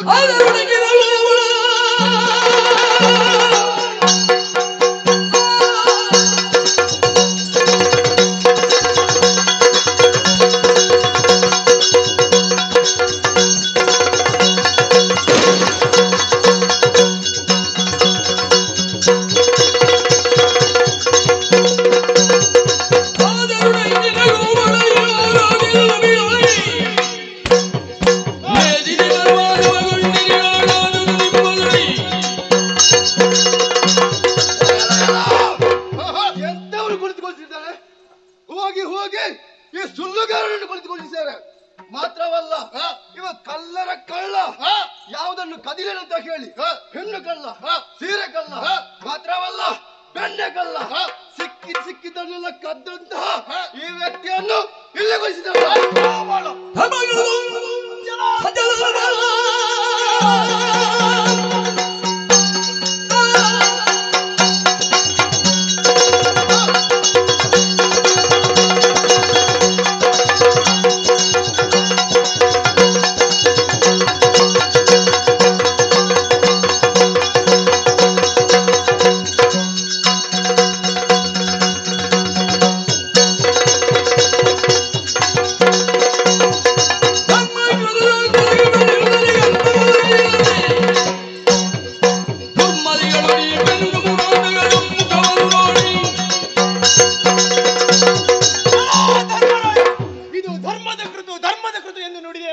ಇದು ಧರ್ಮದ ಕೃತು ಅಲ್ಲ, ನಿನ್ನ ಕರ್ಮದ ಕೃತು. ನಿನ್ನ ತಂದೆಯಾದಂತಹ ಪಾಂಡು ಚಕ್ರವರ್ತಿಗೆ ಸದ್ಗತಿ ದೊರಕುವುದಕ್ಕೆ ಬೇಕಾಗಿ ರಾಜಸೂಯಾದ್ವಾರವನ್ನು ಕೈಗೊಂಡಿದ್ದೀಯ. ಆದರೆ ಅಗ್ರಪೀಠದಲ್ಲಿ ಹೋಗಿ ಹೋಗಿ ಸಾಮಾನ್ಯ ಗೋವರ್ಣನಾದಂತ ಕಳ್ಳ ಕೃಷ್ಣನನ್ನು ಕೂರಿಸಿದ್ದೀಯ. ಅವ ಪೀಠದಲ್ಲಿ ಕುಳಿತದ್ದೇ ತಡ ಸ್ವರ್ಗದಲ್ಲಿದ್ದಂತ ನಿನ್ನಯ್ಯ ಪಾಂಡು ಚಕ್ರವರ್ತಿ ಒಮ್ಮೆಲೆ ಹೋಗಿ ನರಕಕ್ಕೆ ಬಿದ್ದಿದ್ದಾನೆ. ಇದನ್ನು ಕಂಡಂತಹ ದೇವತೆಗಳೆಲ್ಲ ಪಾಪ ಪಾಂಡು ಎನ್ನುವ ಹಾಗೆ ಬೊಬ್ಬಿಡುತ್ತಾ ಇದ್ದಾರೆ. ಮಿತ್ರ, ಅವಸರದಲ್ಲಿ ಹೇಳಬೇಡ. ಪಾಪ ಪಾಂಡು ಇನ್ನು ಇವನಲ್ಲಿ ಮಾತನಾಡಿ ಸುಖವಿಲ್ಲ. ಪೀಠದಲ್ಲಿ ಕುಳಿತಿದ್ದ Oh,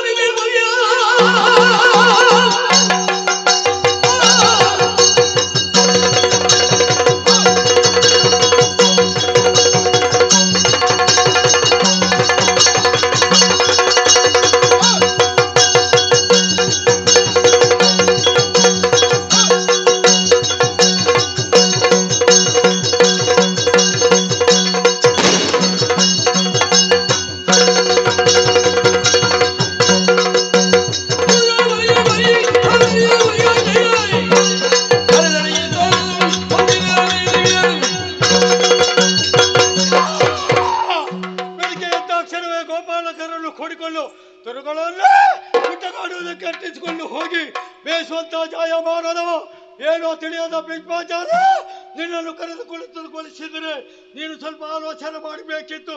ಅದಕ್ಕ ಪ್ರಸಕ್ಕೆ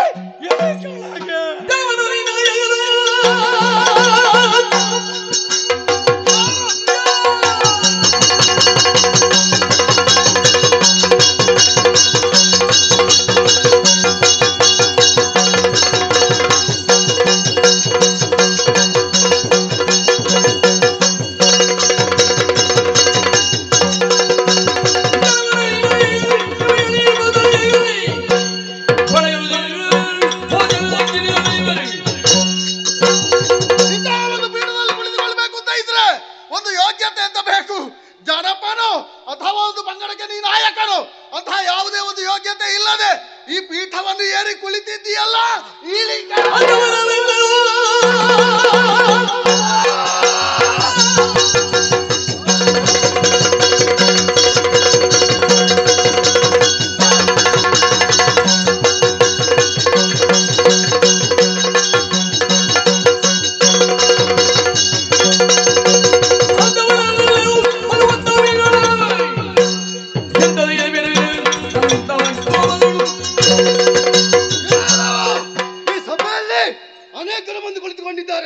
ಕೆಲವರು ದಕ್ಷಿಣೆಗೋಸ್ಕರವಾಗಿ, ಮುಖ್ಯದವರು ಊಟಕ್ಕೋಸ್ಕರವಾಗಿ, ಅಂತವರು ನಾವೆನ್ನುವ ಹಾಗೆ ಭಾವಿಸಿಕೊಂಡೆ. ಬಂದದ್ದಲ್ಲ, ದಕ್ಷಿಣೆಗೂ ಬಂದದ್ದು. ಅಂತವನ್ನ ಆಹ್ವಾನಿಸಿ ಇಲ್ಲಿವರೆಗೆ ಬಂದವರು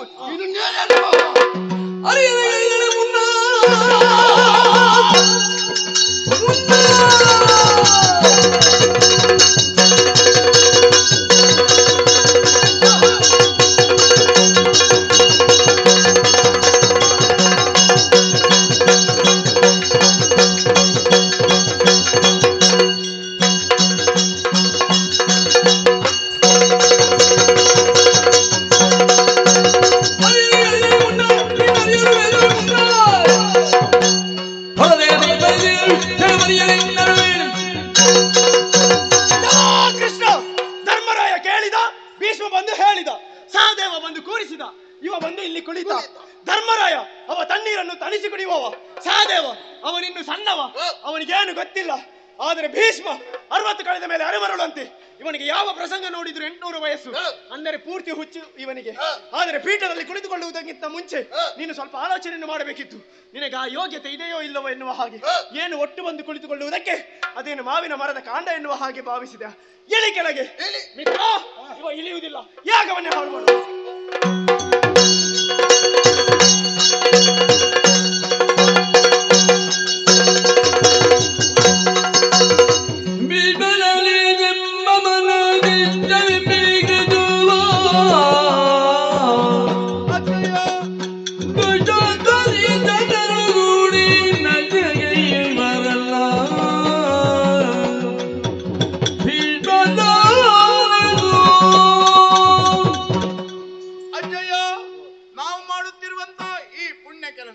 ಶಾಂತಿಯಿಂದ ನಡೆಯುತ್ತಾ ಇತ್ತು.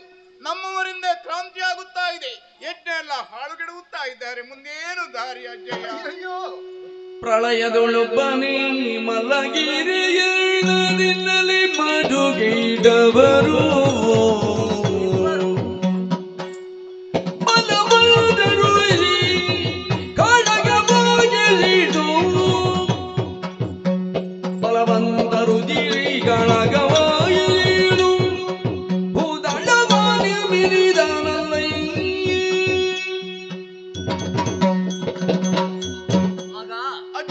ಅವರು ಹಾಗೆ ಮಾತಾಡ್ತಾರೆ ಎಂಬುದಾಗಿ ನೀನು ದುಃಖ ಮಾಡಬೇಡ. ಅವರು ಗೊತ್ತಿಲ್ಲದೆ ಮಾತಾಡ್ತಾ ಇದ್ದಾರೆ ಇವನ ಯೋಗ್ಯತೆ. ಇವರ ಮಾತನ್ನು ಆಲಿಸಿದಂತಹ ಕೆಲವರೆಲ್ಲ ಸಭೆಯಲ್ಲಿದ್ದವರು ಕೃಷ್ಣನ ಮೇಲಿರುವಂತಹ ಅಪವಾದ ಹೌದೋ ಎನ್ನುವ ಹಾಗೆ ಯೋಚನೆ ಮಾಡ್ತಾ ಇದ್ದಾರೆ. ಇವ ಯಾರು? ಶ್ರೀಹರಿ.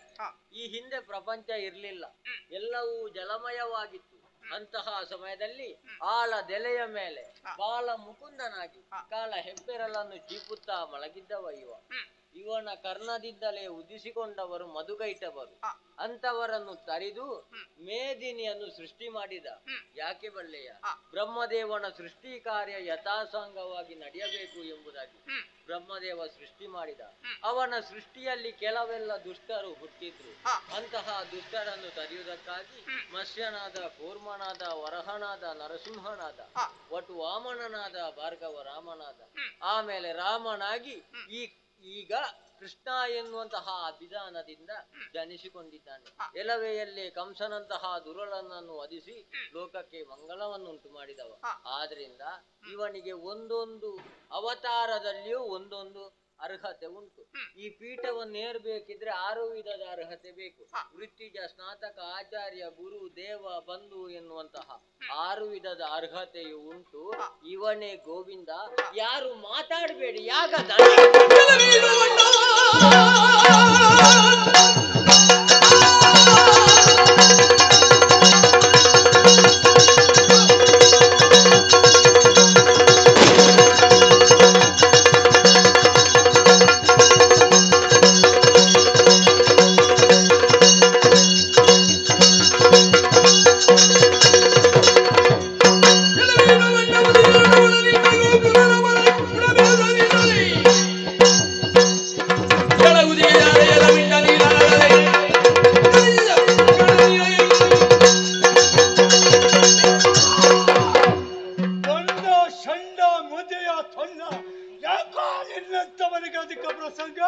ಇವನ ಬಗ್ಗೆ ಬಹಳಷ್ಟು ವ್ಯಾಖ್ಯಾನ ಮಾಡ್ತಾ ಇರುವವನೇನು ಇವ ಏನು ಎಷ್ಟು ಅನ್ನುವಂಥದ್ದು ಚೆನ್ನಾಗಿ ಅರಿತವನ್ನು ನಾನಿದ್ದೇನೆ.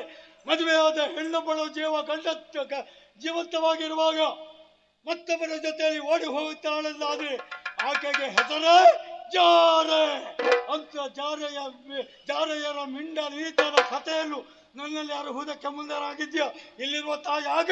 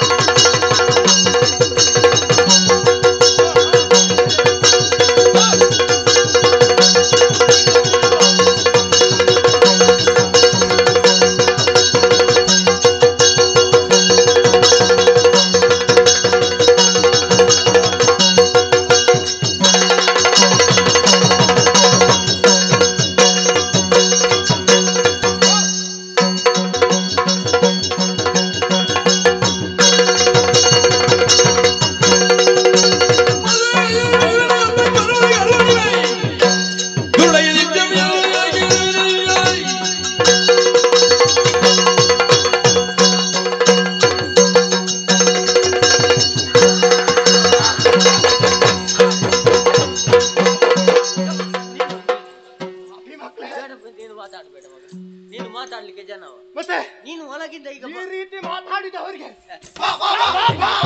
ಕಾಯ್ತಾ ಇದ್ದೇವೆ. ಪಾಪಿ ಮಕ್ಕಳು ಇವನಿಗೆ ತಲೆ ಪೂರ್ತಿ ಸರಿ ಇಲ್ಲ. ಮತ್ತೆ ನೋಡುವಾಗಲೇ ಗೊತ್ತಾಗ್ತದೆ. ಈಗ ಮಾತಾಡುವುದಲ್ಲ ಮತ್ತೆ ಈಗ ಸ್ವಲ್ಪ ನೀವೆಲ್ಲ ಇನ್ನು ಮಾತಾಡುದಿಲ್ಲ, ಕೈಯಲ್ಲೇ ತೋರಿಸಿದ್ರು. ಇಲ್ಲ ಮಗ, ಹೊಡಿಲಿಕ್ಕೆ ನೀನಲ್ಲ ಜನ, ಸ್ವಲ್ಪ ಕೇಳ್ಬೇಕು ನೀನು. ಏನದು? ಕೇಳಿದ ಇಲ್ಲವೇ ಮೌಡಿ ಕಥೆಯ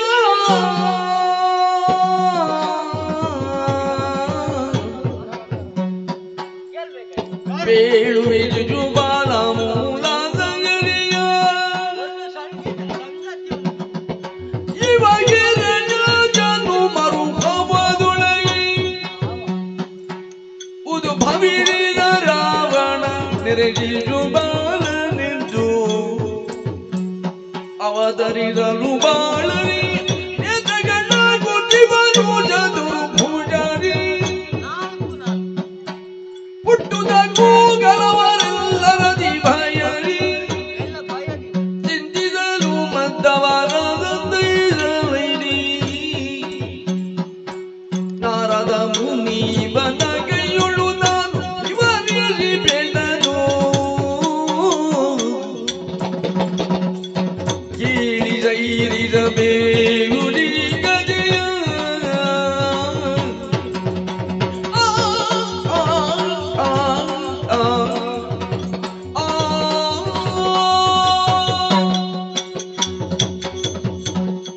ಕೇಳಿ ಸರಿಸಬೇಕು ಈ ಕಥೆಯ. ನನಗೆ ಹೇಳುವುದ? ನಿನಗೆ ನನಗೆ ಹೇಳಬೇಡ ಅಗತ್ಯ ಇಲ್ಲ. ಉಂಟು, ನಾವು ಇನ್ನೂ ಮುಂದುವರಿಸ್ತೇವೆ. ಇಲ್ಲ ಇಲ್ಲ ಮುಂದುವರಿಸಲಿಕ್ಕಿಲ್ಲ. ಈ ಕಥೆ ಉಂಟಲ್ಲ, ನಿಮಗೆ ಹರಿ ಕಥೆ ಆಗುದಿಲ್ಲ ಅಲ್ಲ. ಈ ಸಂದರ್ಭದಲ್ಲಿ ನಿನ್ನ ಕಥೆಯ ಯಾರಿಗೆ ಬೇಕಾಗಿ ನಿನಗೆ ನಾವು ಕೇಳುವುದು ಹರಿ ಕಥೆ ಆಗುದಿಲ್ಲ ಅಲ್ಲ. ಶಿಶುಪಾಲ ದಂತವಕ್ರರ ಮೂಲ ಸಂಗತಿ ಇದು ಹೋಗಿ ಹೋಗಿ ಇವ ಕೈಯಾಗಿದ್ದು ನಮ್ಮ ಪುಟ ಎಲ್ಲರೂ ಕೇಳಬೇಕು. ಕೇಳುವಂತಿರ್ಬೇಕು. ನಿಮ್ಮ ಕಥೆ ಚಿಕ್ಕದಾಗಿ ಸಾಕು. ನಿಮಗಿಂತಲೂ ಅವರಿಗಿಂತಲೂ ಇವ ಕೇಳ್ಬೇಕಾದವ. ಇವನಿಗೆ ಅಲ್ವ ಸಿಟ್ಟು ಬಂದದ್ದು. ಹೌದೌದು, ಅವನಿಗೆ ಸರಿ ಅರ್ಥ ಆಗುವ ಹಾಗೆ ಹೇಳಿ. ಮೂಲ ಸಂಗತಿ ಉಂಟು. ಈ ರೀತಿಯಾಗಿ ಯಾಕೆ ಇವರು ಮಾತಾಡ್ತಾ ಇದ್ದಾರೆ? ಇವರದ್ದು ಕೊನೆ ಆಯ್ತು ಮಗ. ಯಾವ್ದು? ಈ ಅಗ್ರ ಪೂಜೆ ಕೊನೆ ಆಗ್ತಾ ಬಂತು. ಏನು ಅವನಿಗೆ ಸರಿ ಬರುವುದಿಲ್ವಾ? ಯಾವ್ದಂತ ಉದ್ದೇಶ? ಅವನಿಗೆ ಸಿಟ್ಟು ಬರುವುದು. ಅವನಿಗೆ ಸಿಟ್ಟಿನಲ್ಲಿ ಮಾತೇ ಬರುವುದಿಲ್ಲ ಅವನಿಗೆ ಇವತ್ತು. ಶಿಶುಪಾಲ ಭೀಮ ಏನು ಇವ ಈ ರೀತಿಯಾಗಿ ಯಾಕೆ ವರ್ತಿಸುತ್ತಾ ಇದ್ದಾನೆ? ಯಾಕೆ ಜಯ ಕೃಷ್ಣನನ್ನು ನಿಂದಿಸುವುದಕ್ಕೆ ಕಾರಣ ಉಂಟು. ಏನು ಕಾರಣ? ಇಲ್ಲಿಯವರಲ್ಲ, ಮತ್ತೆ ವೈಕುಂಠದವರು. ಮೇಲೆ ವೈಕುಂಠದ ದ್ವಾರಪಾಲಕರು. ಎಷ್ಟು ಮೇಲ್ಮಟ್ಟದಲ್ಲಿದ್ದೇವೆ ನೋಡು. ಎಷ್ಟು ಮೇಲಿಂದ ಎಷ್ಟು ಕೆಳಗೆಲ್ಲಿದ್ದೀರಿ? ಮೇಲೆ ಇರುವುದು ಅಲ್ಲಿ ಕೂಡ ಇವರು ದ್ವಾರ ಕಾಯುವವರು, ಜಯ ವಿಜಯರು. ಈ ರೀತಿಯಾಗಿ ಇಲ್ಲಿ ಹುಟ್ಟುವುದಕ್ಕೆ ಕಾರಣ ಏನು ಗೊತ್ತುಂಟು? ಏನಜ್ಜಯ್ಯ? ಸನಕಾದಿ ಋಷಿಗಳು ಶ್ರೀಹರಿಯನ್ನು ನೋಡುವುದಕ್ಕಾಗಿ ಪೂಜಿಸುವುದಕ್ಕಾಗಿ ಹೋದ್ರಂತೆ. ನೋಡಿ ನೋಡಿ ಸಾಕಾಗಿ ಹೋಯ್ತು. ಯಾವುದು ಬಿಡಿಸಿ ಹೇಳುವುದಿಲ್ಲ. ಹೋದಂತಹ ಸಮಯದಲ್ಲಿ ಇವರಿರುವರು ಅವರ ಕೊರಳಿಗೆ ಕೈ ಹಾಕಿ ದಬ್ಬಿದ್ರು ಹೊರ.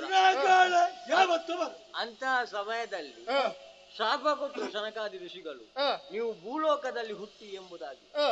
ಆಮೇಲೆ ಶ್ರೀಹರಿಯಲ್ಲಿ ಹೋಗಿ ಕಾಡಿ ಬೇಡಿ ಅದಕ್ಕೆ ಪರಿಹಾರ ಏನು ಎಂಬುದಾಗಿ ಕೇಳಿದವಾಗ ಸನಕಾದಿ ಋಷಿಗಳು ಆಯ್ಕೆ ಕೊಟ್ರಂತೆ. ಒಂದು 7 ಜನ್ಮ, ಇನ್ನೊಂದು 3 ಜನ್ಮ. ಇವರು ತ್ರಿಜನ್ಮವನ್ನೇ ಆಯ್ಕೆ ಮಾಡಿಕೊಂಡ್ರು. ಆಮೇಲೆ ಈ ಪ್ರಪಂಚದಲ್ಲಿ ಹುಟ್ಟಿದ್ರು. ಉಂಟು ಯಾವುದು? ರಕ್ಕಸರಾದ್ರೆ ದೊಡ್ಡ ಕಿರೀಟ ಕಟ್ಟುವುದಕ್ಕಾಗುತ್ತದೆ. ಹೌದು, ಇಲ್ಲಾಂದ್ರೆ ಸಣ್ಣದೇ ಕಟ್ಟಬೇಕು. ಅದಕ್ಕೆ ನೀನು ಇನ್ನು ಕಿರೀಟ ಸಾಕು ಮಗ, ನಿನ್ನದು ಕಿರೀಟ ಬೇಡ. ನೀನು ಕಟ್ಟುತ್ತೀಯ? ಅಲ್ಲ, ನನಗೆ ಅಗತ್ಯ ಇಲ್ಲ. ನಾನು ಕಟ್ಟುವುದಾದ್ರೆ ಈ ಹಿಂದೆ ಕಟ್ಟುತ್ತಾ ಇದ್ದೆ. ನಾನು ಅದನ್ನೆಲ್ಲ ಬಿಟ್ಟು ಕೊಟ್ಟಾಯ್ತು. ಇನ್ನೊಬ್ಬರು ಅವತ್ತೇ ಯಾವಾಗ ನಾನು ಶಪಥ ಮಾಡಿದ್ದೇನೆ ಅವತ್ತೇ ಬಿಟ್ಟಿದ್ದೆ. ಒಳ್ಳೇದಾಯ್ತು, ಇಲ್ಲಾದ್ರೆ ನಮಗೆ ಹೌದು ಮಗ. ಅಜಯ ಮೊದಲಿಗೆ ಹುಟ್ಟಿದ್ದು ಹಿರಣ್ಯಕಶ್ಯಪವಾಗಿ ಹುಟ್ಟಿದ. ಹಿರಣ್ಯಾಕ್ಷನನ್ನು ಶ್ರೀಹರಿ ಬಂದು ವರಹ ರೂಪದಿಂದ ಬಂದು ಕೊಂದು, ಆಮೇಲೆ ನರಸಿಂಹನಾಗಿ ಬಂದು ಹಿರಣ್ಯಕಶ್ಯಪವನ್ನು ಕೊಂದ. ಆಮೇಲೆ ರಾವಣ ಕುಂಭಕರ್ಣರಾಗಿ ಹುಟ್ಟಿದ್ರು. ಅಂತಹ ಸಮಯದಲ್ಲಿ ರಾಮನಾಗಿ ಬಂದು ತರಿದ. ಈಗ ಇವರು ಶಿಶುಪಾಲ ದಂತವಕ್ರರಾಗಿ ಹುಟ್ಟಿದ್ದಾರೆ. ಶಿಶುಪಾಲ ಹುಟ್ಟುವಾಗ ಹೀಗಿರ್ಲಿಲ್ಲ. ಮತ್ತೆ 4 ಕೈ 3 ಕಣ್ಣು. ಓಹೋ, ಅಂತಹ ಸಾಕ್ಷಾತ್ ಶಂಕರ ನಾರಾಯಣ ಸ್ವರೂಪ. ಎರಡು ಒಟ್ಟಿಗೆ ಬರಬೇಕು. ಅದು ಯಾಕೆ? ಶಂಕರನಿಗೆ 3 ಕಣ್ಣು, ನಾರಾಯಣನಿಗೆ 4 ಕೈ. 3 ಕಣ್ಣು ತೆಂಗಿನಕಾಯಿಗುಂಟು. ನೀನು ಜೀವನದಲ್ಲಿ ತೆಂಗಿನಕಾಯಿ ಕಣ್ಣು ಮಾತ್ರ ನೋಡಿದ್ದು, ಅದನ್ನು ಬಿಟ್ಟು ಬೇರೆ ಯಾವುದು ನೋಡ್ಲಿಲ್ಲ. ಅಡಿಗೆ ಮಗ ಮಾತಾಡ್ಬೇಕು. ತೆಂಗಿನಕಾಯಿ ಅಂತಲೇ ಇದು, ಅದು ಹೊಡಿಲಿಕ್ಕೆ ಇರು ಹೌದು ಮಗ. ಇವನ ಮಂಡೆಗೆ ಹೊಡಿಬೇಕಾದ ಅದು 4 ಕೈ 3 ಕಣ್ಣು. ಇದನ್ನು ಕಂಡಂತಹ ಇವರ ತಾಯಿ ದುಃಖಿಸುವುದಕ್ಕೆ ಪ್ರಾರಂಭ. ಆನಂದ ಬಾಷ್ಪದು, ಆನಂದ ಬಾಷ್ಪವ. ಅಯ್ಯೋ, ಇಂತಹ ಮಗುವಿಗೆ ಜನ್ಮ ಕೊಟ್ಟೆನಲ್ಲ ಎಂಬುದಾಗಿ ದುಃಖಿಸುವಂತಹ ಸಮಯದಲ್ಲಿ ನಾರದರ ಆಗಮನವಾಯ್ತಂತೆ. ನೀನು ದುಃಖಿಸಬೇಡ, ಮಗುವನ್ನು ನೋಡುವುದಕ್ಕೆ ಬರುವಂತಹ ಎಲ್ಲರ ಕೈಯಲ್ಲಿಯೂ ಮಗುವನ್ನು ಕೊಡು. ಯಾರ ಸ್ಪರ್ಶದಿಂದಾಗಿ ಇವನದ್ದಾದಂತಹ ಹೆಚ್ಚಿನ ಅಂಗವೆಲ್ಲವೂ ಮಾಯವಾಗ್ತದೋ ಅವನಿಂದಲೇ ಮರಣ ಬರುತ್ತದೆ ಎಂಬುದಾಗಿ ಎಚ್ಚರಿಕೆಯ ಮಾತನ್ನು ನಾರದರಾಡಿದ್ರಂತೆ. ಎಲ್ಲರೂ ಬಂದ್ರು, ಮಗುವನ್ನು ಮುಟ್ಟಿದ್ರು. ನಾನು ಮುಟ್ಟಿದೆ, ಮಾಯ ಆಗ್ಲಿಲ್ಲ. ಈ ಕೊನೆಗೆ ಅತ್ತೆ ಮನೆಗೆ ಕೃಷ್ಣ ಬಂದ. ಇವನ ತಾಯಿ ಸಂಬಂಧದಲ್ಲಿ ಅತ್ತೆ ಆಗ್ಬೇಕು. ಅತ್ತೆ ಮನೆಗೆ ಮಗುವನ್ನು ನೋಡ್ಲಿಕ್ಕೆ ಬಂದು ಮಗುವನ್ನು ಮುಟ್ಟಿದ್ದು ಹೆಚ್ಚಿನದಾದಂತಹ ಅಂಗವೆಲ್ಲವೂ ಮಾಯವಾಯ್ತು. ಅಂಗಾರವಮಸ್ಯಾದಿತ್ತು, ಬಾರಿ ಹಿಡಿದವ ಮುಟ್ಟಿದ್ರೆ ನೀನು ಚಂದ ಅದ್ದಲ್ವಾ? ಯಾರು ಹೇಳಿದ್ದು ಚಂದ ಆದದ್ದು? ಇದಕ್ಕಿಂತ ಚಂದ ಇದ್ದಂತೆ ಅವ ಮುಟ್ಟಿಯಾದ ಮೇಲೆ ಹೀಗಾದದ್ದು ಇಲ್ಲ. ನೀನು ಈಗ ಸ್ವಲ್ಪ ನಾನು ಹೇಗಿದ್ದಾರೆ ಅಮ್ಮನಿಗೆ ಗೊತ್ತು. ಮೊದಲು ಈ 4 ಕೈಯೆಲ್ಲ ಇದು ಏಡಿಯ ಹಾಗೆ ಆಚೆ ಈಚೆ ಹೋಗ್ಲಿಕ್ಕೆಲ್ಲ ಕಷ್ಟ ಅಲ್ಲ ಮಗ. ಅಂತಹ ಸಮಯದಲ್ಲಿ ಮತ್ತೆ ಇವನ ತಾಯಿ ದುಃಖ ಮಾಡಿದ್ರು, ಇವನಿಂದಲೇ ಮರಣ ಅಲ್ವಾ ಅಂತ. ಅಷ್ಟು ಹೊತ್ತಿಗೆ ಕೃಷ್ಣ ಒಂದು ಧೈರ್ಯದ ಮಾತನ್ನು ಕೊಟ್ಟ. ಏನದು? ಚಿಂತಿಸಬೇಡಿ ಅತ್ತೆ, 100 ತಪ್ಪು ಮಾಡುವ ತನಕ ನಿಮ್ಮ ಮಗುವನ್ನು ನಾನು ಕ್ಷಮಿಸುತ್ತೇನೆ. ನಿನಗೆ ಅಷ್ಟು ಸ್ವಲ್ಪ ಹೆಚ್ಚು ಮಾಡಬಹುದಿತ್ತಲ್ಲ. ನಿನಗೆ ಹೆಚ್ಚಲ್ಲ, ನಿನಗೆ ಅಷ್ಟೇ ಹೆಚ್ಚಾಯ್ತು. ಅದು ಬೇಡ ಬೇಡ, ಅವನಾಗಿ 100, ನನ್ನದಾದ್ರೆ 50 ನಿನಗೆ ಅಷ್ಟೇ. ನಿನಗೆ 50. ಹೌದು, ಈಗ 100 ಹೆಚ್ಚು ಕೊಟ್ಟದ್ದು ಅವನ ಅನುಗ್ರಹ. 100 ತಪ್ಪು ಮಾಡುವ ತನಕ ಕ್ಷಮಿಸುತ್ತೇನೆ, 101ನೆಯ ತಪ್ಪನ್ನು ಮಾಡಿದ್ರೆ ಅವತ್ತೇ ವಧಿಸುತ್ತೇನೆ ಎಂಬುದಾಗಿ. ನೋಡು, ಲೆಕ್ಕ ಮಾಡುವುದು ನೋಡು. ಮನೆಗೆ ಹೋಗುವುದು ಅಂತ. ಮನೆಗೆಲ್ಲ, ಮನೆಗೆ ಹೋಗ್ಲಿಕ್ಕಿಲ್ಲ. ಅವ ಹೆಣ್ಣು ಮಕ್ಕಳ ಮನೆ ಇಲ್ಲ. ಸಭೆಯಲ್ಲಿ ಎಷ್ಟು ಹುಡುಗಿಯರಿದ್ದಾರೆ ಅಂತ ಲೆಕ್ಕ ಹಾಕುದ? ಸಭೆಯಲ್ಲಿ ಹುಡುಗಿಯರು ಇವೊಬ್ಬ ಬೇರೆ ಇವನ. ಅವ ಆಗದಲ್ಲ. ತಪ್ಪು ಎಷ್ಟಾಯ್ತು ಅಂತ. ಈಗ ಇವನನ್ನು ವಧಿಸುವುದಕ್ಕೆ ನೀನು ಇದನ್ನು ಹಿಡ್ಕೊಂಡು ಬಂದೆ ಅಲ್ಲ, ಭೂಮಿ ಬಾರದ್ದು ಅದೆಲ್ಲ ಅಗತ್ಯ. ಇವನ ಒದೆಗೆ ನೀನು ಅಲ್ಲ, ನಾನು ಮುರಾರಿಯು, ನೀನೇ ಯೋಚನೆ ಮಾಡು. ದೇವರಿರುವಾಗ ನಾವೇಕೆ ಮತ್ತೆ ಗೊಬ್ಬೆ ಹಾಕೋದಕ್ಕೆ ಬಾ ಮಗ.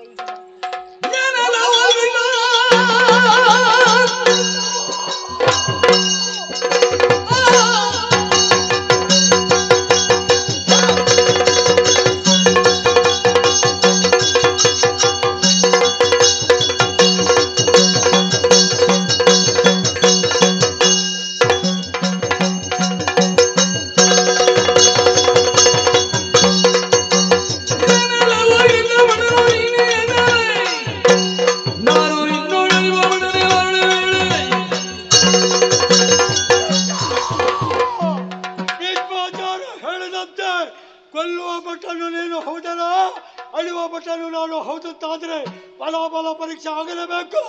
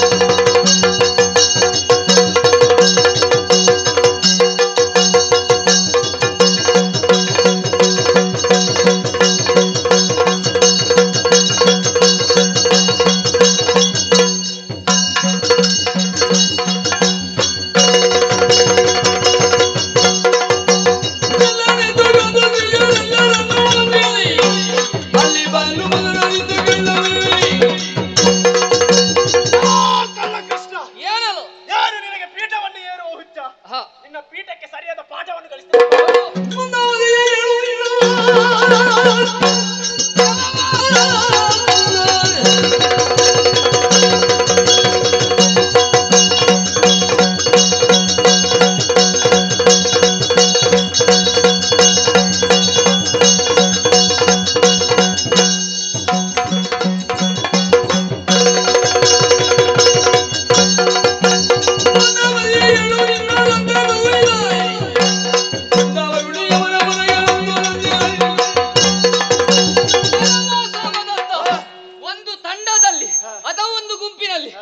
ಹಿರಿಯವ ಬೇಕು ಅಂತ ಹೇಳ್ತಾರೆ. ಯಾಕೆ? ಎಳೆಯವರು ದಾರಿ ತಪ್ಪಿದಾಗ ಸರಿ ಹಾದಿಗೆ ತರುವುದಕ್ಕೆ. ನೀನು ಅದನ್ನು ಮಾಡ್ಲಿಲ್ಲ, ನಿನಗೆ ಯಮನಾಲಯವೇ ಸೂಕ್ತ.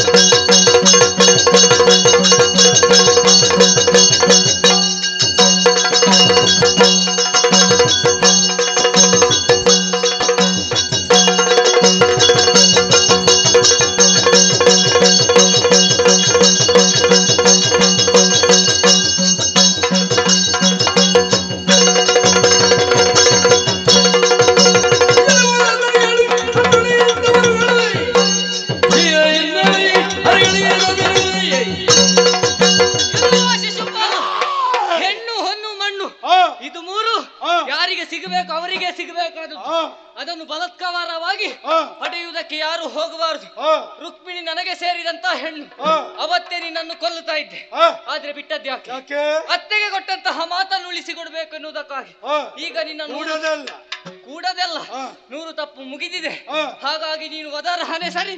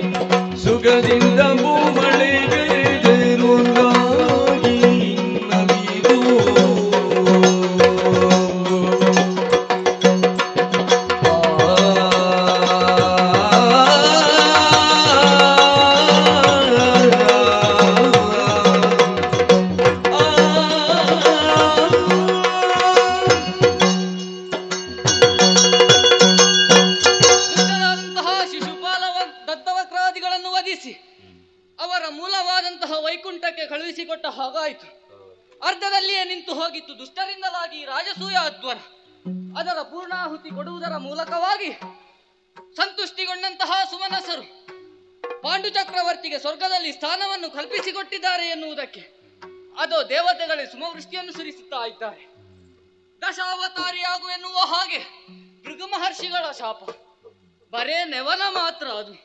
ಆದ್ರೆ ಧರ್ಮದ ಅಳಿವಾಗಿ ಅಧರ್ಮ ಎಲ್ಲಿ ಎದ್ದು ತಾಂಡವವಾಡುತ್ತದೋ ಅಂತಹ ಸಮಯದಲ್ಲಿ ನಾನೇ ನಾನಾ ಅವತಾರಗಳಿಂದ ಧರೆಯಲ್ಲಿ ಅವತರಿಸಿ ಬರ್ತೇನೆ ಎನ್ನುವ ಹಾಗೆ ಇಂದ್ರಾದಿ ಸುಮನಸರಿಗೆ ಕೊಟ್ಟಂತಹ ಮಾತು. ಅದೇ ಪ್ರಕಾರವಾಗಿ ಧರ್ಮದ ಅಳಿವಾದಲ್ಲಿ ಅಧರ್ಮವನ್ನು ಎತ್ತಿ ಹಿಡಿಯುವುದಕ್ಕೆ ನಾನಾ ಅವತಾರಗಳಿಂದ ಅವತರಿಸಿದವ ನಾನಿದ್ದೇನೆ ಎನ್ನುವಲ್ಲಿಗೆ ದಶಾವತಾರ ಎನ್ನುವಂತಹ ಪುಣ್ಯ ಆಖ್ಯಾನ.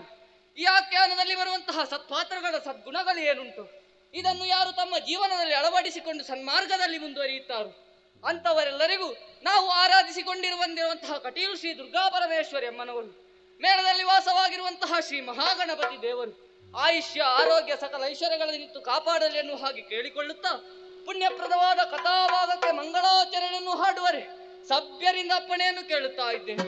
ಭದ್ರಂ ಶುಭಂ ಮಂಗಳಂ.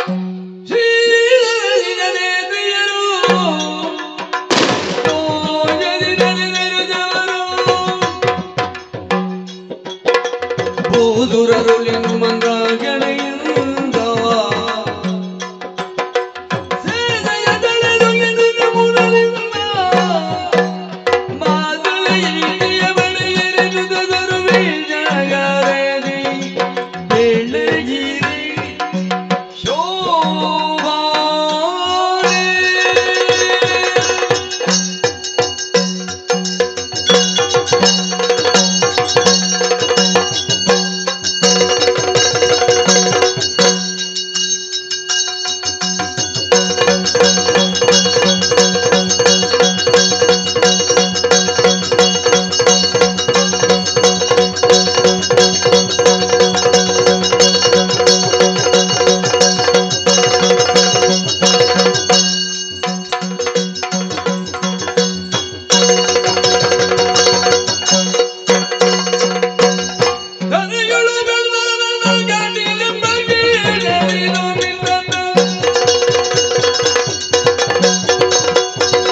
ಕೈಯೊಳು ಬೆಸರಾದ ಗಡಿಲ